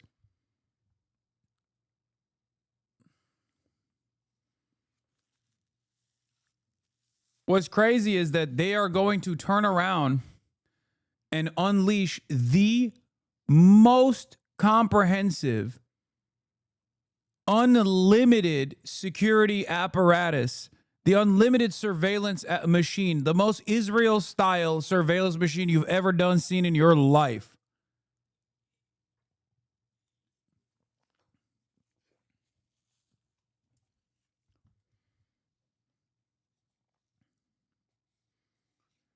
Oh, brother.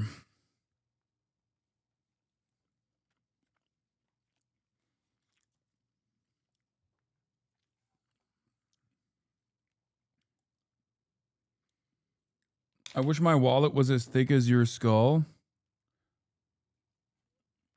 So they have more people. These are the ones who are motivated by Order of Non-Angle style affiliate groups.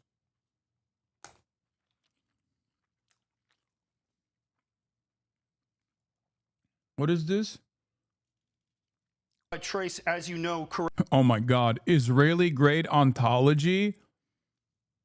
Okay, I hadn't seen this clip, but I'm glad someone is saying it out loud. Wow. Correct, 100%. And she's 100% correct. I am now about to launch Gideon, America's first ever AI threat detection platform built specifically for law enforcement. It scrapes the internet 24/7 using an Israeli-grade ontology to pull specific threat language and then routes it to local law enforcement. It's a 24/7 detective. It never sleeps, and it's going to get us in front of these attacks. Would it have picked up on this, do you think? 100%. I wish my program would already be up. We're not launching until next week. I've got a dozen agencies on board, Trace. I just unloaded a major Northeast agency with over 2,700 sworn. This is America's early warning system. Lieutenant Mark Evans.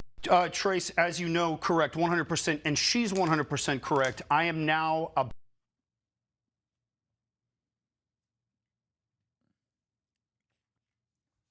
We are so fucking cooked, bro. I mean, what do I say about this? What do I say about this? We're so goddamn cooked. Israeli grade ontology? What the fuck? Oh my God. Anytime anybody ever says like fuck Israel, they're going to have drone strikes happening now. Great. I've been telling you that these motherfuckers want Israel here, okay? They want Israel here for Christian supremacy, white supremacy. They want white Christian Israel, okay? This is quite literally the reason why Richard Spencer, famous prominent neo-Nazi Richard Spencer, used to say, I love Israel. I hate the Jews, but I love Israel. I want to do Israel here in America. How come they get to have an ethno-state? We should do the same. I'm glad this is where we're at now. It's awesome. Now we got fucking Palantir up our asshole. Obviously, I'm going to be talking about Palantir a little bit more extensively because Matthew Petty at Reason, the libertarian blog Reason, uncovered a trove of emails between Jeffrey Epstein and Ehud Barak where they actually directly talk about Palantir as a use case for America, but that's later in the game.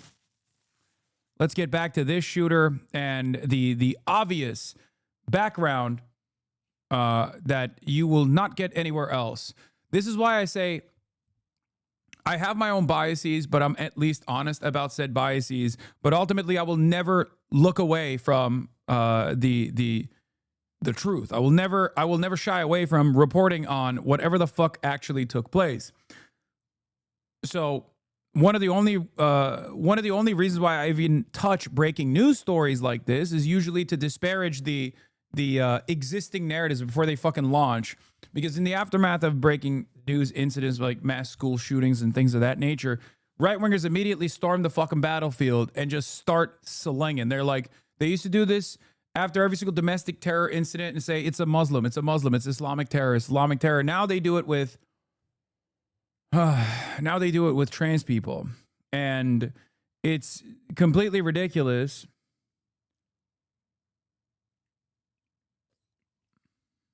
It is completely ridiculous because the government is using this as an opportunity to further shit on trans people, when in fact trans people have made up, I believe, three whole mass shooting incidents in the past decade, as opposed to white men, cisgender white men, making up like 98% of mass shooting incidents. So it's fucking crazy. It's like 0.01% of mass shooting incidents that have taken place have been conducted by trans people. And yet these guys say it's trans people every single time.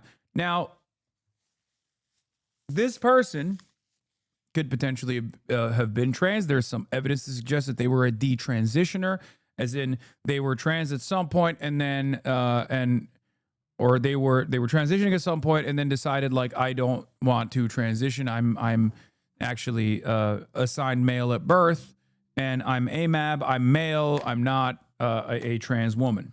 Okay.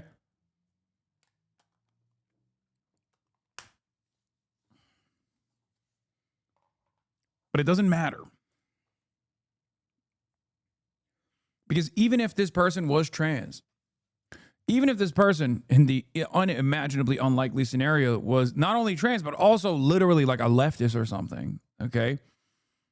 Which that's not what happened. But even if that was the case, that would be the hyper rare exception. He watched you? No, he didn't. Why are you saying fucking stupid, nonsensical bullshit? What the fuck is wrong with you?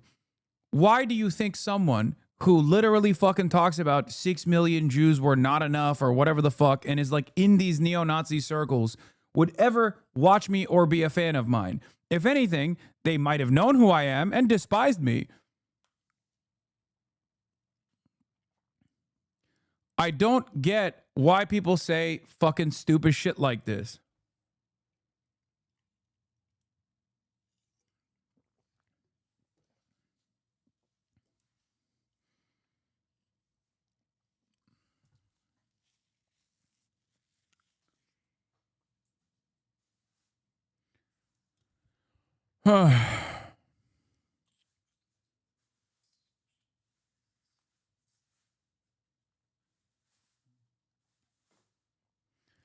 Maybe they say it because maybe a hate watcher? No, they say it because they're fucking bored and they think it's a funny troll.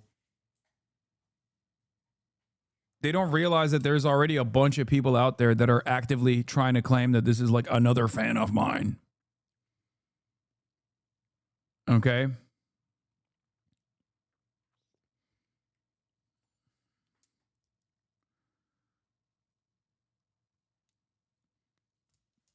And what's crazy about that? Can you explain the Christchurch connection? I don't get it. Yes, the shooter venerated every single prominent neo-Nazi white supremacist terrorist around the globe. He did so by writing their names and hearts and things like that on their gear. Okay? He idolized these shooters. This is very common in the Order of Nine Angles style, hyper edgy, esoteric, nihilist, fascist, white supremacist groups that these guys participate in.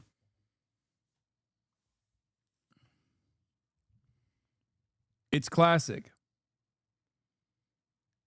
The shooter also talked about Brandon Herrera and how much he liked Brandon Herrera. Brandon Herrera, for those of you who don't know, is also known as the AK guy, who is a far-right, also fairly racist.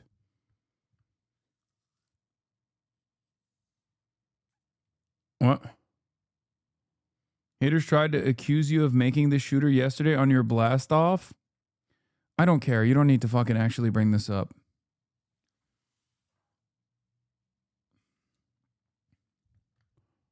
It's not shocking. The point is so commonplace that these mass shootings take place. It's so common that people immediately fucking run to turn this into their favorite subject. Okay, they love being like, well, this person was responsible for it. My least favorite content creator online is actually responsible for it. It's dumb as fuck. Anyway, Bonchi says, so the shooter was trans, hated Trump, and hated Israel. Going to be really hard to spin this into he had no actual ideology. The shooter also praised Anders Breivik and Brendan Tarrant, anti-Muslim mass shooters, commemorated murdered wife of white separatist Randy Weaver and Timothy McVeigh. I'm not going to say the word, cited Waco. They need to instantly impose a clear ideology on mentally ill killers. The need to impose a clear ideology on mentally ill killers is stupid. There is, however, one through line that remains in a sea of indecipherable politics here. And I've already identified it, and I'm telling you, this is how these guys operate. They throw out a bunch of different things in the process. You can be a far-right neo-Nazi and hate Donald Trump. You can be a far-right neo-Nazi and hate Israel for obvious, for fucking anti-Semitic reasons, right? Many of these guys also hate Jews, yes, and they hate Israel. This platform is filled with countless pundit and influencer types trying hard to claim the shooter was motivated by whatever ideology or group they most hate. It was anti-Zionism. It was leftism. It was a far-right racism. Many, perhaps most mass shooters are principally ill. Okay, I don't agree with that either. I mean, I agree. Why did Glenn mention Asman's WoW character? Oh, good one. Anders Nordic. See also, you can turn the shooter into whatever you want if you try hard enough. Now that the shooter has been identified as a white male who was radicalized in part by previous white nationalist racist shooters who promoted anti-Semitic conspiracies that MAGA and GOP promote, I expect him to fall out of the news cycle like Vance Belter. Remember him. The killer heaped praise on two of the most notorious anti-Muslim mass murderers, Anders Breivik and Brendan Tarrant, but the real motive was Islam and love of Muslims, says Laura Loomer. The Minnesota shooter lives in one of the most Muslim cities in America with a Muslim congresswoman and had Islamic words and anti-Israel pro-Holocaust phrases written on the guns and magazines. Part of the reason why they dump all of these different indecipherable symbols into their gear, they write all this shit, is because they will get more traction in the media. Islamic words, by the way. What's the fucking Islamic word? The police should stop investigating to find the motive of the school shooter and just log on to X, where plenty of people already know what the motive is. They'd save a lot of time and effort, though there are roughly 30 different political motives motives definitively offered. Yeah, and this guy goes, and yet they chose Pinochet's helicopter tours. I wonder what this person's worldview is. Pinochet's helicopter tours. Dog, you are closer to this fucking shooter in your worldview than anyone else.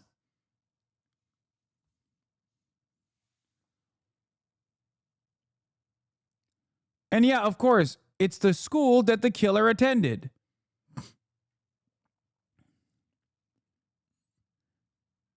Bade Roof Korean.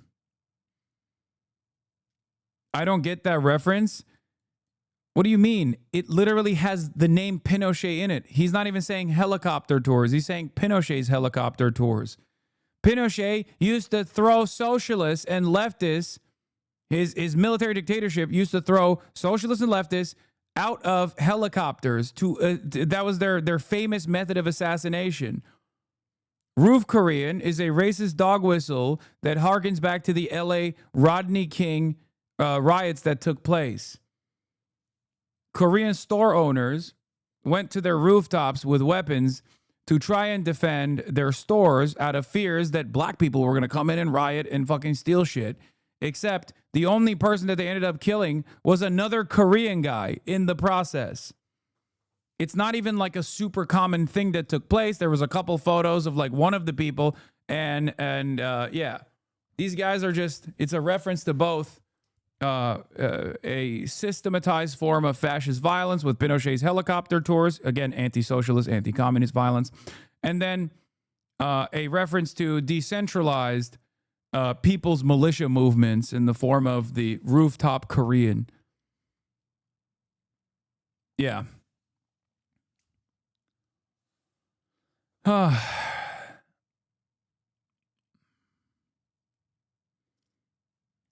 Yeah, targeting black people specifically, hypothetically, even though they literally killed Korean. I think 1 or 2 Koreans was the only people that they ended up shooting and killing in the process. Anyway.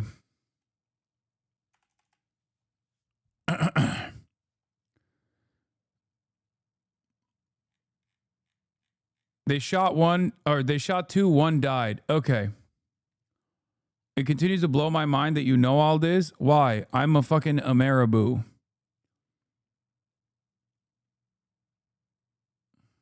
So, the notion that this is something that happens. This is something that happens all the time, right? It's not a secret, I think, at this point, that the far right is far more violent than the far left ever could be. People will point to like, Black Lives Matter protests and whatnot and like broken down storefronts or whatever to say, that's not the case. Look at the BLM riots. They're all so scary or whatever the fuck. But like, there is no directional violence in the form of mass shootings and school shootings that are conducted by far left elements in this country. Okay? It's just not even close. That's not even a comparison. There's no comparison whatsoever. The overwhelming majority of domestic terror incidents that have taken place on U.S. soil post 9/11 have overwhelmingly come from far-right, anti-government, radicals, okay? Many of them are white nationalists. Many of them are white supremacists. But the broadest categorization is far-right anti-government extremism. That's the FBI's designation, okay? Even if there are dudes who are Latino, this has also happened. They are still Nazis. Even if they are white women, they're still Nazis. There's a black white supremacist school shooting that took place recently. Okay? Straight up. It's not even a question. Like, people think, oh, well, this person is black, so it's obviously an extreme leftist incident. And then you look at their writing and it's like literally a dude saying, like, black people are the N-word and should all die. So the driving motivator is always white nationalism and white supremacy.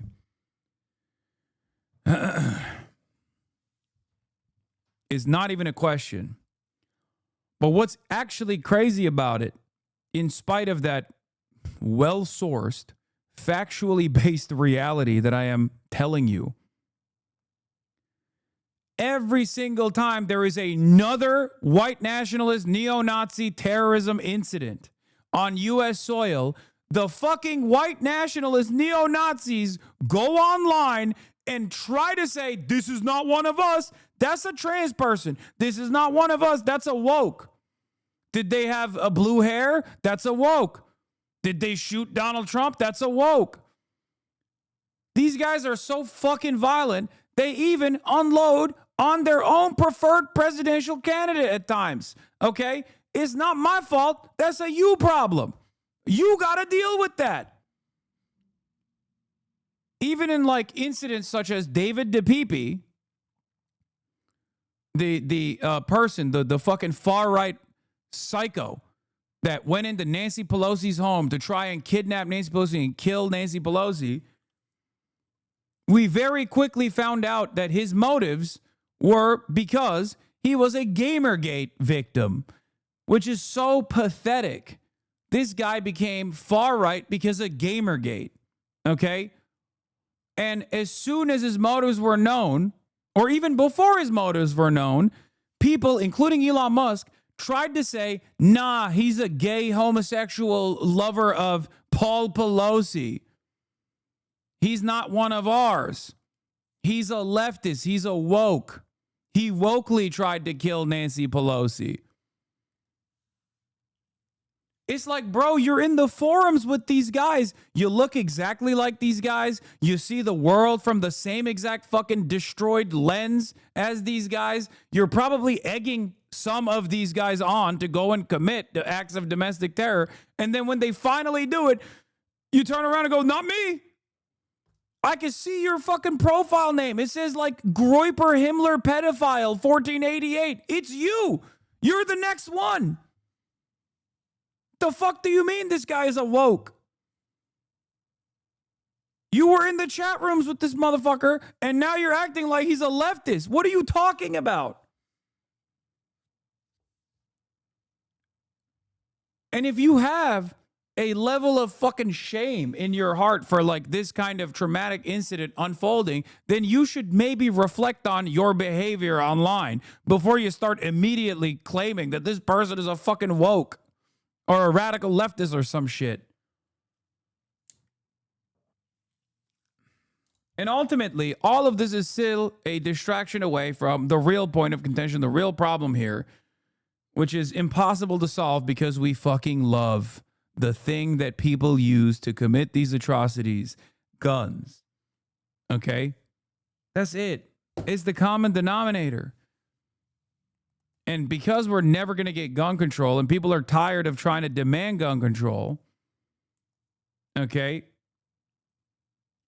people just like look for alternative reasons. Some don't even look for alternative reasons nowadays. They just immediately go, oh, the shooter's trans. Doesn't matter if the shooter is actually trans or not. Every single one of them is trans automatically. I thought maybe the attention would shift away from trans people back to Muslims like it used to in the good old days post 9/11. But nope, still trans. Maybe they're trans Muslims now. You know, put it together. Combine the two. Next time, it's not just trans, it's a trans Muslim who hated Israel. Jesus fucking Christ.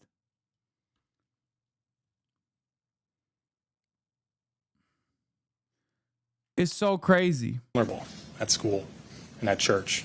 Yeah, Robin on July 29th with posting on Skibbity Farms. I can't believe that's what it's called. Jesus fucking Christ. That they were looking for music suggestions to shoot up a church. They got suggestions, and also folks egged Robin on. These people come from the darkest corners of the internet. Yes. Skibbity Farms is like Kiwi Farms. It's a lolcow website. Remember, there are too many normies in here that don't know what this is, but there's this thing on the internet called lolcowing, okay? These guys love going to forums and finding, oftentimes trans targets that are very vulnerable, that come from marginalized backgrounds, that have like mental health complications, and they dox them, and then they turn them into lolcows. Like they try to puppeteer their lives. It's a very dark process. Except, oh, that was debunked. That account is still posting today. Well,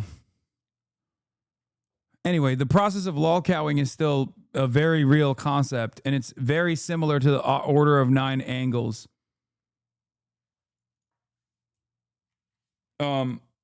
Which is most likely where the shooter came from.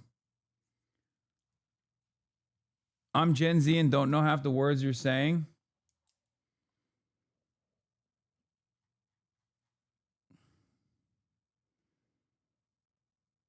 This wasn't the shooter's account. This is why I wait to put stuff out. I'll respond in full tomorrow. Also, I am not going to shoot up a church. I'm not the Minneapolis shooter. He's a T-word who is dead, and I'm a dude who is in bed with your mom. Skibbity Farms, I think, is just like another one of those fucking lolcow forums out there where a lot of these like edgy neo-Nazis frequent, okay? It's a doxing forum, okay? It's a forum that is created with the express purpose of doxing and manipulating the lives of some of the most marginalized people, and also content creators as well. Like some of the more common lolcows are people like Darkside Phil and what is it, Wings of Redemption, Boogie 1488, whatever. Those guys are more popular versions of that are like even normies are aware of, even if they don't know what that is, like what lolcowing is. Chris Chan is another one. That's a very famous one. And basically the goal there is to actively try to ruin the lives of these people that they target and make their life a living hell, just unbearable. And they try to do that by doxing them, calling, pizza deliveries to their homes, and then slowly but surely doing even more and more insane shit. It's basically like serialized gang stalking for content purposes. Now, but why? What does one achieve with that? A sense of community, a sense of shared purpose, a sense of making someone else's lives as miserable as their lives are in any given moment. In most circumstances, the people that are participating in this shit have the exact same kind of mental illness as the victims. They hate themselves, and this, I think, like reasserts a sense of control over their own lives by ruining another person's life. It's just like pure sadism.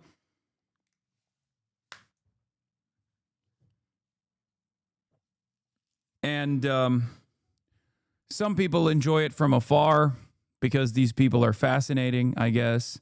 And other people actually actively tap the glass, as I like to call it. And that's like even less healthy than the already unhealthy fascination that people have with these figures. And I think that it's become even more commonplace, especially with like TikTok. The version of this on TikTok is what's that kid, the World of Shirts or whatever. Like that's a real life TikTok example of that, where people are egging these people on through live streams and egging these people on in any way, shape, or form. to actively push them further and further into the depths of depravity. And with like Kiwi Farms, for example, one of their goals is to like actively get trans people to kill themselves, right? So they have like a scoreboard of trans people that they've been able to successfully cause the suicide of. Another recent version of this was what happened with Kik. If you remember, the French Kik streamers, they were participating in this process directly.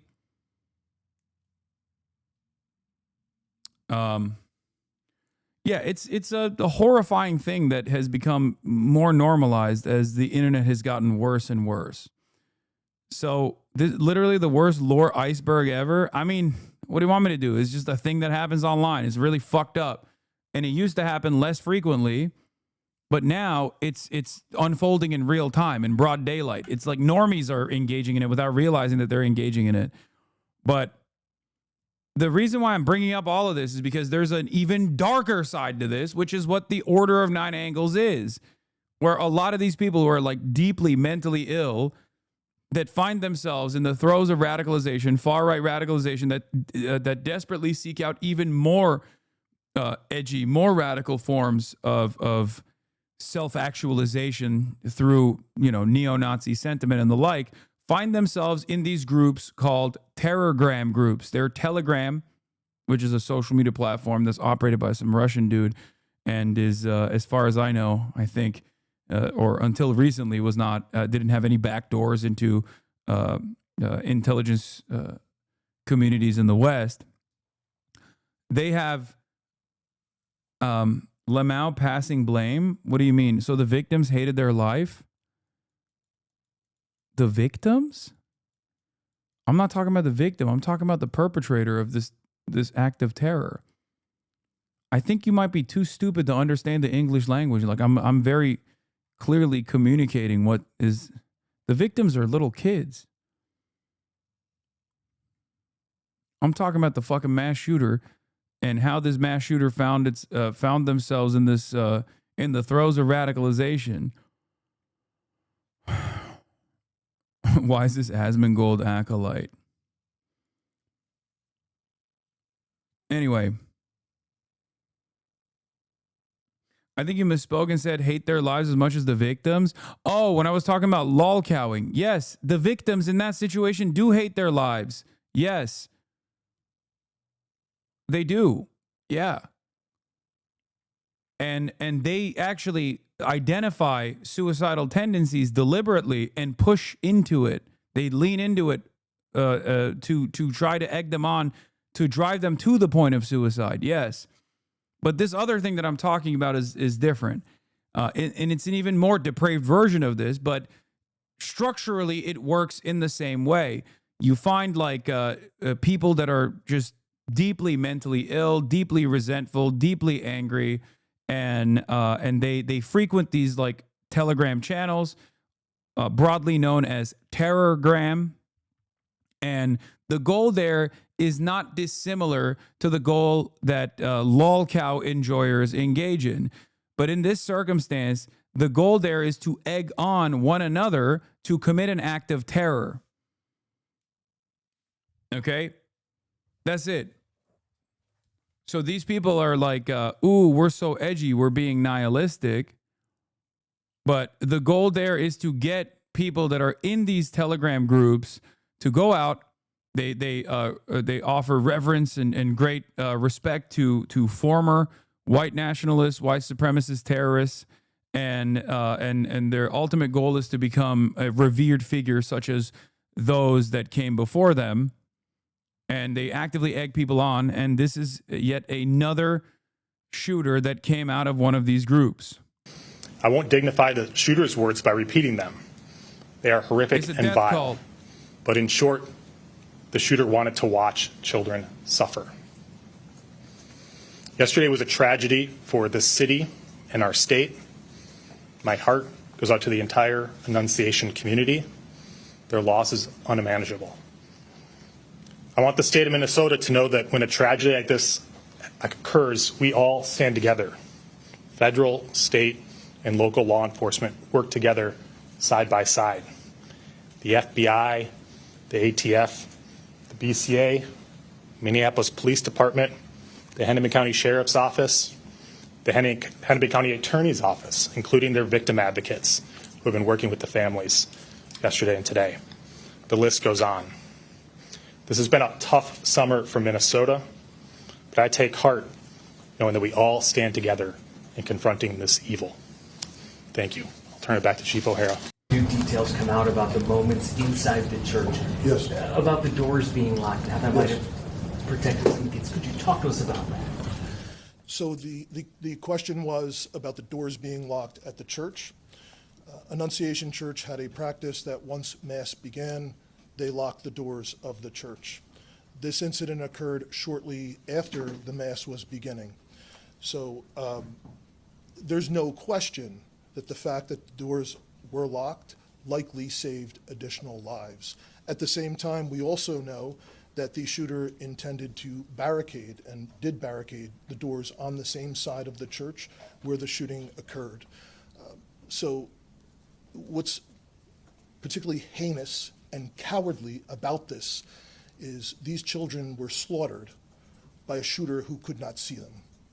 He was standing outside of the building, firing through very narrow church windows on the level where they would line up with the pews. And even ultimately, when he got to the rear of the church, was an entryway that's basically all glass, and fired out the window where a person could walk in, ultimately did not walk in. It's crazy. What about door control is unironically a thing that we used to make fun of. And now it's like the first question and it's a given. And then the answer is no, there was door control. Don't worry. Well, it seems to me that even door control is ineffective. Maybe we should control another element that is at the heart of every single one of these incidents. Before the shooting? I did not say that. So the question was, did the shooter attend Mass in the weeks before? We know that previously the shooter had attended that parish and had attended that school when they were younger.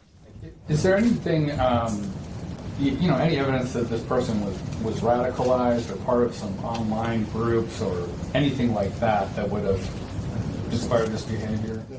So the question was if the individual was radicalized, I guess, for a specific cause or a part of some online groups. And the answer is no, we have not found evidence of that, other than, again, just this fascination in general with many, many different previous mass shootings, mainly in this country, but also some from around the world. So many stories are now emerging of the panicked moments inside that church and also the bravery of everyone who was inside that church as well. We're joined now by 13-year-old Javen Willis. He's an 8th grader at Annunciation. He's with us along with his mother, Melissa. Javen, let me start with you. I know you've been at Annunciation for a number of years now. You're in Mass yesterday with your buddy, and all of a sudden you hear those shots ring out. What did you do then, Javen? Well, right when I heard the shots, I knew something was off. I didn't think that they would have, a lot of my classmates thought it was confetti and fireworks, but I didn't think they would have that during the middle of the church service. So honestly, it was just, at that point, I was like, I want to try to keep everybody as safe as possible. So I told me and my 2 buddies to get down and to get under the pew. And right when I told them that, it was like a state of shock for me, and I knew that I had to try to keep as many people around me as I could safe. While you're down there on the floor, keeping yourself safe, keeping your buddies safe, what was going through your mind? Well, right when it happened, knowing that with God on my side, I would be fine. So I tried to just go and help out my fellow classmates, try to keep them calm and safe and let them know that they'll be okay. You're a young man of great faith. I understand that you were just baptized last week. Mom, I want to turn to you for a second, because as I understand it, you're on this, like a lot of moms, you're on this text thread with moms. You're at work. You start to hear about what's going on there at the church. You spring into action. You get to the gym. What did you see when you got there? What was that experience like for you? I mean, it was terrifying. You just never think that this is going to be your reality. There was quite a large perimeter set up, so I just parked as soon as I got within a couple of blocks of the school. And by the time I got there, they were already starting to let parents into the gym to look for our kids. So I didn't have to wait, thankfully. But yeah, they were ushering us all in and down to the gym where the kids were all at to find our kids. And you saw your boy there, and you were able to put your arms around him for the first time. What'd you say? Yeah.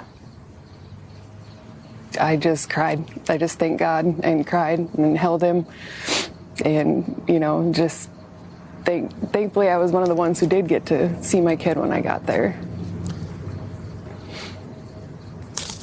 Thank you. You've got a special young man there, too, by the way. Javen, I heard as you were leaving the church, you were fist bumping the officers and thanking them on the way out. Yeah, it just, I didn't want to just sit there and think about it, so I just thanked the officers, because without them, who knows how much worse this could have been. It was bad in general, but it could have been way worse than that if they didn't. Bro, we're officially getting dumber as a society. Every fucking outlet is like looking to interview the kids. They're like, yeah, this kid loves cops. Like, it's just like, what is, oh my Lord, dude. What the fuck? It's just like, people just like come in and ask like feedback from 12-year-olds that just experienced a mass shooting. Like, this concept is so busted to me. I don't know. Maybe I'm just like the friend who's too woke. But I truly don't understand that. But I guess, fuck it, you know? Fuck it. Dystopia time. You know what I mean? It's just, yeah, thank you for being brave, little one, for withstanding a mass shooting.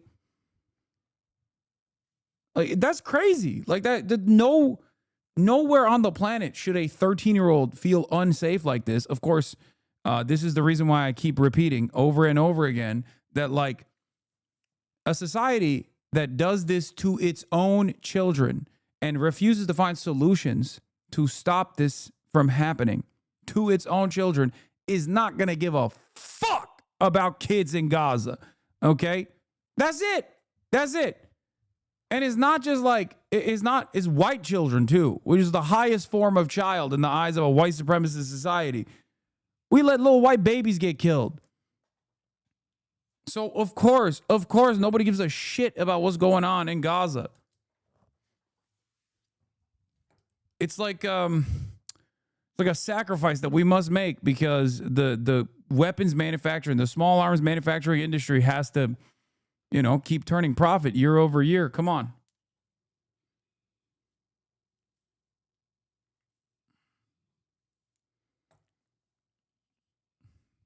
That's it.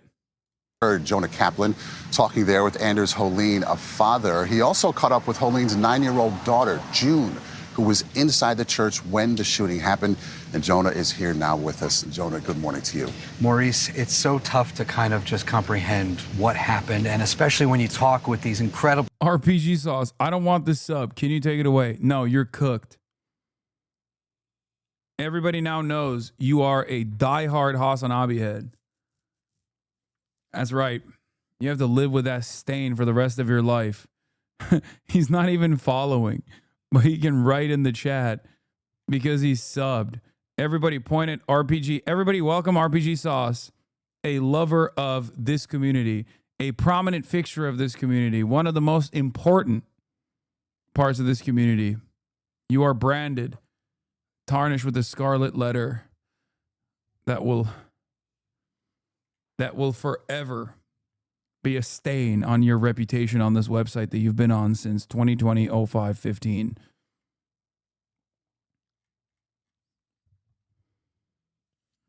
Yeah. You've been branded. One of the cornerstones, yeah, a pillar. A pillar. He can't leave. He's in here. He's in here with us. He's stuck here with us forever. children, so many survivors. Nearly 400 were inside the church. That included June in 4th grade, her younger sister who just started 1st grade, sitting in the back of the church with their classmates, with their teachers. And when they heard that gunfire, of course, everything changed in that mass. We asked them what happened at that moment that they knew something was wrong. I heard the noise and I kind of got scared at first. It was like a big firework that was like super duper duper like close. Like if like somebody did a firework that didn't launch off like in your ear, that's kind of how loud. What were you most scared? I was scared about if I would get hurt. I was worried about like everybody getting like hurt and injured. So you heard it, someone grabbed you? My teacher just jumped on the floor. What was it like with your buddy holding your hand like that? How did that make you feel? A little bit safer. Did it feel like she was kind of watching out for you? Yeah.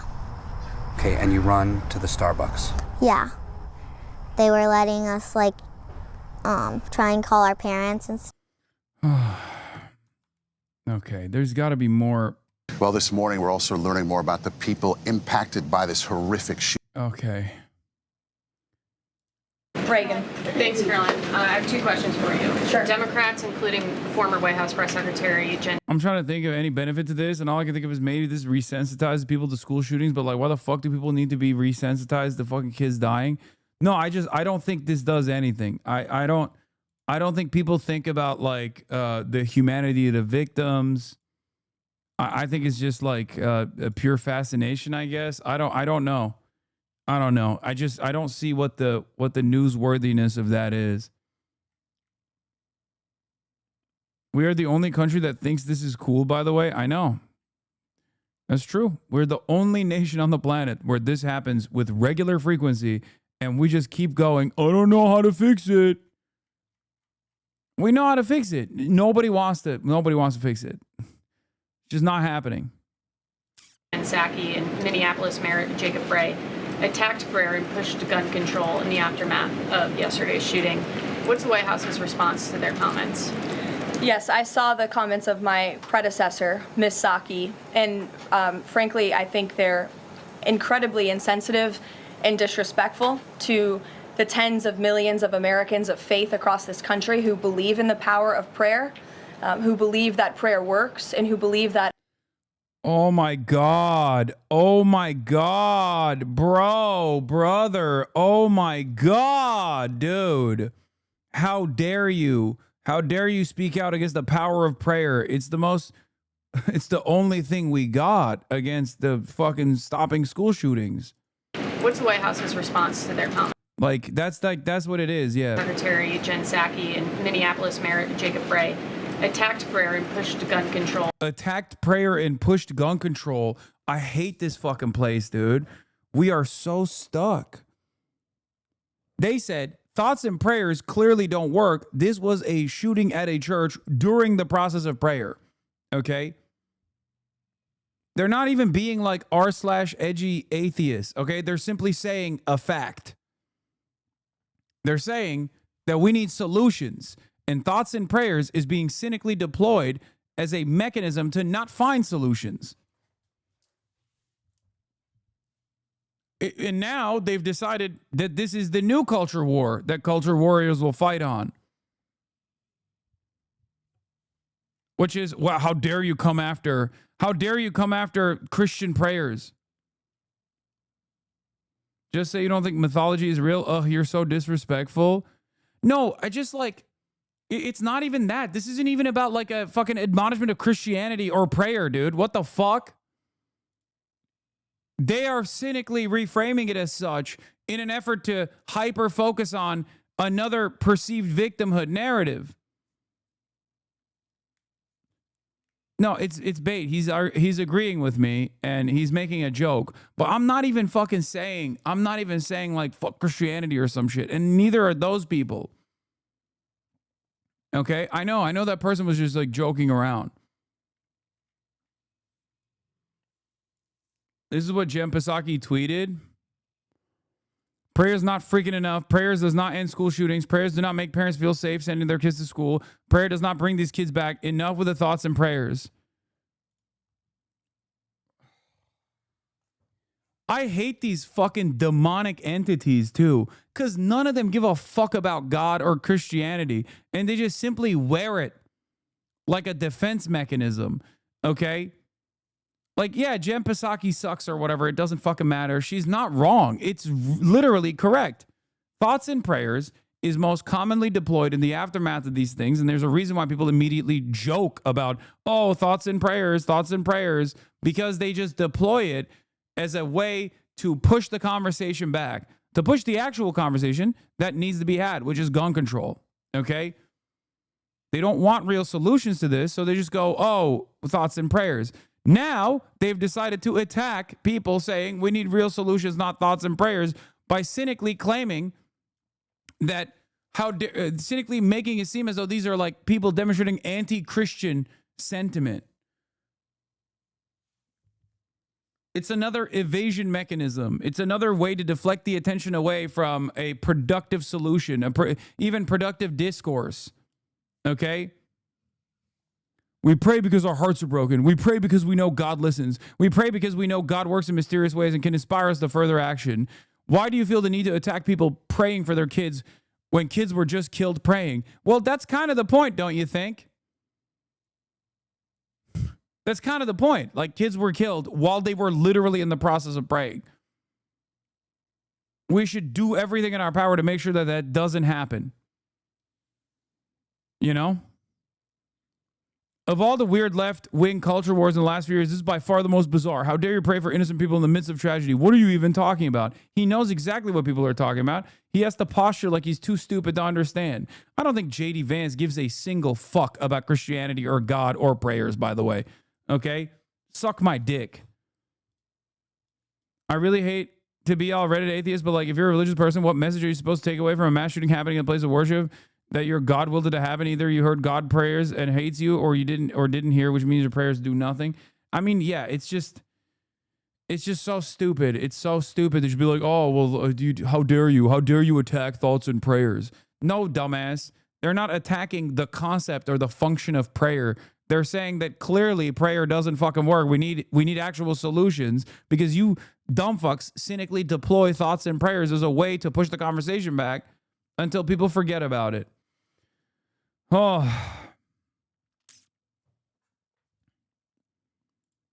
Miss Psaki, and frankly, I think they're incredibly insensitive and disrespectful. I can't wait for the 700 different, like, slop tuber oriented videos that come out of, like, they hate God. They hate God. The left attacks God, gets owned in the marketplace of ideas. Oh, God.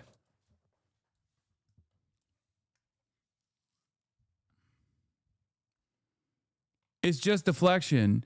The more you have a conversation around, like, whether the left hates God or not, the further you move away from finding a productive solution to this problem.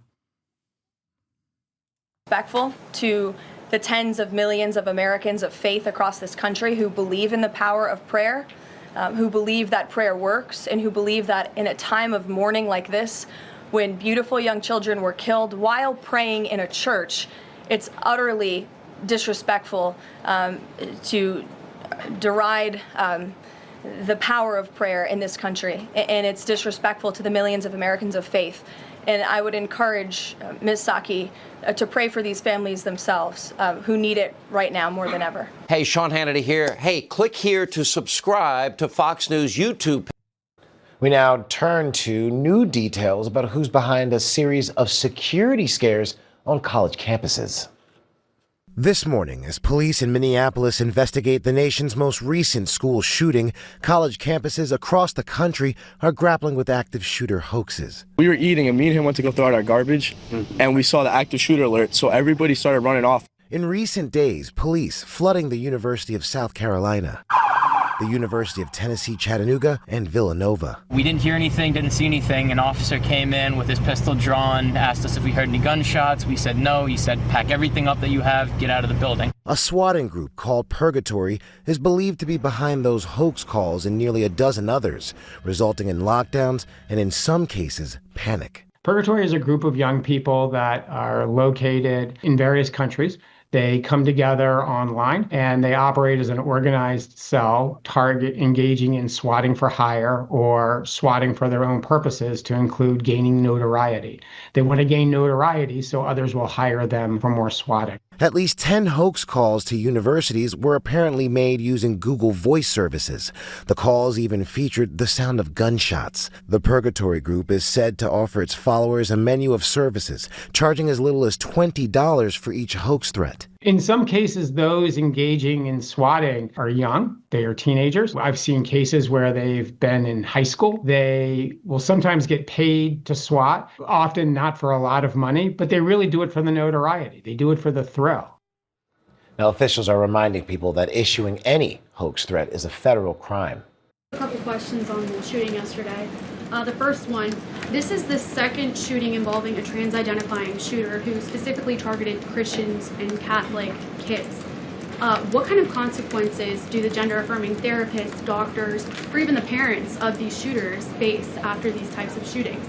Well, as for the parents and potential therapists in this case, again, all of that is still currently being investigated by the FBI. I know the Secretary of Health and Human Services this morning said that HHS is investigating perhaps links between some of these drugs and these prescription drugs that some of these minors may be taking and an increase in violence. And obviously we have mental health problems in this country that this administration and Secretary Kennedy will continue to speak out about and the work that we're doing to solve it. Thank you. And just to follow up, I've seen a lot of calls for action, among these lawmakers saying that we shouldn't just be praying.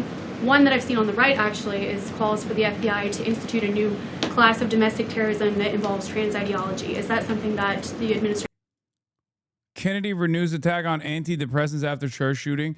That's awesome. Every new school shooting is a new opportunity for people in positions of power, by the way, to tackle whatever fucking gripes that they personally have. Okay? Awesome. Seriously. RFK's like, oh, it's the antidepressants. We're going to make them illegal.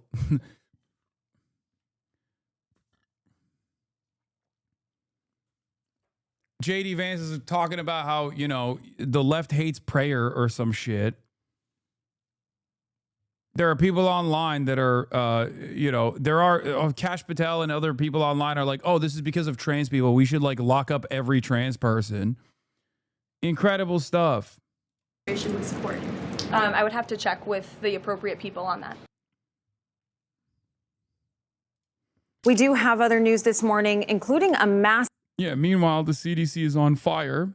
CDC Director Susan Menares ousted less than 1 month after being confirmed by Senate. Massive shakeup at the Centers for Disease Control. Now, the White House says it's fired CDC Director Susan Menares barely 1 month after she took over.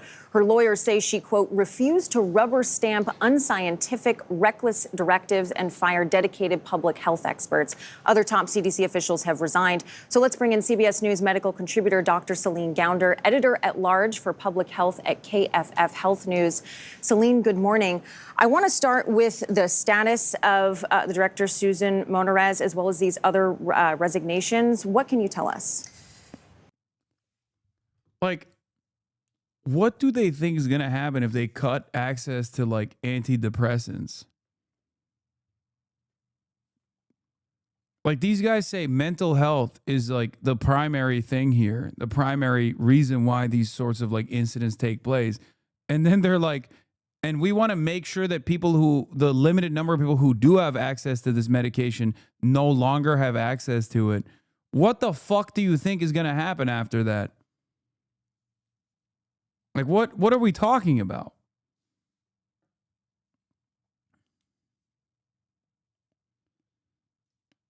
I guess, fuck it, purge time? I don't know. It's just,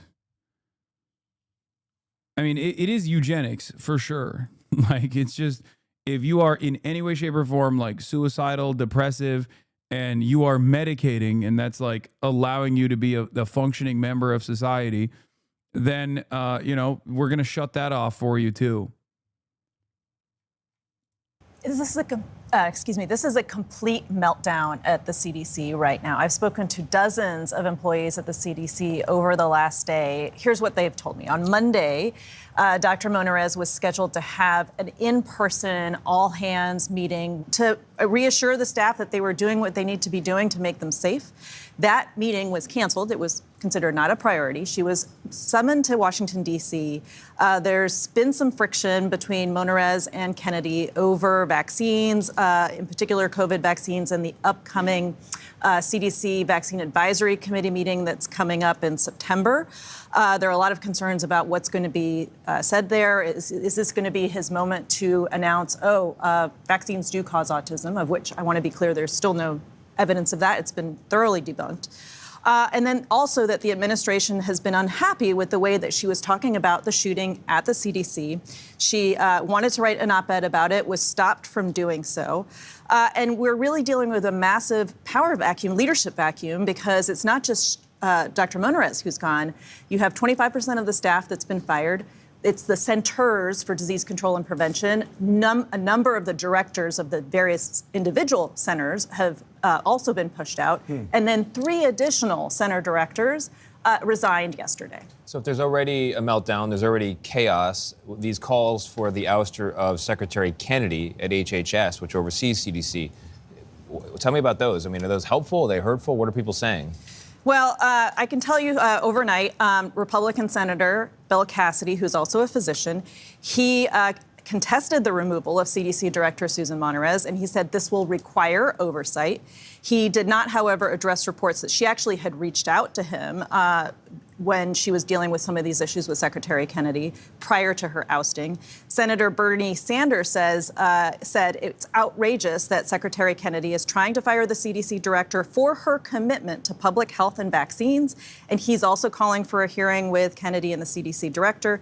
And then you have Senator Patty Murray, who's calling for the immediate firing of Secretary Kennedy. She said, if there are any adults left in the White House, it's well past time they face reality and fire RFK Jr. He is a dangerous man. So hearing about these firings, what does this mean for the American people?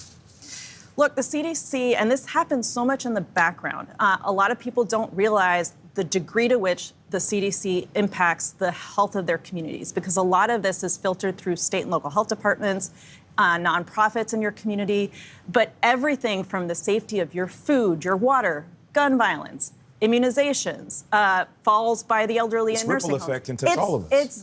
Yeah, exactly. It's going to touch all of us. It's public health. Yeah. Dr. Ganner, thanks for bringing some order to the chaos. Appreciate it.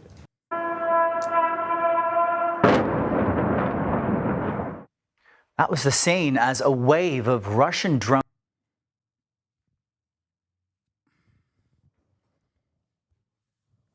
New CDC director is a close ally of Peter Thiel. Trump admin names new acting CDC director after Monarez fighting. Is awesome. Let's just give Peter Thiel the government, dude. Fuck it. We have mass shootings taking place. So obviously, what's the solution? Peter Thiel. Peter Thiel's Palantir surveillance technology with Israeli ontology. Okay, equipped. What's the solution to the CDC director? Bring in a Peter Thiel acolyte. That's what we got to do. You know, it's awesome. Jim O'Neill, a top deputy health and human services secretary, Robert F. Kennedy to serve as acting director of the Centers for Disease Control and Prevention following the ouster of Susan Monarez, who lasted mere weeks in her position. The White House removed CDC Director Susan Monarez from her post for not being aligned with the president's agenda of making America healthy again, according to the White House spokesperson Kush Desai. But she's now saying the decision must come directly from Trump, who has not said anything publicly about her ouster.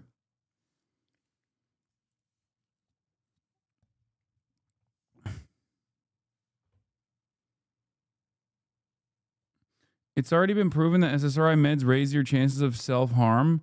Why are people surprised?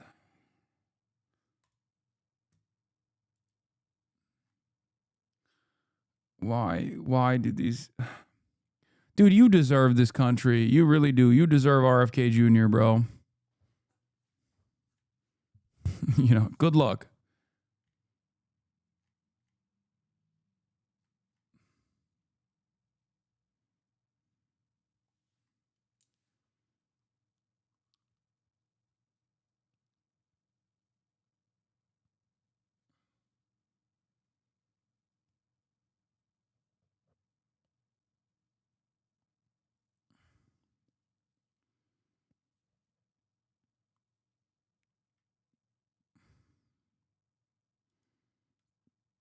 What is this? I think I hate this freak as much as I hate Trump. Child is supposed to look like.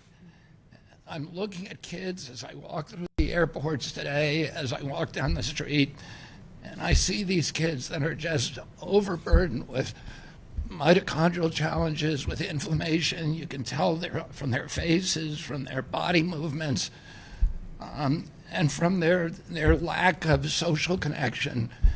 And I know that that's not how our children are supposed to look.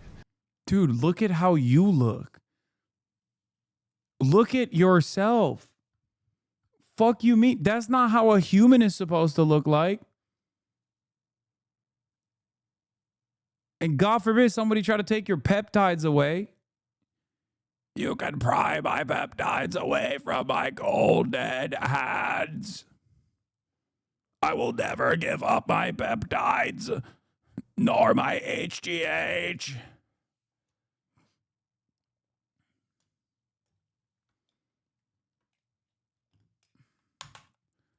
It's so wild that this motherfucker is literally the HHS secretary, man. Like, he is in charge of the CDC, bro. That's wild. What do you say? What do you do? What do you say? What do you do? So fucking crazy.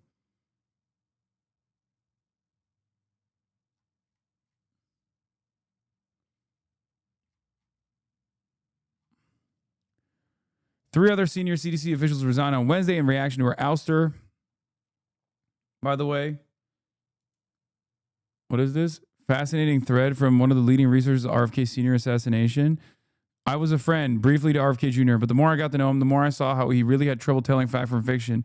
He could be so smart, especially about things he learned 20 years ago, but the things he read recently, he fell for just about anything conspiratorial. So horribly sad to see. And his stance on Palestine made me never want to talk to him again. He actually said, maybe it's better if all the Palestinians were killed by Israel. I wish I were making that up, but I'm not. I mean, he has said that publicly too. Let's be real.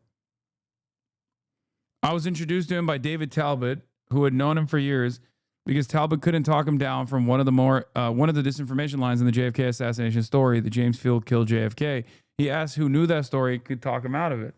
I said, give him to me.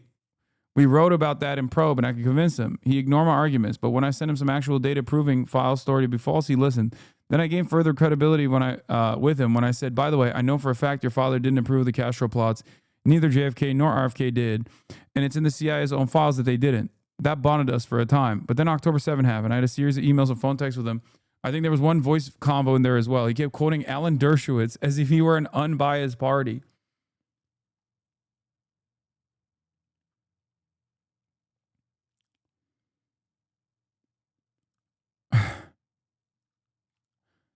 Most distressingly, he really seemed to think all Palestinians were taught from birth to kill Israelis, and therefore even babies were combatants.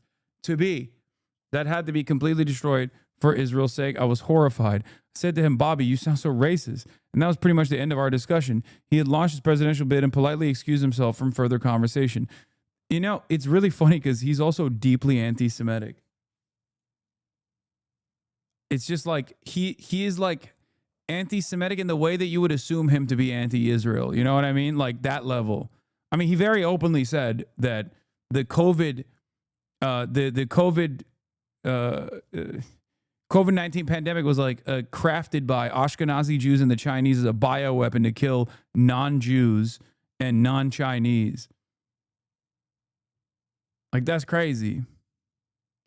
And he's such a fucking conspiracy maximalist that, like, you know, there is no way that you believe in all those conspiracies and then don't assume that Jews are responsible for it. There's a level of conspiracy that once you go beyond it, it's always Jews that are responsible for it. And I know for a fucking fact RFK is at that level. So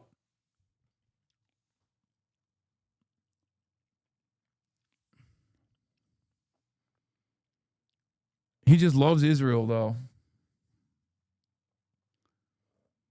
I heard from him. What I heard from him was when he called to ask me to help make a list of people that the CIA's records should be searched into the RFK assassination. This is Bobby, he said. I'm so furious at you, I said, literally shaking. Why, he asked. Palestine, I responded. He went back into it. They're taught from birth to kill. So are the Israelis, I said. He said, this is a subject for a much longer conversation. I said, what did you call me about? I love him and I can't stand him at the same time. What is this fucking riz that he has, dude? Ladies love this man. Okay? That I don't understand at all. Ladies love a little freak with a brain worm in his head, I think.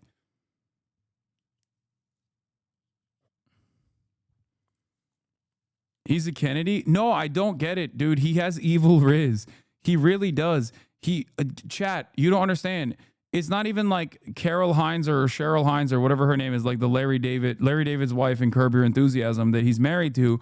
But like, remember, Olivia Newsy, that fucking writer that wrote a profile on him, fell in love with him. And like in the profile, she says he smells bad. Like, how do you do that? How do you go from he smells bad to like sexting this guy who is married?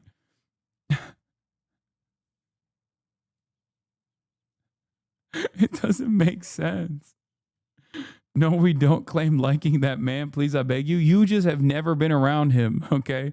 His stink-maxing aura has never captivated you. The olfactory cues being tickled by RFK Jr.'s disgusting scent. He's stinky. And ladies love a stinky man who's out of his fucking mind.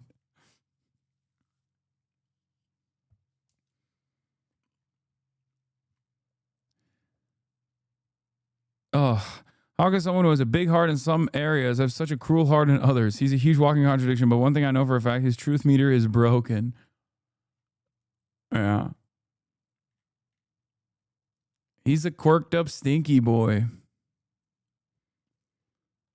Anyway, I'm going to skip this. We got more coverage. We covered the 60% of Americans. This guy says, seems that Tucker Carlson is seeing the future of the Republican Party. In contrast to the older Republicans, only 24% of younger ones sympathize mostly with Israel, and 22% say Israeli actions are justified.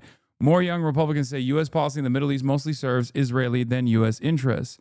This is the latest UMD CIP poll. Americans are now more sympathetic with Palestinians than Israelis. A wide gap emerged between younger and older Republicans. A lot more here. Thinking about the ongoing conflict between Israel and the Palestinians, are your sympathies more with the Israelis or with the Palestinians? 46% of Republicans say their sympathies are more with the Israelis. 6% of Democrats say their sympathies are more with the Israelis. And when it comes to more with the Palestinians, 49%. So the plurality goes to the Palestinians for both Democrats, independents, and all respondents in general. Okay. Both equally, independents are both sideists at 30%, and Democrats still have 25% equally. Neither is an interesting one.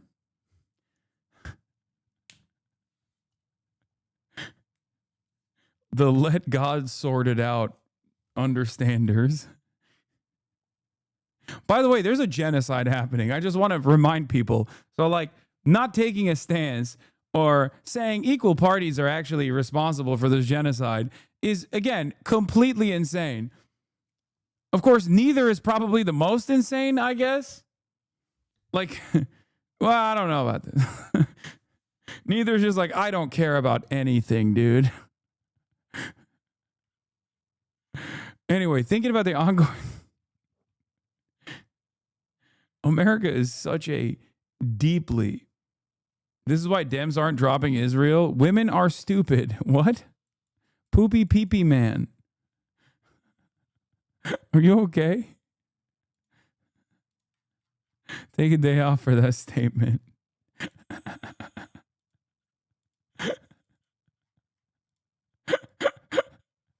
Poopy pee-pee man.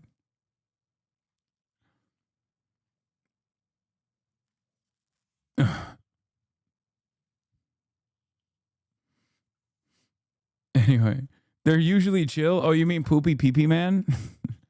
I love poopy pee-pee man. I don't know where that misogynistic take came from, but normally poopy pee-pee man is one of my favorites. You're a total cuck bitch for always using there's a genocide going on. I can't tell you what you need to do to improve the lives of everyone around you, but I'm thinking it. Okay. And I think you know it too, deep down inside. You know exactly what I'm thinking. You're thinking it too every day. We're literally in the conversation of we're having a conversation about public polling on Israel's genocide against the Palestinians. And this motherfucker's like, bro, you're such a bitch, dude. Yes, dude. You got your notes from the dumbest bottom feeders on the planet. A fucking you got your notes from a slob tuber, brother. You are at 1 HP brain power. Nothing there. Nothing at all. Okay. Good luck though. Or it's an Israeli? Nah, that's a guy who watched like one of these fucking losers. Asman went offline 2 minutes ago. Asman's number one. Oh.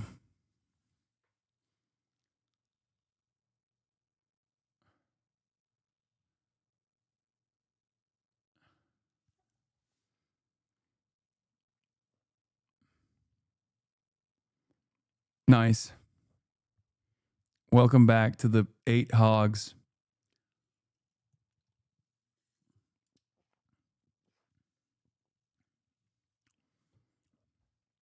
Child? No, dog. Asmongold's audience is like 38-year-olds, brother. That's not, you're wrong. It's not children. It's unironically like old ass dudes, like 40-year-old dudes who grew up watching him play Warcraft, but just like never grew up here.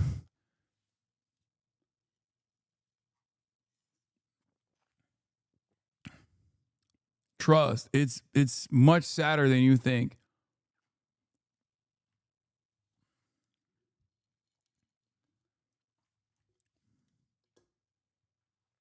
Oh.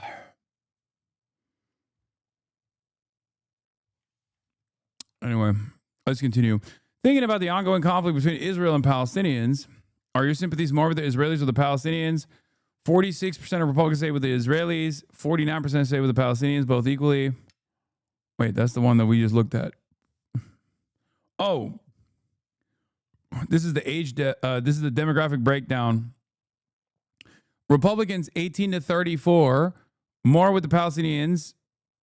More with the Palestinians is at 12%. More with the Israelis at 24%, both equally at 26%.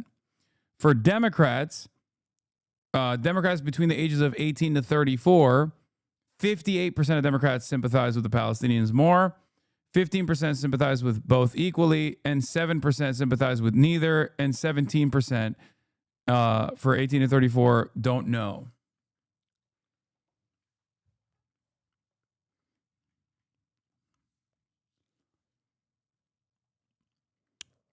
For Republicans over the age of 35, 52% sympathize more with the Israelis. For the Democrats, 45% more with the Palestinians, 28% both equally, 7% neither. Once again, these numbers are crazy. There's not even a both-sidist situation amongst the Democrats, okay? Most of them are on board with the Palestinians. That's it.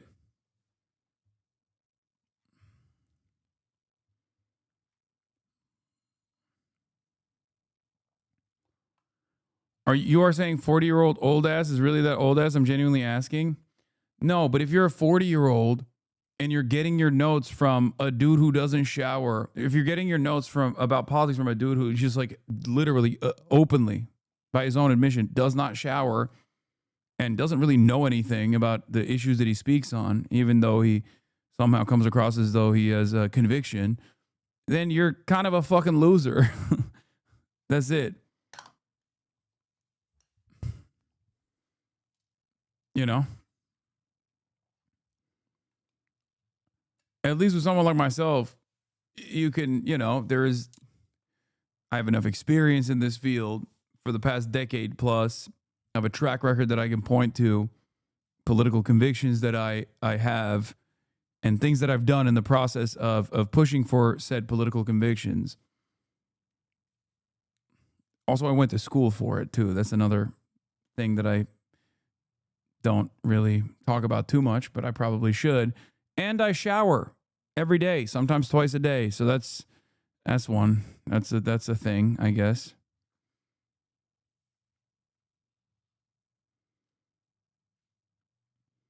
What is this fucking person? I don't hate you, but I'm beginning to doubt your methods. The behind-the-scenes force for good, for change. What happens when it doesn't come? Will you just explain I tried and throw up your hands?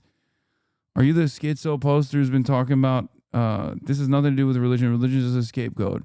Yeah, oh, it is. Bernie Sanders, AOC, stroke guy, whose names I forget, forces you back to stay true to those blue values, only to change over time.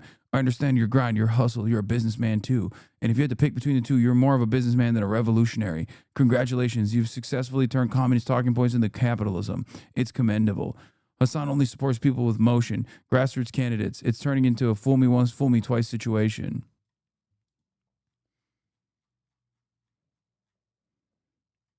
Yes. That's correct.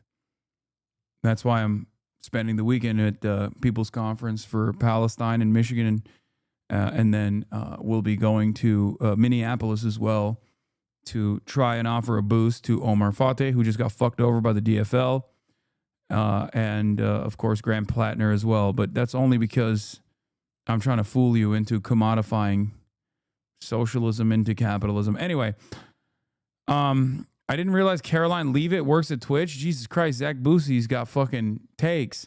In a statement to Forbes, TwitchCom says there was no viewership decline, and that is just all misinformation. So if you saw lower numbers last week, no, you didn't. Industry analyst Zach Boosie recently reported that many of Twitch's top 5,000 streamers have seen their lowest performing streams of the year since the changes in that site-wide viewership drop between 5% and 22% depending on the time of day. Twitch disputes the accuracy of Boosie's numbers and analysis, saying that viewership is by no means in decline or in free fall, and that there has been misinformation stemming from incorrect data pulled from third-party sources.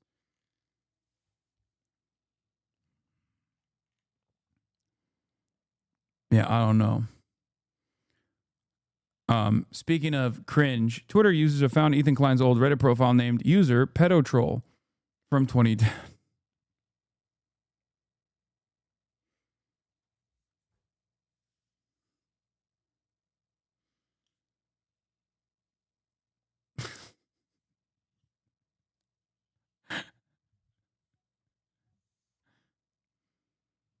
I heard from Gato that Mamdani hates you. Who's Gato?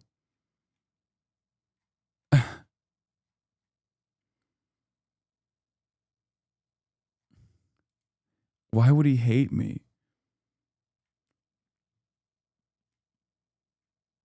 El Gato, the Drama Farm Twitter account, is cat in Spanish.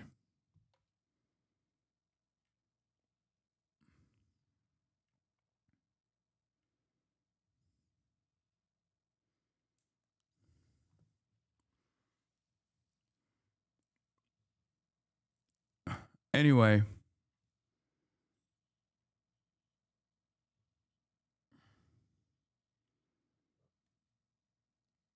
So it's Hasanabi. Is it a troll post? No, it's not. Yes, it's a real post. So what happened is, for those of you who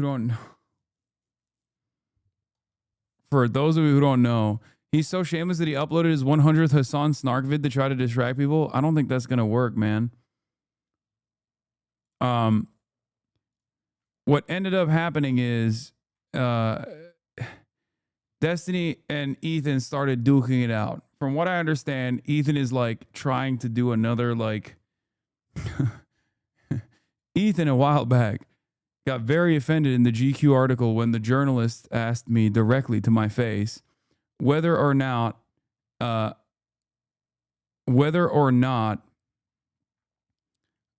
he was psychosexually obsessed with me. Okay. Ethan responded no, and then leaked a Google document that he was putting together with a bunch of Destiny associates. Okay. Including the guy who sponsors the stream, Redact Dev, Dan Saltman, who is, Destiny's podcast co-host, best friend. Anyway. And the the document he leaked was just like a sequence of different clips taken completely out of context from my stream with like my friends looking at my phone or something to make it seem like fans sending me unsolicited news or my friends looking at my phone and like making a joke is actually me. Like he was just slut shaming me basically, which is really funny because that all happened in the same timeline where he was like, I'm not obsessed with him sexually. And then he ended up accidentally revealing that thing that we all know, right?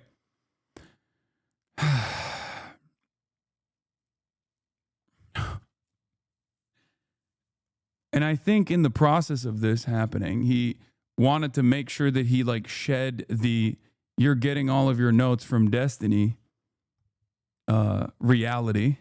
And by that, he had to do this thing that he definitely didn't want to do, which was to to basically talk about Destiny being outed as a pedophile for trying to procure CSAM from a 17-year-old. It was a real thing that took place. Then he made a video, and then Destiny, of course, understandably got very mad because he was like, what the fuck are you doing? We had a deal. We've been working together to do fuck Hasan videos this whole time. And now all of a sudden you turn the crosshairs on me. What the fuck? Okay. And then they may have a deal again. Destiny declared a ceasefire. Oh, that's why he immediately went back to making fuck Hasan videos. That makes sense. I like that they declared a ceasefire so they could fight back against their number one enemy. We're pedos in bond, they said. Anyway, what ended up happening is, of course, all of the things that he had accused me of doing to him, like calling CPS or sending skulls to his house, or like my community doing to him, or justifying these things happening to him, which I had never done, Destiny immediately did do because, you know, he doesn't give a shit. He's a fucking psycho. So he just actively started going through all of his profiles, and I think someone in his community instantly found his old Reddit account with the username, and I can't believe this, pedo_troll.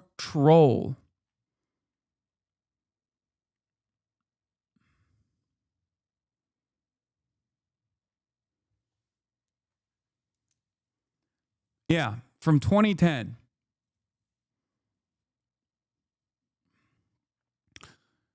The account. What is this, bro? He's getting cooked online. 18,000 likes already in a few hours. Yeah. I mean, it's understandable that he's getting cooked because it's fucking gross. I don't know what compels someone to make like pedo jokes like this, especially with this frequency. But most of the fucking greatest hits are what you expect. Talking about eating shit. Just like fetishizing poop for some fucking weird reason. And also simultaneously making a lot of really gross statements about pedophilia and being a pedophile. And I mean, it's clearly like a troll account. I just don't understand why you would troll that way. Like, I don't understand who it's for. In between a sea of posts about, you know, StarCraft 2, even I think he even like was in Destiny subreddit back then as well. And of course, defenses of the state of Israel. Now, he was 2017 at the time, I believe. He's fine. I mean, it's a long time ago. It's like 14, 15 years ago. He's like 25, 26 years old, which is ironic because like saying the N-word, all this shit, right? Ironic because he constantly fucking brings back my classic number one thing that my ops love posting. My classic satire attempt that was so embarrassing and so bad, bro tips, which is what I was doing at the time. Nowhere near as bad as this shit. And also, you know, I was even younger. I was even younger than he is here. It's not just a troll account. He shared his opinions frequently. No, I know. But of course, all of this came out because Destiny's community has no fucking filter. They will dox you. They'll dox your whole family. They'll dox your whole lineage. I know this from, the past 6 years of active cyber stalking that they've engaged with against me and the consistent smear operations that they engage, which has not necessarily worked, partially because they just can't really make anything stick because there's nothing like super serious in there. But basically, it's just hypocritical. Like everything he has said, everything that both Destiny and Ethan has said about me, they've done tenfold and significantly worse, and consistently do significantly worse shit. But in any case, what is this? Man, please read, bro. It wasn't D's fan base who found the account. It was a snark sub. It was pure coincidence that it lined up with the D beef. D just taking credit for it because he thinks this makes him look menacing. Okay, well, I guess someone who is a snarker found this, which is, I don't know why I'm like looking to give credit to someone for this. All right, cool. All right, shouts out to the snarkers, I guess. Like, what the fuck? Anyway. But basically, this post has some of the worst. What socially inappropriate thing are you frequently tempted to do? Touch little boys. Great post. Reminds me of the time I was in my friend's pool using the jet to masturbate. It was funny because my friends were doing this on the other side of the pool. His little sister was just sitting there watching me. Kind of weird, but looking back, it makes me laugh. Thanks for the memory. Trying to do a good deed, true story. I think this is true, actually. If my neighbors think I'm a pedophile, why shouldn't I molest their children? It's not that I'm a pedophile, but I think it's wrong to judge people. So what's the what the fuck? I feel like I need bleach from my fucking eyeballs, bro. Anyway, listen. I don't know. I don't know why he did this. Okay, I don't know. This is the one I saw, the Israel defense one. So yeah, it's just like a bunch of defenses of Israel, and also consistently joking, I guess, about like wanting to molest children.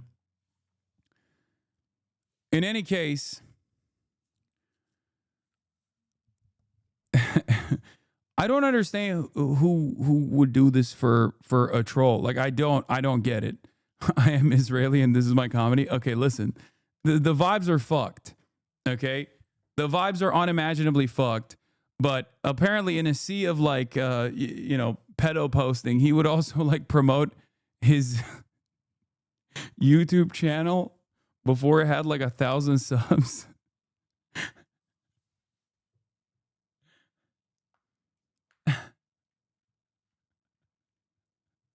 I don't know. I don't know what to say.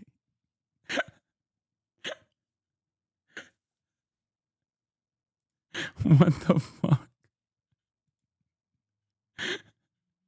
But it was already confirmed because apparently someone like traced it back to his username and also his email. Okay, he uses his like full government name in the email on an account that is associated with pedo_troll. And this is apparently his Twitter account. At White House, Mr. President, would you send Michelle, Sasha, Malia through TSA screening? Naked photos or invasive genital groping? You choose. Don't know why that was. I mean, so we had a Twitter as well.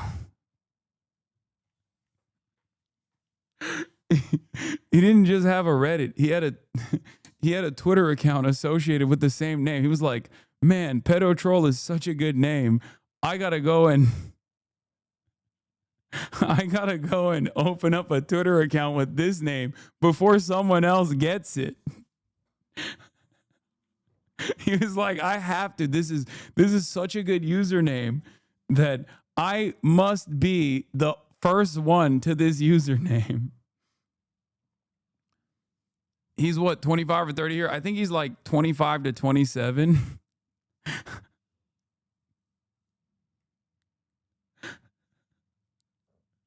He trademarked it. He trademarked pedo_troll. Anyway, You're not ready for this yet, but your kids are going to love it. It's crazy. So I mean, he's, I don't know what to say. But basically, it's a target rich environment. Okay. And, and all of this stuff he did, I don't know why Dick Sturdonox posted this photo of him. But then, yeah, last night, every post and comment on the Reddit profile was deleted after no activity since 2013. All posts and comments are still accessible through archiving services. They describe having Tourette's, life in Israel, sketch comedy, and link to H3 videos. The final post in the account in May 2013 was the post in the subreddit drama community to complain about being banned from our YouTube haiku for self-promoting. No posts were made to the You Pedo Troll account after this. The H3 Productions account was made in April 2014.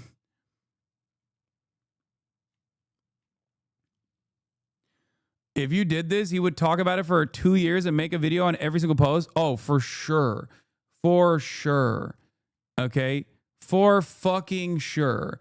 But again, that's the whole point, is that because I don't have shit like this, that they have to like desperately grab on to whatever the fuck they can, or just like create controversy where no controversy exists.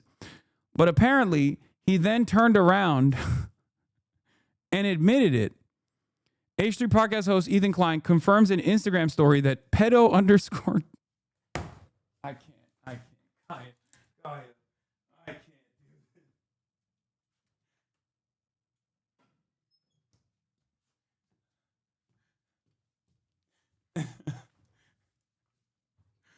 Pedo underscore troll account is his.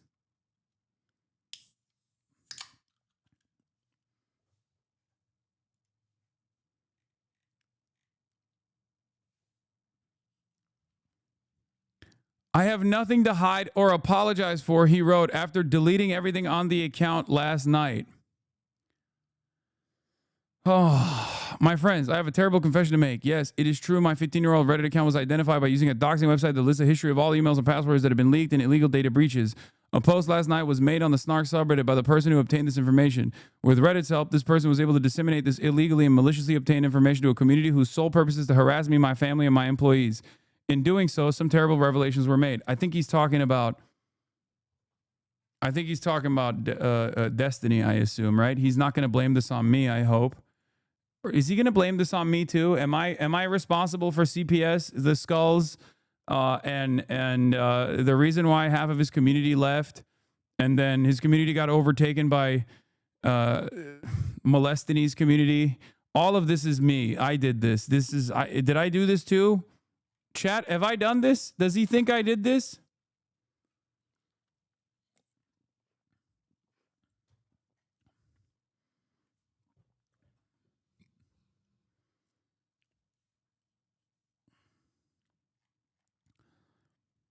Anyway, you made him do the Reddit account? Probably. Okay. Post last night was made with Sark subreddit by the person who obtained this information. In doing so, some terrible revelations were made. What is this? H3 Podcast is edited out this segment where we learned that a rabbi convinced Ethan Klein to believe in race science. That sounds also insane. Okay. In any case, yes, my username, pedo underscore troll, made a few bizarre and edgy attempts at being funny. It was common on Reddit 15 years ago to create a thematically named troll account to post silly things from. The method was to have Redditors read something crazy, then check the username and realize it was a goof. You can see evidence of this on most of the posts made in character. These troll stories include anecdotes that clearly never happened, including a story that references my children who were born 10 years later. Further evidence of this is simply that I was self-promoting my YouTube channel while doing these parody posts. I knew I was personally identifiable the entire time. I was trying to be funny so people would look at my account and discover my YouTube channel. I was not ashamed of it then, and I'm not ashamed of it now. Embarrassed, yes. Not ashamed, but embarrassed. On par with cringing at my old YouTube videos. Yes, there are a few posts of me being a Zionist Jewish supremacist, which includes me mostly arguing with someone calling Israel Nazi Germany. Well, some things never change. In totality, In totality, I guess nothing ever really changes. In totality, about 95% of the posts were about StarCraft 2 or self-promoting my YouTube channel. I have nothing to hide and nothing to apologize for. And remember, folks, joking about pedophilia is not the same as having it on your computer. Okay, so he admitted it, and he said he's not apologizing for it, and you know, he's got nothing to shame. He's got nothing to hide, nothing to shame. What am I fucking saying? What's common is being edgy at 12, regardless of the age of the internet. Such a bad faith argument blaming one's environment. I mean, I just don't know. I don't know why what compels a person to do stuff like this, but I guess he's back to doing new videos. Hasan's most embarrassing confession.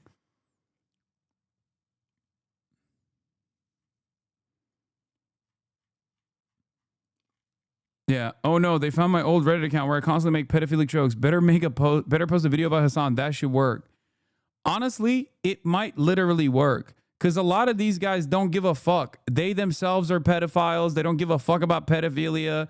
They only care about taking me out somehow. And one day, if you make enough YouTube, wait, what? He humped the Western Wall? Why is he pretending he cares? Wait, what is this about the Western Wall? What? He made a YouTube video about me saying I don't know anything about the Western Wall?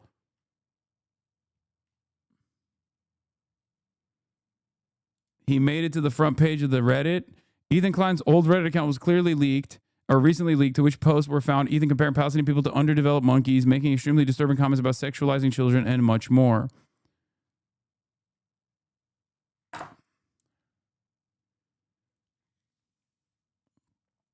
They're already clipping this out of context as we speak. Clipping what out of context? Wait, so...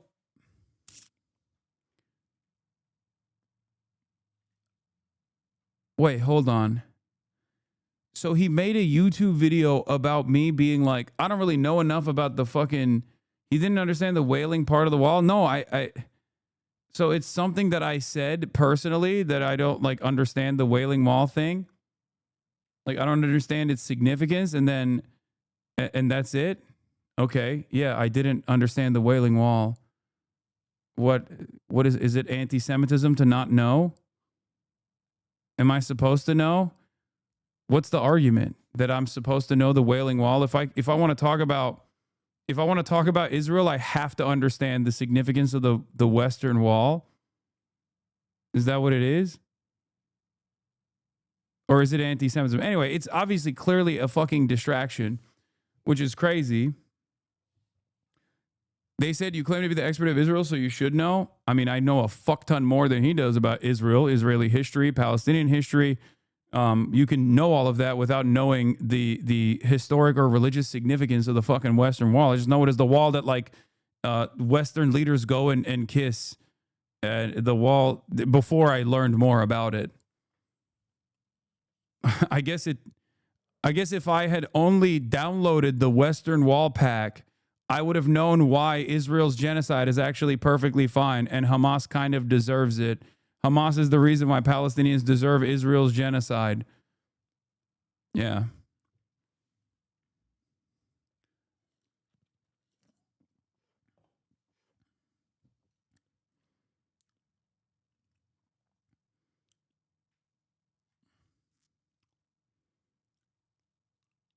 Anyway, they're calling it the most kissable wall. Ethan was playing dumb about Israel. Now we know for certain he's feigning ignorance while you were around is even grosser. So he's saying the entirety of the issue stems from arguments over the wall. It's a crazy take. Wait, what?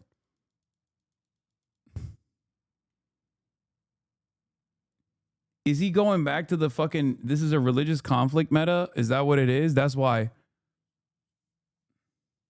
You are right. He is attacking you for that. Anyway, we all know what the real reason why he made that video, but it's pretty funny. It's pretty funny that he tried to make a video like this in between going back and forth with Destiny. But I guess now it's there's a ceasefire. were able to come to a reasonable conclusion, a ceasefire between Ethan Klein.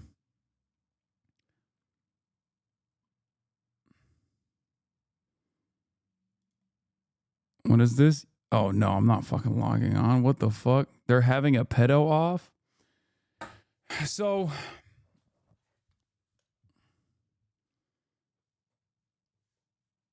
It was 10 minutes on a 10-second interaction with Megaphonics about the Western Wall. He repeated the clip 4 times trying to reach the 10-minute mark. It's just obviously trying to distract the SEO. Okay. But yeah, another thing about the pedo troll account that he had was that he was also in Destiny's subreddit back then as well. Megaphonics once again getting me in trouble. Classic. It's a video of... Wait, what? It's a video of him saying he flashed a little girl? What the fuck?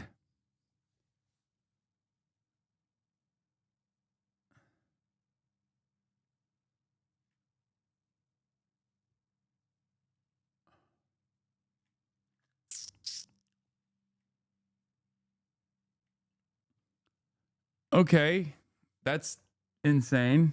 This was the most heinous quote from the Reddit. Man, it's disgusting. What the fuck? That child sure is elastic. Reminds me of when I stand in front of the mirror and twist my hips so my dick dances around in circles, usually slaps like he did too. When it hits my 2-year-old in the face, lol. He usually stands under me asking me what I'm doing. I just tell him daddy is dancing.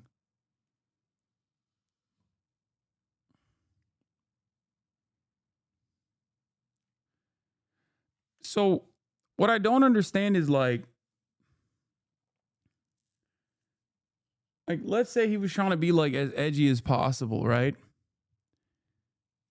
Which is crazy. Thank God comedy is legal now, you know? So comedy is illegal. Comedy is legal now. I am become troll. Anyway, thank God. But like, if this is the type of shit, if this was the type of time you were on, okay, then why the fuck is this guy literally actively trying to relitigate stuff that I have described, okay, in my like edgy, in my most edgy videos, which is, you know, doesn't reach whatever the fuck this is, right? That I deleted,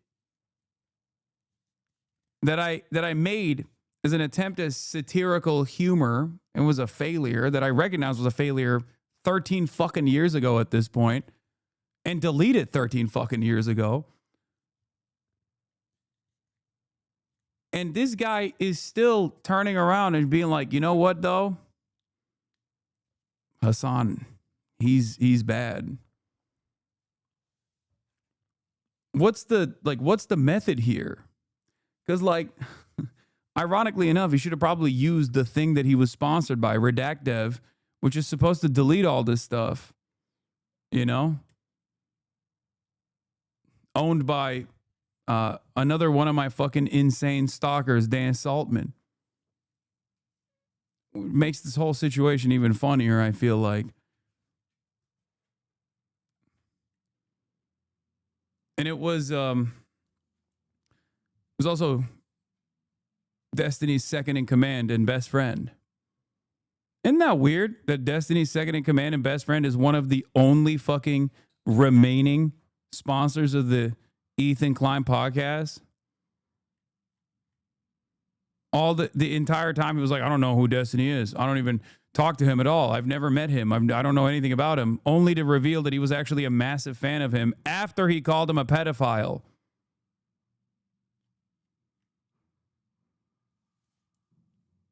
Just a strange back and forth that has taken place.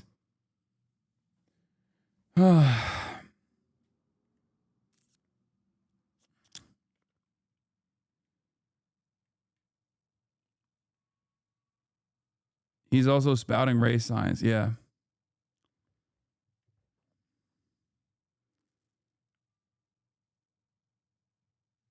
I don't want to look at a video of him talking about his penis. I'm going to be honest. It's really weird how important that a guy would view scrubbing every single aspect of his or anyone who needs his online history. Yeah. One of his comments, he relied to Destiny on Reddit in one of his comments. Weird how Ethan was promoting Destiny on the content nuke after Destiny talked to a child months before. Oh, no, for sure. It's the softest criticism ever at Destiny compared to the absolute vitriol he has for you or any woman that crosses him. Oh, no, we know that too. Yeah, he didn't know Epstein, but he was also a StarCraft 2 fan who messaged him. Destiny is showing some amazing plays with a new patched infester right now. Why are you all crying about Imba already? Remember when Roach got +1 distance and everyone was crying Imba? Shut the fuck up and wait at least 1 week before you start QQing. Turns out he was at least being honest about that. About his about his love and admiration for Destiny.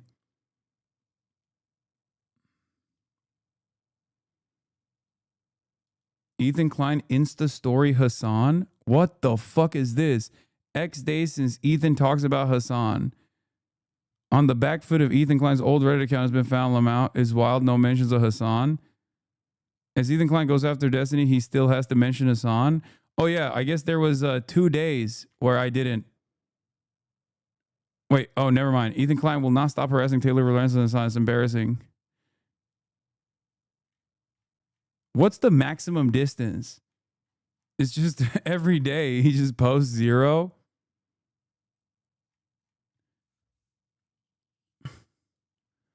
To anyone else, this would be career ending. I don't know. I think there is a lot of power that comes from being shameless. That's what I think. And these guys literally, like, they present someone as an enemy even if they haven't done anything wrong. And there are, especially if that person that you've presented yourself as an enemy to is like big enough, there's always going to be people that they've pissed off throughout their career. And I myself have certainly pissed off a lot of people, many of which have come out as sex pests, weirdly enough, and pedophiles. But for some reason, I don't know what the vibes I'm bringing to the party, but it just like really seems to frustrate people who at least are pedo-curious, pedo-adjacent, or pedophiles themselves. Anyway, but basically, I think people just had like outrage fatigue and cancellation fatigue in general, but it's not even that. It's just like there's always going to be people who hate others, and you can just kind of keep pushing through it, and you will have like a smaller community, and maybe you will never be able to reach the same the same lengths that you once were able to reach. But it's not dissimilar. Yeah, it's the lack of kick streamer public backlash you've been talking about in general. Exactly. I feel like we are so incredibly we just don't think that things that previously were totally just career ending are career ending any longer. You know?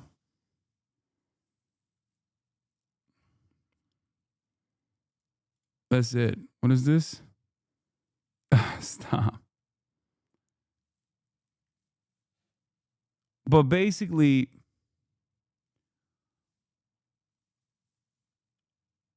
there's a sense of shamelessness.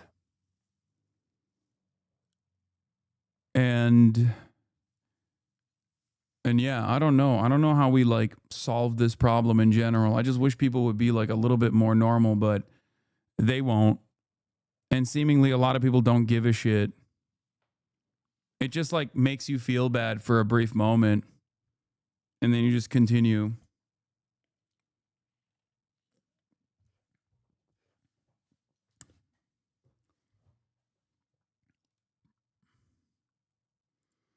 The views on all his vids have fallen off hard, so there's that, I guess. I mean, you just like lose your core community in the process for sure.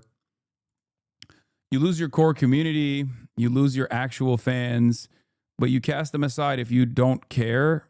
And it's clear that he doesn't care. He just wants to like undermine his enemies that he's going to spend his whole fucking life trying to undermine. Yeah, iDubbbz tweet. It's my character. I'm the pedo troll. I come out, I make pedophilic comments all over Reddit.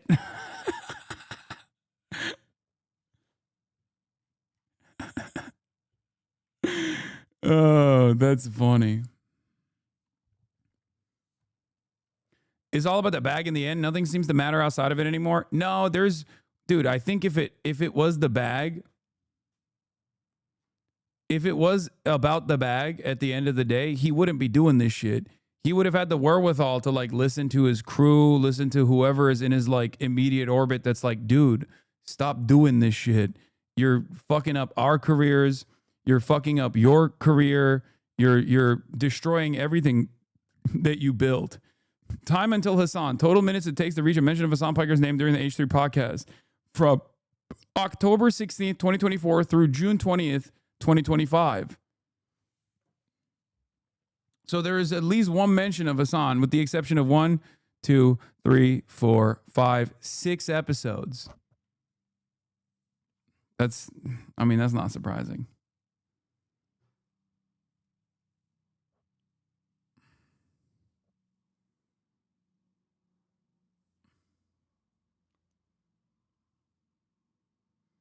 The only response to this situation. Your definition of edgy humor is how you joke about how you like to touch kids. Please get the fuck away from me. Please get the fuck. Please, I will hurt you. Wait, is this the same person? These Ethan Klein the screenshots are fucking terrifying. Actually fucking terrifying. Again, all of this is alleged as of right now, but it is something. His username is that, and this? What the fuck?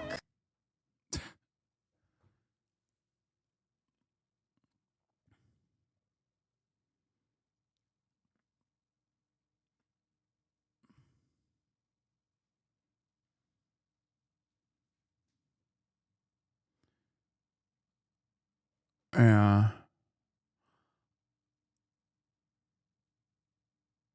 I don't know. I don't know what the fuck to say, dude.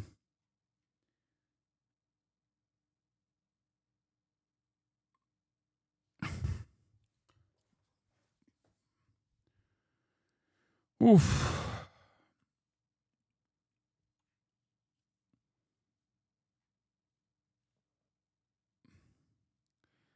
I just don't get why he like doesn't take some time off to just reconsider. You know what I mean? Like I to just like dial it back a little bit and maybe go to therapy or something. Because you know, instead of doing whatever the fuck this shit I is. frankly didn't have an answer. I said, why are Jews overrepresented in all these fields? There's all these conspiracy theories, but like there is overrepresentation. Why is that? And he says the best explanation I've heard for that was from a evolutionary biologist who said for thousands of years, 10,000 years, Jews lived in the Middle East. And at the time, all they did was study Torah. And it was in that culture, the rabbi, the scholars, the people who studied Torah were the desirables. Those were like the leaders, the guys who cleaned up and got all the wives and all the cuties and reproduced and had like 25 kids. Okay. So the guys who are the ones in studying all day, who are prone, who, you know, appeal to more kind of cerebral, intelligent people, right? Who are doing these analytical books, reading all day for 10,000 years, procreating. There was over time an evolutionary. I'm sorry. Did he say 10,000 years? This motherfucker made a video making fun of me for not knowing about the fucking significance of the wall that all the Western leaders go and touch.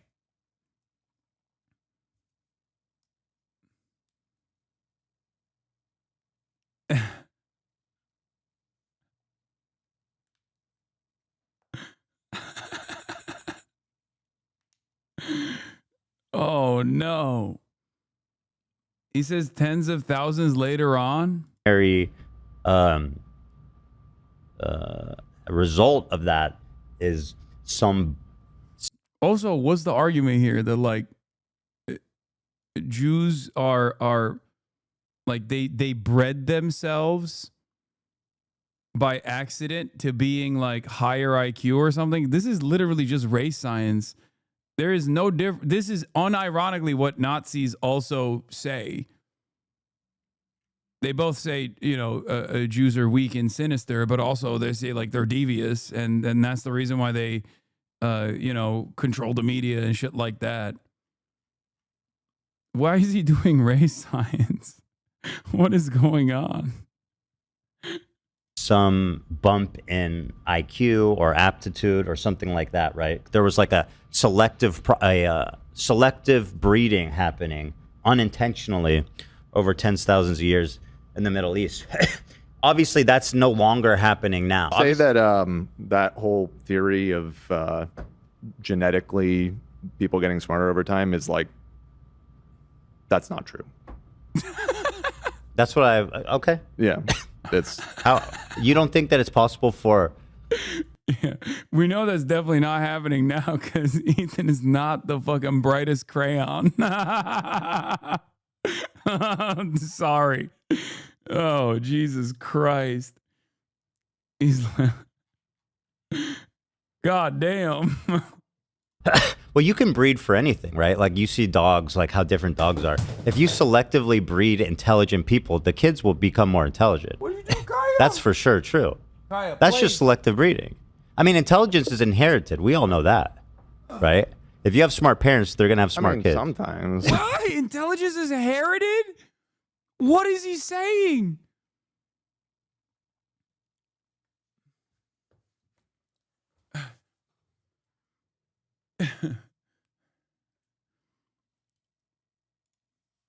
I mean, this is just like race and IQ shit. This is bell curve. He's talking about how like human beings can be bred in a similar manner to dogs. This is just straightforward eugenics. I don't even think he's aware that this is like what he is presenting is straightforward eugenics. For the most part, intelligence is inherited, right? It's probably more about the environment, would be my guess. I mean, it's nature both. versus nurture. Shut. People in the background are like, no, it's, you know, that's not the case. Actually, come on. No, he is pedo troll. Used to say it.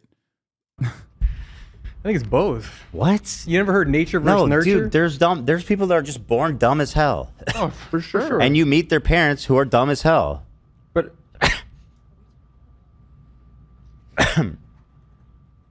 yeah, I mean, I don't know. Listen. Yeah. I'm not talking about race. I'm just talking about how. Do you think dogs can be bred to have certain characteristics? Yeah. The difference is human beings obviously require tremendous amounts of nurture, and it's entirely different. Like there are heritable traits that come along, okay? But more often than not, someone's IQ, I guess, or intelligence is far more beholden to its environment, the food that it's eating, like its dietary habits and shit like that, than some kind of genetic predetermined destiny. Environmental factors are infinitely more important.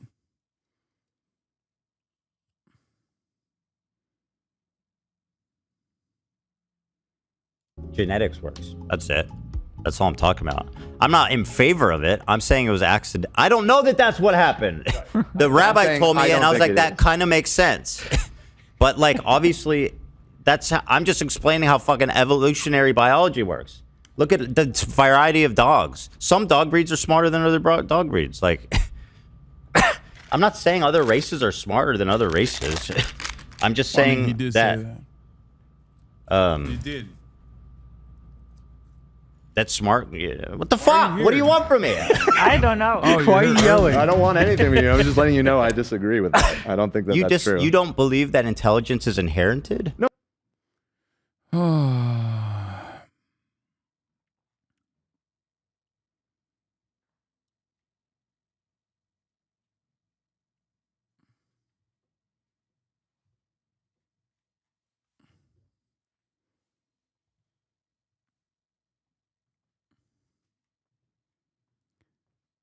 How is this literally not eugenics? It is. It's just straight up. That's what it is.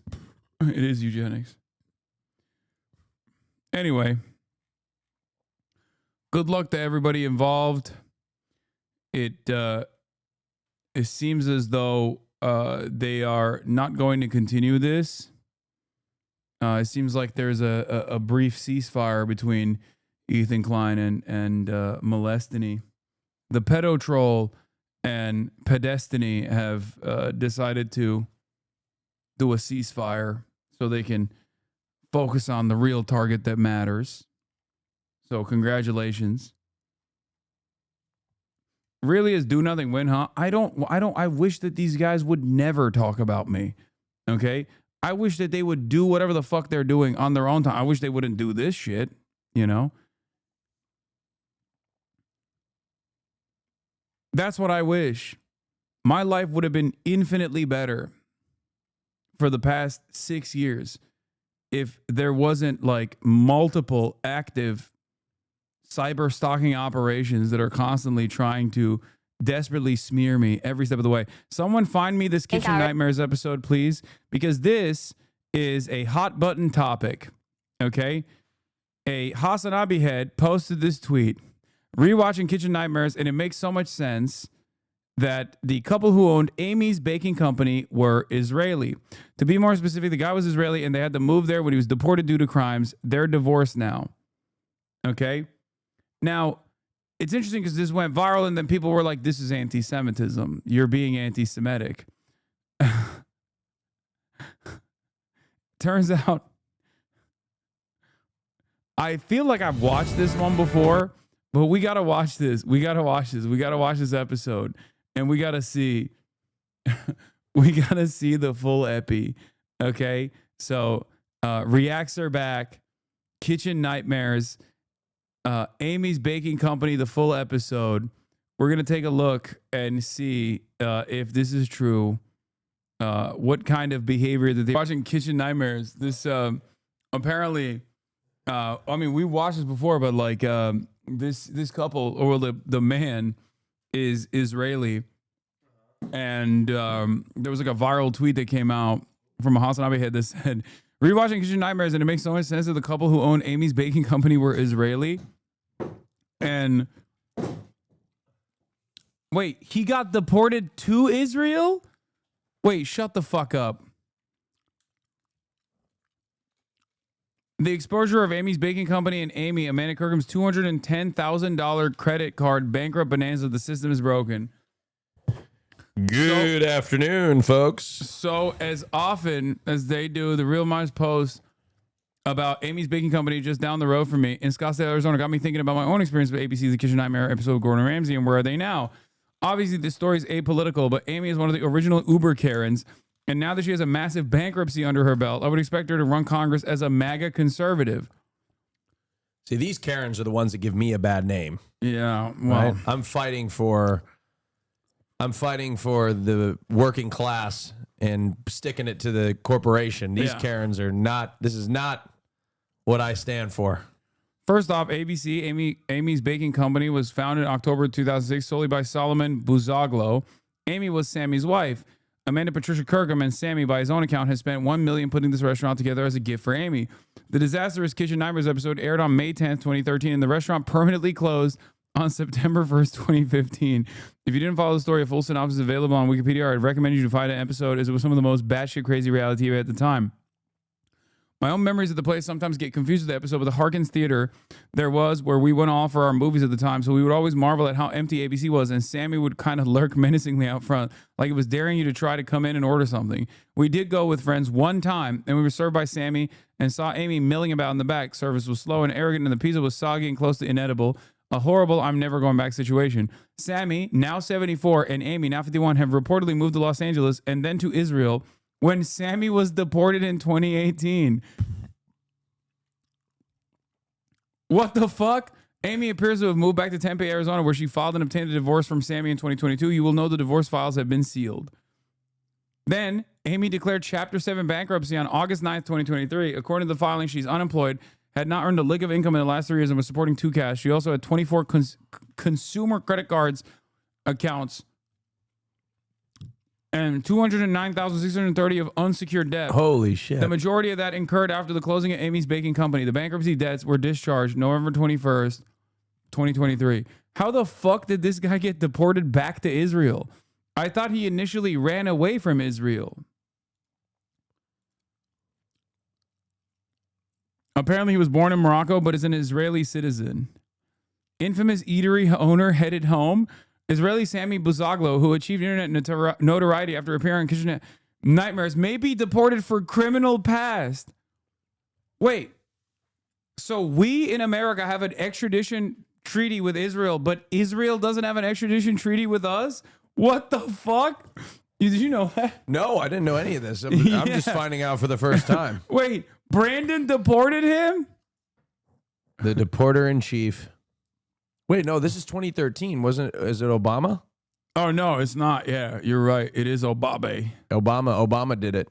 Why does this guy say he deported in 2018 then? Well, 2013 is when the article. Look at that. No, but this guy said he got deported.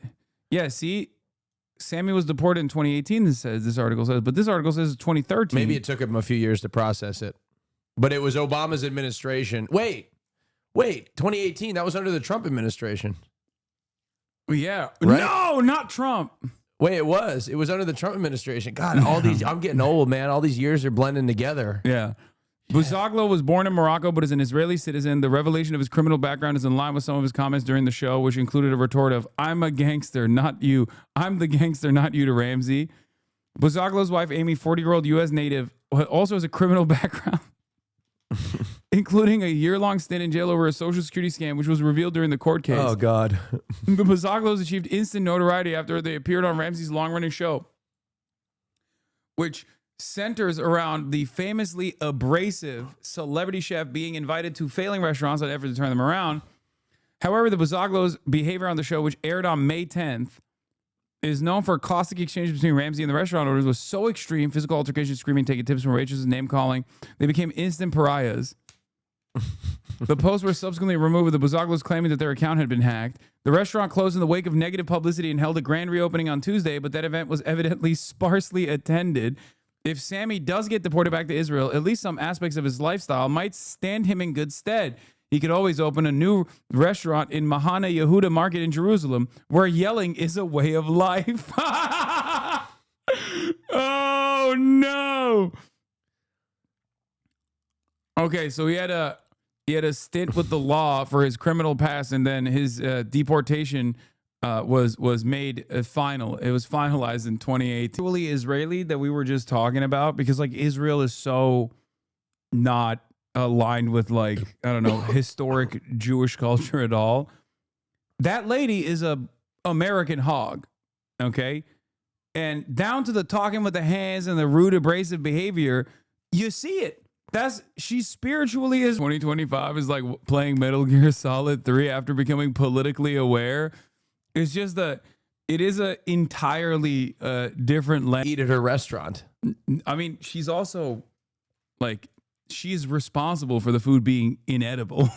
Like, what do you mean starving people could be eating this food? Like, okay. Maybe not. Older, I speculate whether, to what degree it's staged or scripted is what I was saying. And I don't know. I don't know, like, what degree it's authentic or played up or what. Considering their behavior, I feel like this is and he got deported, right? Yeah. I don't think this is a stage. No, you know. You're in my house. Who's the stranger in my house? Damn, your chat is fast as fuck. I can't even read it. Would you forget? No, like I just like I haven't been on your stream in so long because you never invite me, and I just must have forgotten. Yeah, bro. I guess you don't fuck with the gays anymore. You're done with the woke. Oh, don't worry. I got smoke for you. You on the fucking pod? bitch. Yeah. Oh, wait. Are you talking about all the shit I've been talking in the morning? Yeah. Yeah. I do. I'm gonna air your ass out. Do you get? I've wondered if you even get all those clips. Oh no, I get the clips. Do you really? I get the clips, dude. Oh yeah, I go live in the morning and I just start rumors. That's crazy. Wait, did I call you stinky this yes, morning? you did. You fucking bitch. Yeah. Am I stinky right now? Yeah, a little bit. No, you don't stink at all. No, he's not stinky. It was just a bit. Sometimes I think about something, I'm like, I shouldn't say that. And then I'm like, fuck it. I'm just going to say it. I'm just going to fucking say it. You know? You called him fat too? I didn't see that one. Okay, now hold on. Okay, let me explain. Southwest Airlines upgraded their new policy, and now they're going to charge plus-size passengers for an extra seat. And I was explaining that, like, me at 5'9" can barely fit into a seat myself in economy because I flew economy last week. And I was explaining that you are a larger man, but like you're not fat. You're just a big dude, right? You're 6'4". You're two, but you're muscular. I don't even know. But you're muscular. But I'm gonna be honest. I don't even know if I can do the pod. now. No. What I'm saying, hold on. I've been brutalized. No. Let me explain. You are a big man. I'm not saying you're fat. I'm just saying for people that are bigger people, like you're 6'4", you're very tall. You're saying I'm plus size. You're broad shouldered. Under Southwest Airlines' new policy, you may be they basically say if you're in the other seat of the person sitting next to you, you have to pay for an extra doubling seat. down in my face. Dude. No, but I'm not saying it's not. I'm not just saying it's not. I'm just saying bigger people like I'm proud of you. This is the gayest you've ever been. No, but just fat shaming your friend to his face. My take was that everybody was like in comment section was like, yeah, if you're fat, you got to pay for extra seats, and they were getting mad at the people that were bigger. You're uninvited from my brother's wedding. No. Hold on. I'm not saying what I'm saying is people shouldn't be upset. Mark it out from your calendar. People shouldn't be upset at the passengers. They should be upset at the airlines who continuously reduce the size I'm already texting Marat of right the now. seats and the leg room. I'm texting Marat right now. Inhumane. And for people like Hasan who are muscular, you're muscular. No, it's a you're a muscular I'm texting thing. him right now. It's not. I don't. Why is he so sensitive? I'm not calling him fat. That's not what I'm trying to say. I'm calling you. Oh my God. I'm so sorry. Excuse me. I'm so sorry. What is happening? I'm so sorry. You're an animal. You fucking came you're here. a muscular You called me dude. fat. You said I was stinky. And now you're fucking burping up the place. I'm sorry. It's a smelly burp too. What the hell? It's Dr. Pepper. I'm sorry. I'm sorry. I'm so sorry. God damn, I'm dude. so sorry. I'm so sorry. Oh no. That's crazy. That's crazy. Don't act like you don't be burping. I don't be burping. But I didn't. Look, I didn't about. call you fat. But like, I was just like, you're a big guy. Yeah. Okay. You're still doing it. But no, you are interpreting big as fat. I'm just saying you are a bigger. Still. What do you want me to say? You're an average sized man? Is that what you want me to say? Yes. It would have been nice. You are a muscular, large man. Would have been nice. You look great. You were just in GQ. Okay. What else do you need? Okay. No. I was wondering about this. He's just like that. I was thinking about this. You know, the TSA just recently allowed, like, they have a family line if you're a family. And I was wondering if I had my cats and Christian, like, could I go through the family line at the airport? No, it's Trump's America. They would probably deport you for being gay. What are they going to come up to me and they'll be like, sir, that's not a family. and then they would break us up I tragically. think the family lines for like imagine children. that. Imagine that. How are they going to regulate that line at the airport? Hellboy_Hassan said Metal Gear today. No, not today. Not today, friendo. I am sorry, sir. You're not a family. Yeah, they're gonna be like you're. They're gonna be like you're gay, and that's illegal. They're gonna deport your cat children. I clarify whether the tip goes to the employee or the house. Sometimes, especially in Europe, the tips will go straight to the house, and I've experienced it before. So you need to clarify with the server if the tips are going to the house or not. And if it goes to the house, often it doesn't come to the server. So if it doesn't go to the house, I try to tip the server in cash. Dude, I forgot that I have like crazy gaming frogs in this community. For the last couple of days, I've been playing a lot of video games on this broadcast, like a lot more than I have. No, in I saw months. you're playing Climb. Yeah, I play Peak. Climb. God, you're such a fucking boomer, bro. Sorry, That's Peak. crazy. Did you hear Peak, that? That's what I meant. He Sorry, said you're Peak. playing Climb. Okay. And you know, people have gotten used to me gaming. So now one day when I don't game, they just like literally fucking lose their minds. They're like, you're not gaming? What the fuck is this? Abusing the gaming frogs again. I'll start the broadcast and it's like 11:30. I'm like 20 minutes into my monologue and motherfuckers are like, all right, gaming when? I guess it's over again. I guess it's done. I'll say you this is the most success you've ever had gaming. Because, you know, historically, when you game, everybody leaves. I do. But now people are sticking around. A significant portion of your audience still leave. No, I get down to 20K again. Like, yeah, I go but from 20K is a lot for your gaming. Before, it was like nobody was there. You know what I mean? No, but that now it was literally. no, it was also. It was still like 11 back in the day. Now, no, that's not now. true. Oh, maybe I missed. Maybe I misinterpreted. Damn, your outfit. Damn, Slay Queen. Damn. No. Slay Queen Cinderella. Cutie's here. Cutie, come show your face to the fans. They want to see. Come flex your fit. They Come wanna flex see your you. fit. Damn, look at that. No, it's a great fit. It's a great fit. You look like you're hiding from the paparazzi.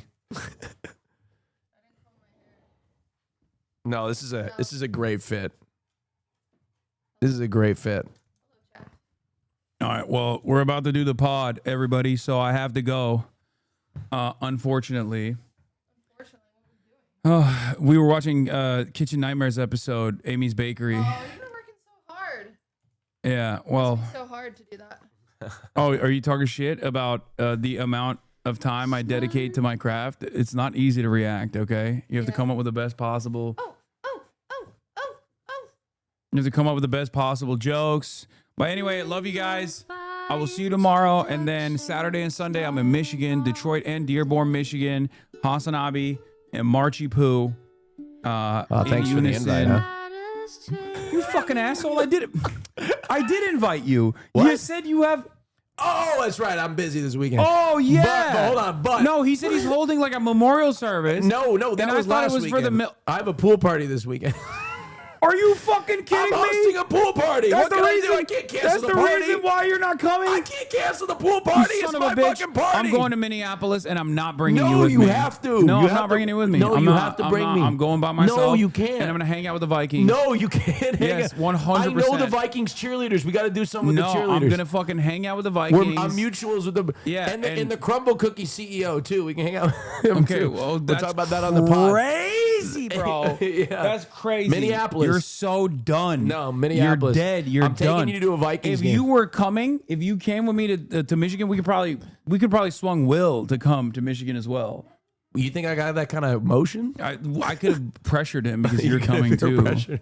Oh, okay. Look. Yo, you're fake. No, dude. no, You're Minneapolis. I'll fake. come with you to Chat, Minneapolis. just know he hates you. No, that's why he that's doesn't. not true. That's why he didn't come. That's why he's not coming Show to Michigan. up at 8:00 in the morning on weekdays to hear the truth. Don't watch him at all. No more. Boycott. Hear the truth. 8:00 in the morning. Boycott Austin. Austin's BDS. No, that's not true. We don't drink Starbucks. All right. Anyway, I love you guys, and I'll see you tomorrow. Bye bye. Tomorrow, regular stream. Saturday, Sunday, Michigan stream. Peace. The starlight to the starlight to the stop it, just begun. There he is again, Hassan is streaming, Hassan is streaming. There he is again, Hassan is streaming, Hassan is streaming. Reviewing the P.O. box, Uncle Uger's face. Sudden discord agitprop, great names take embrace. Tiny Bernie Sanders, LGBTQ Air Force. The whole left at your fingertips, on a at your door.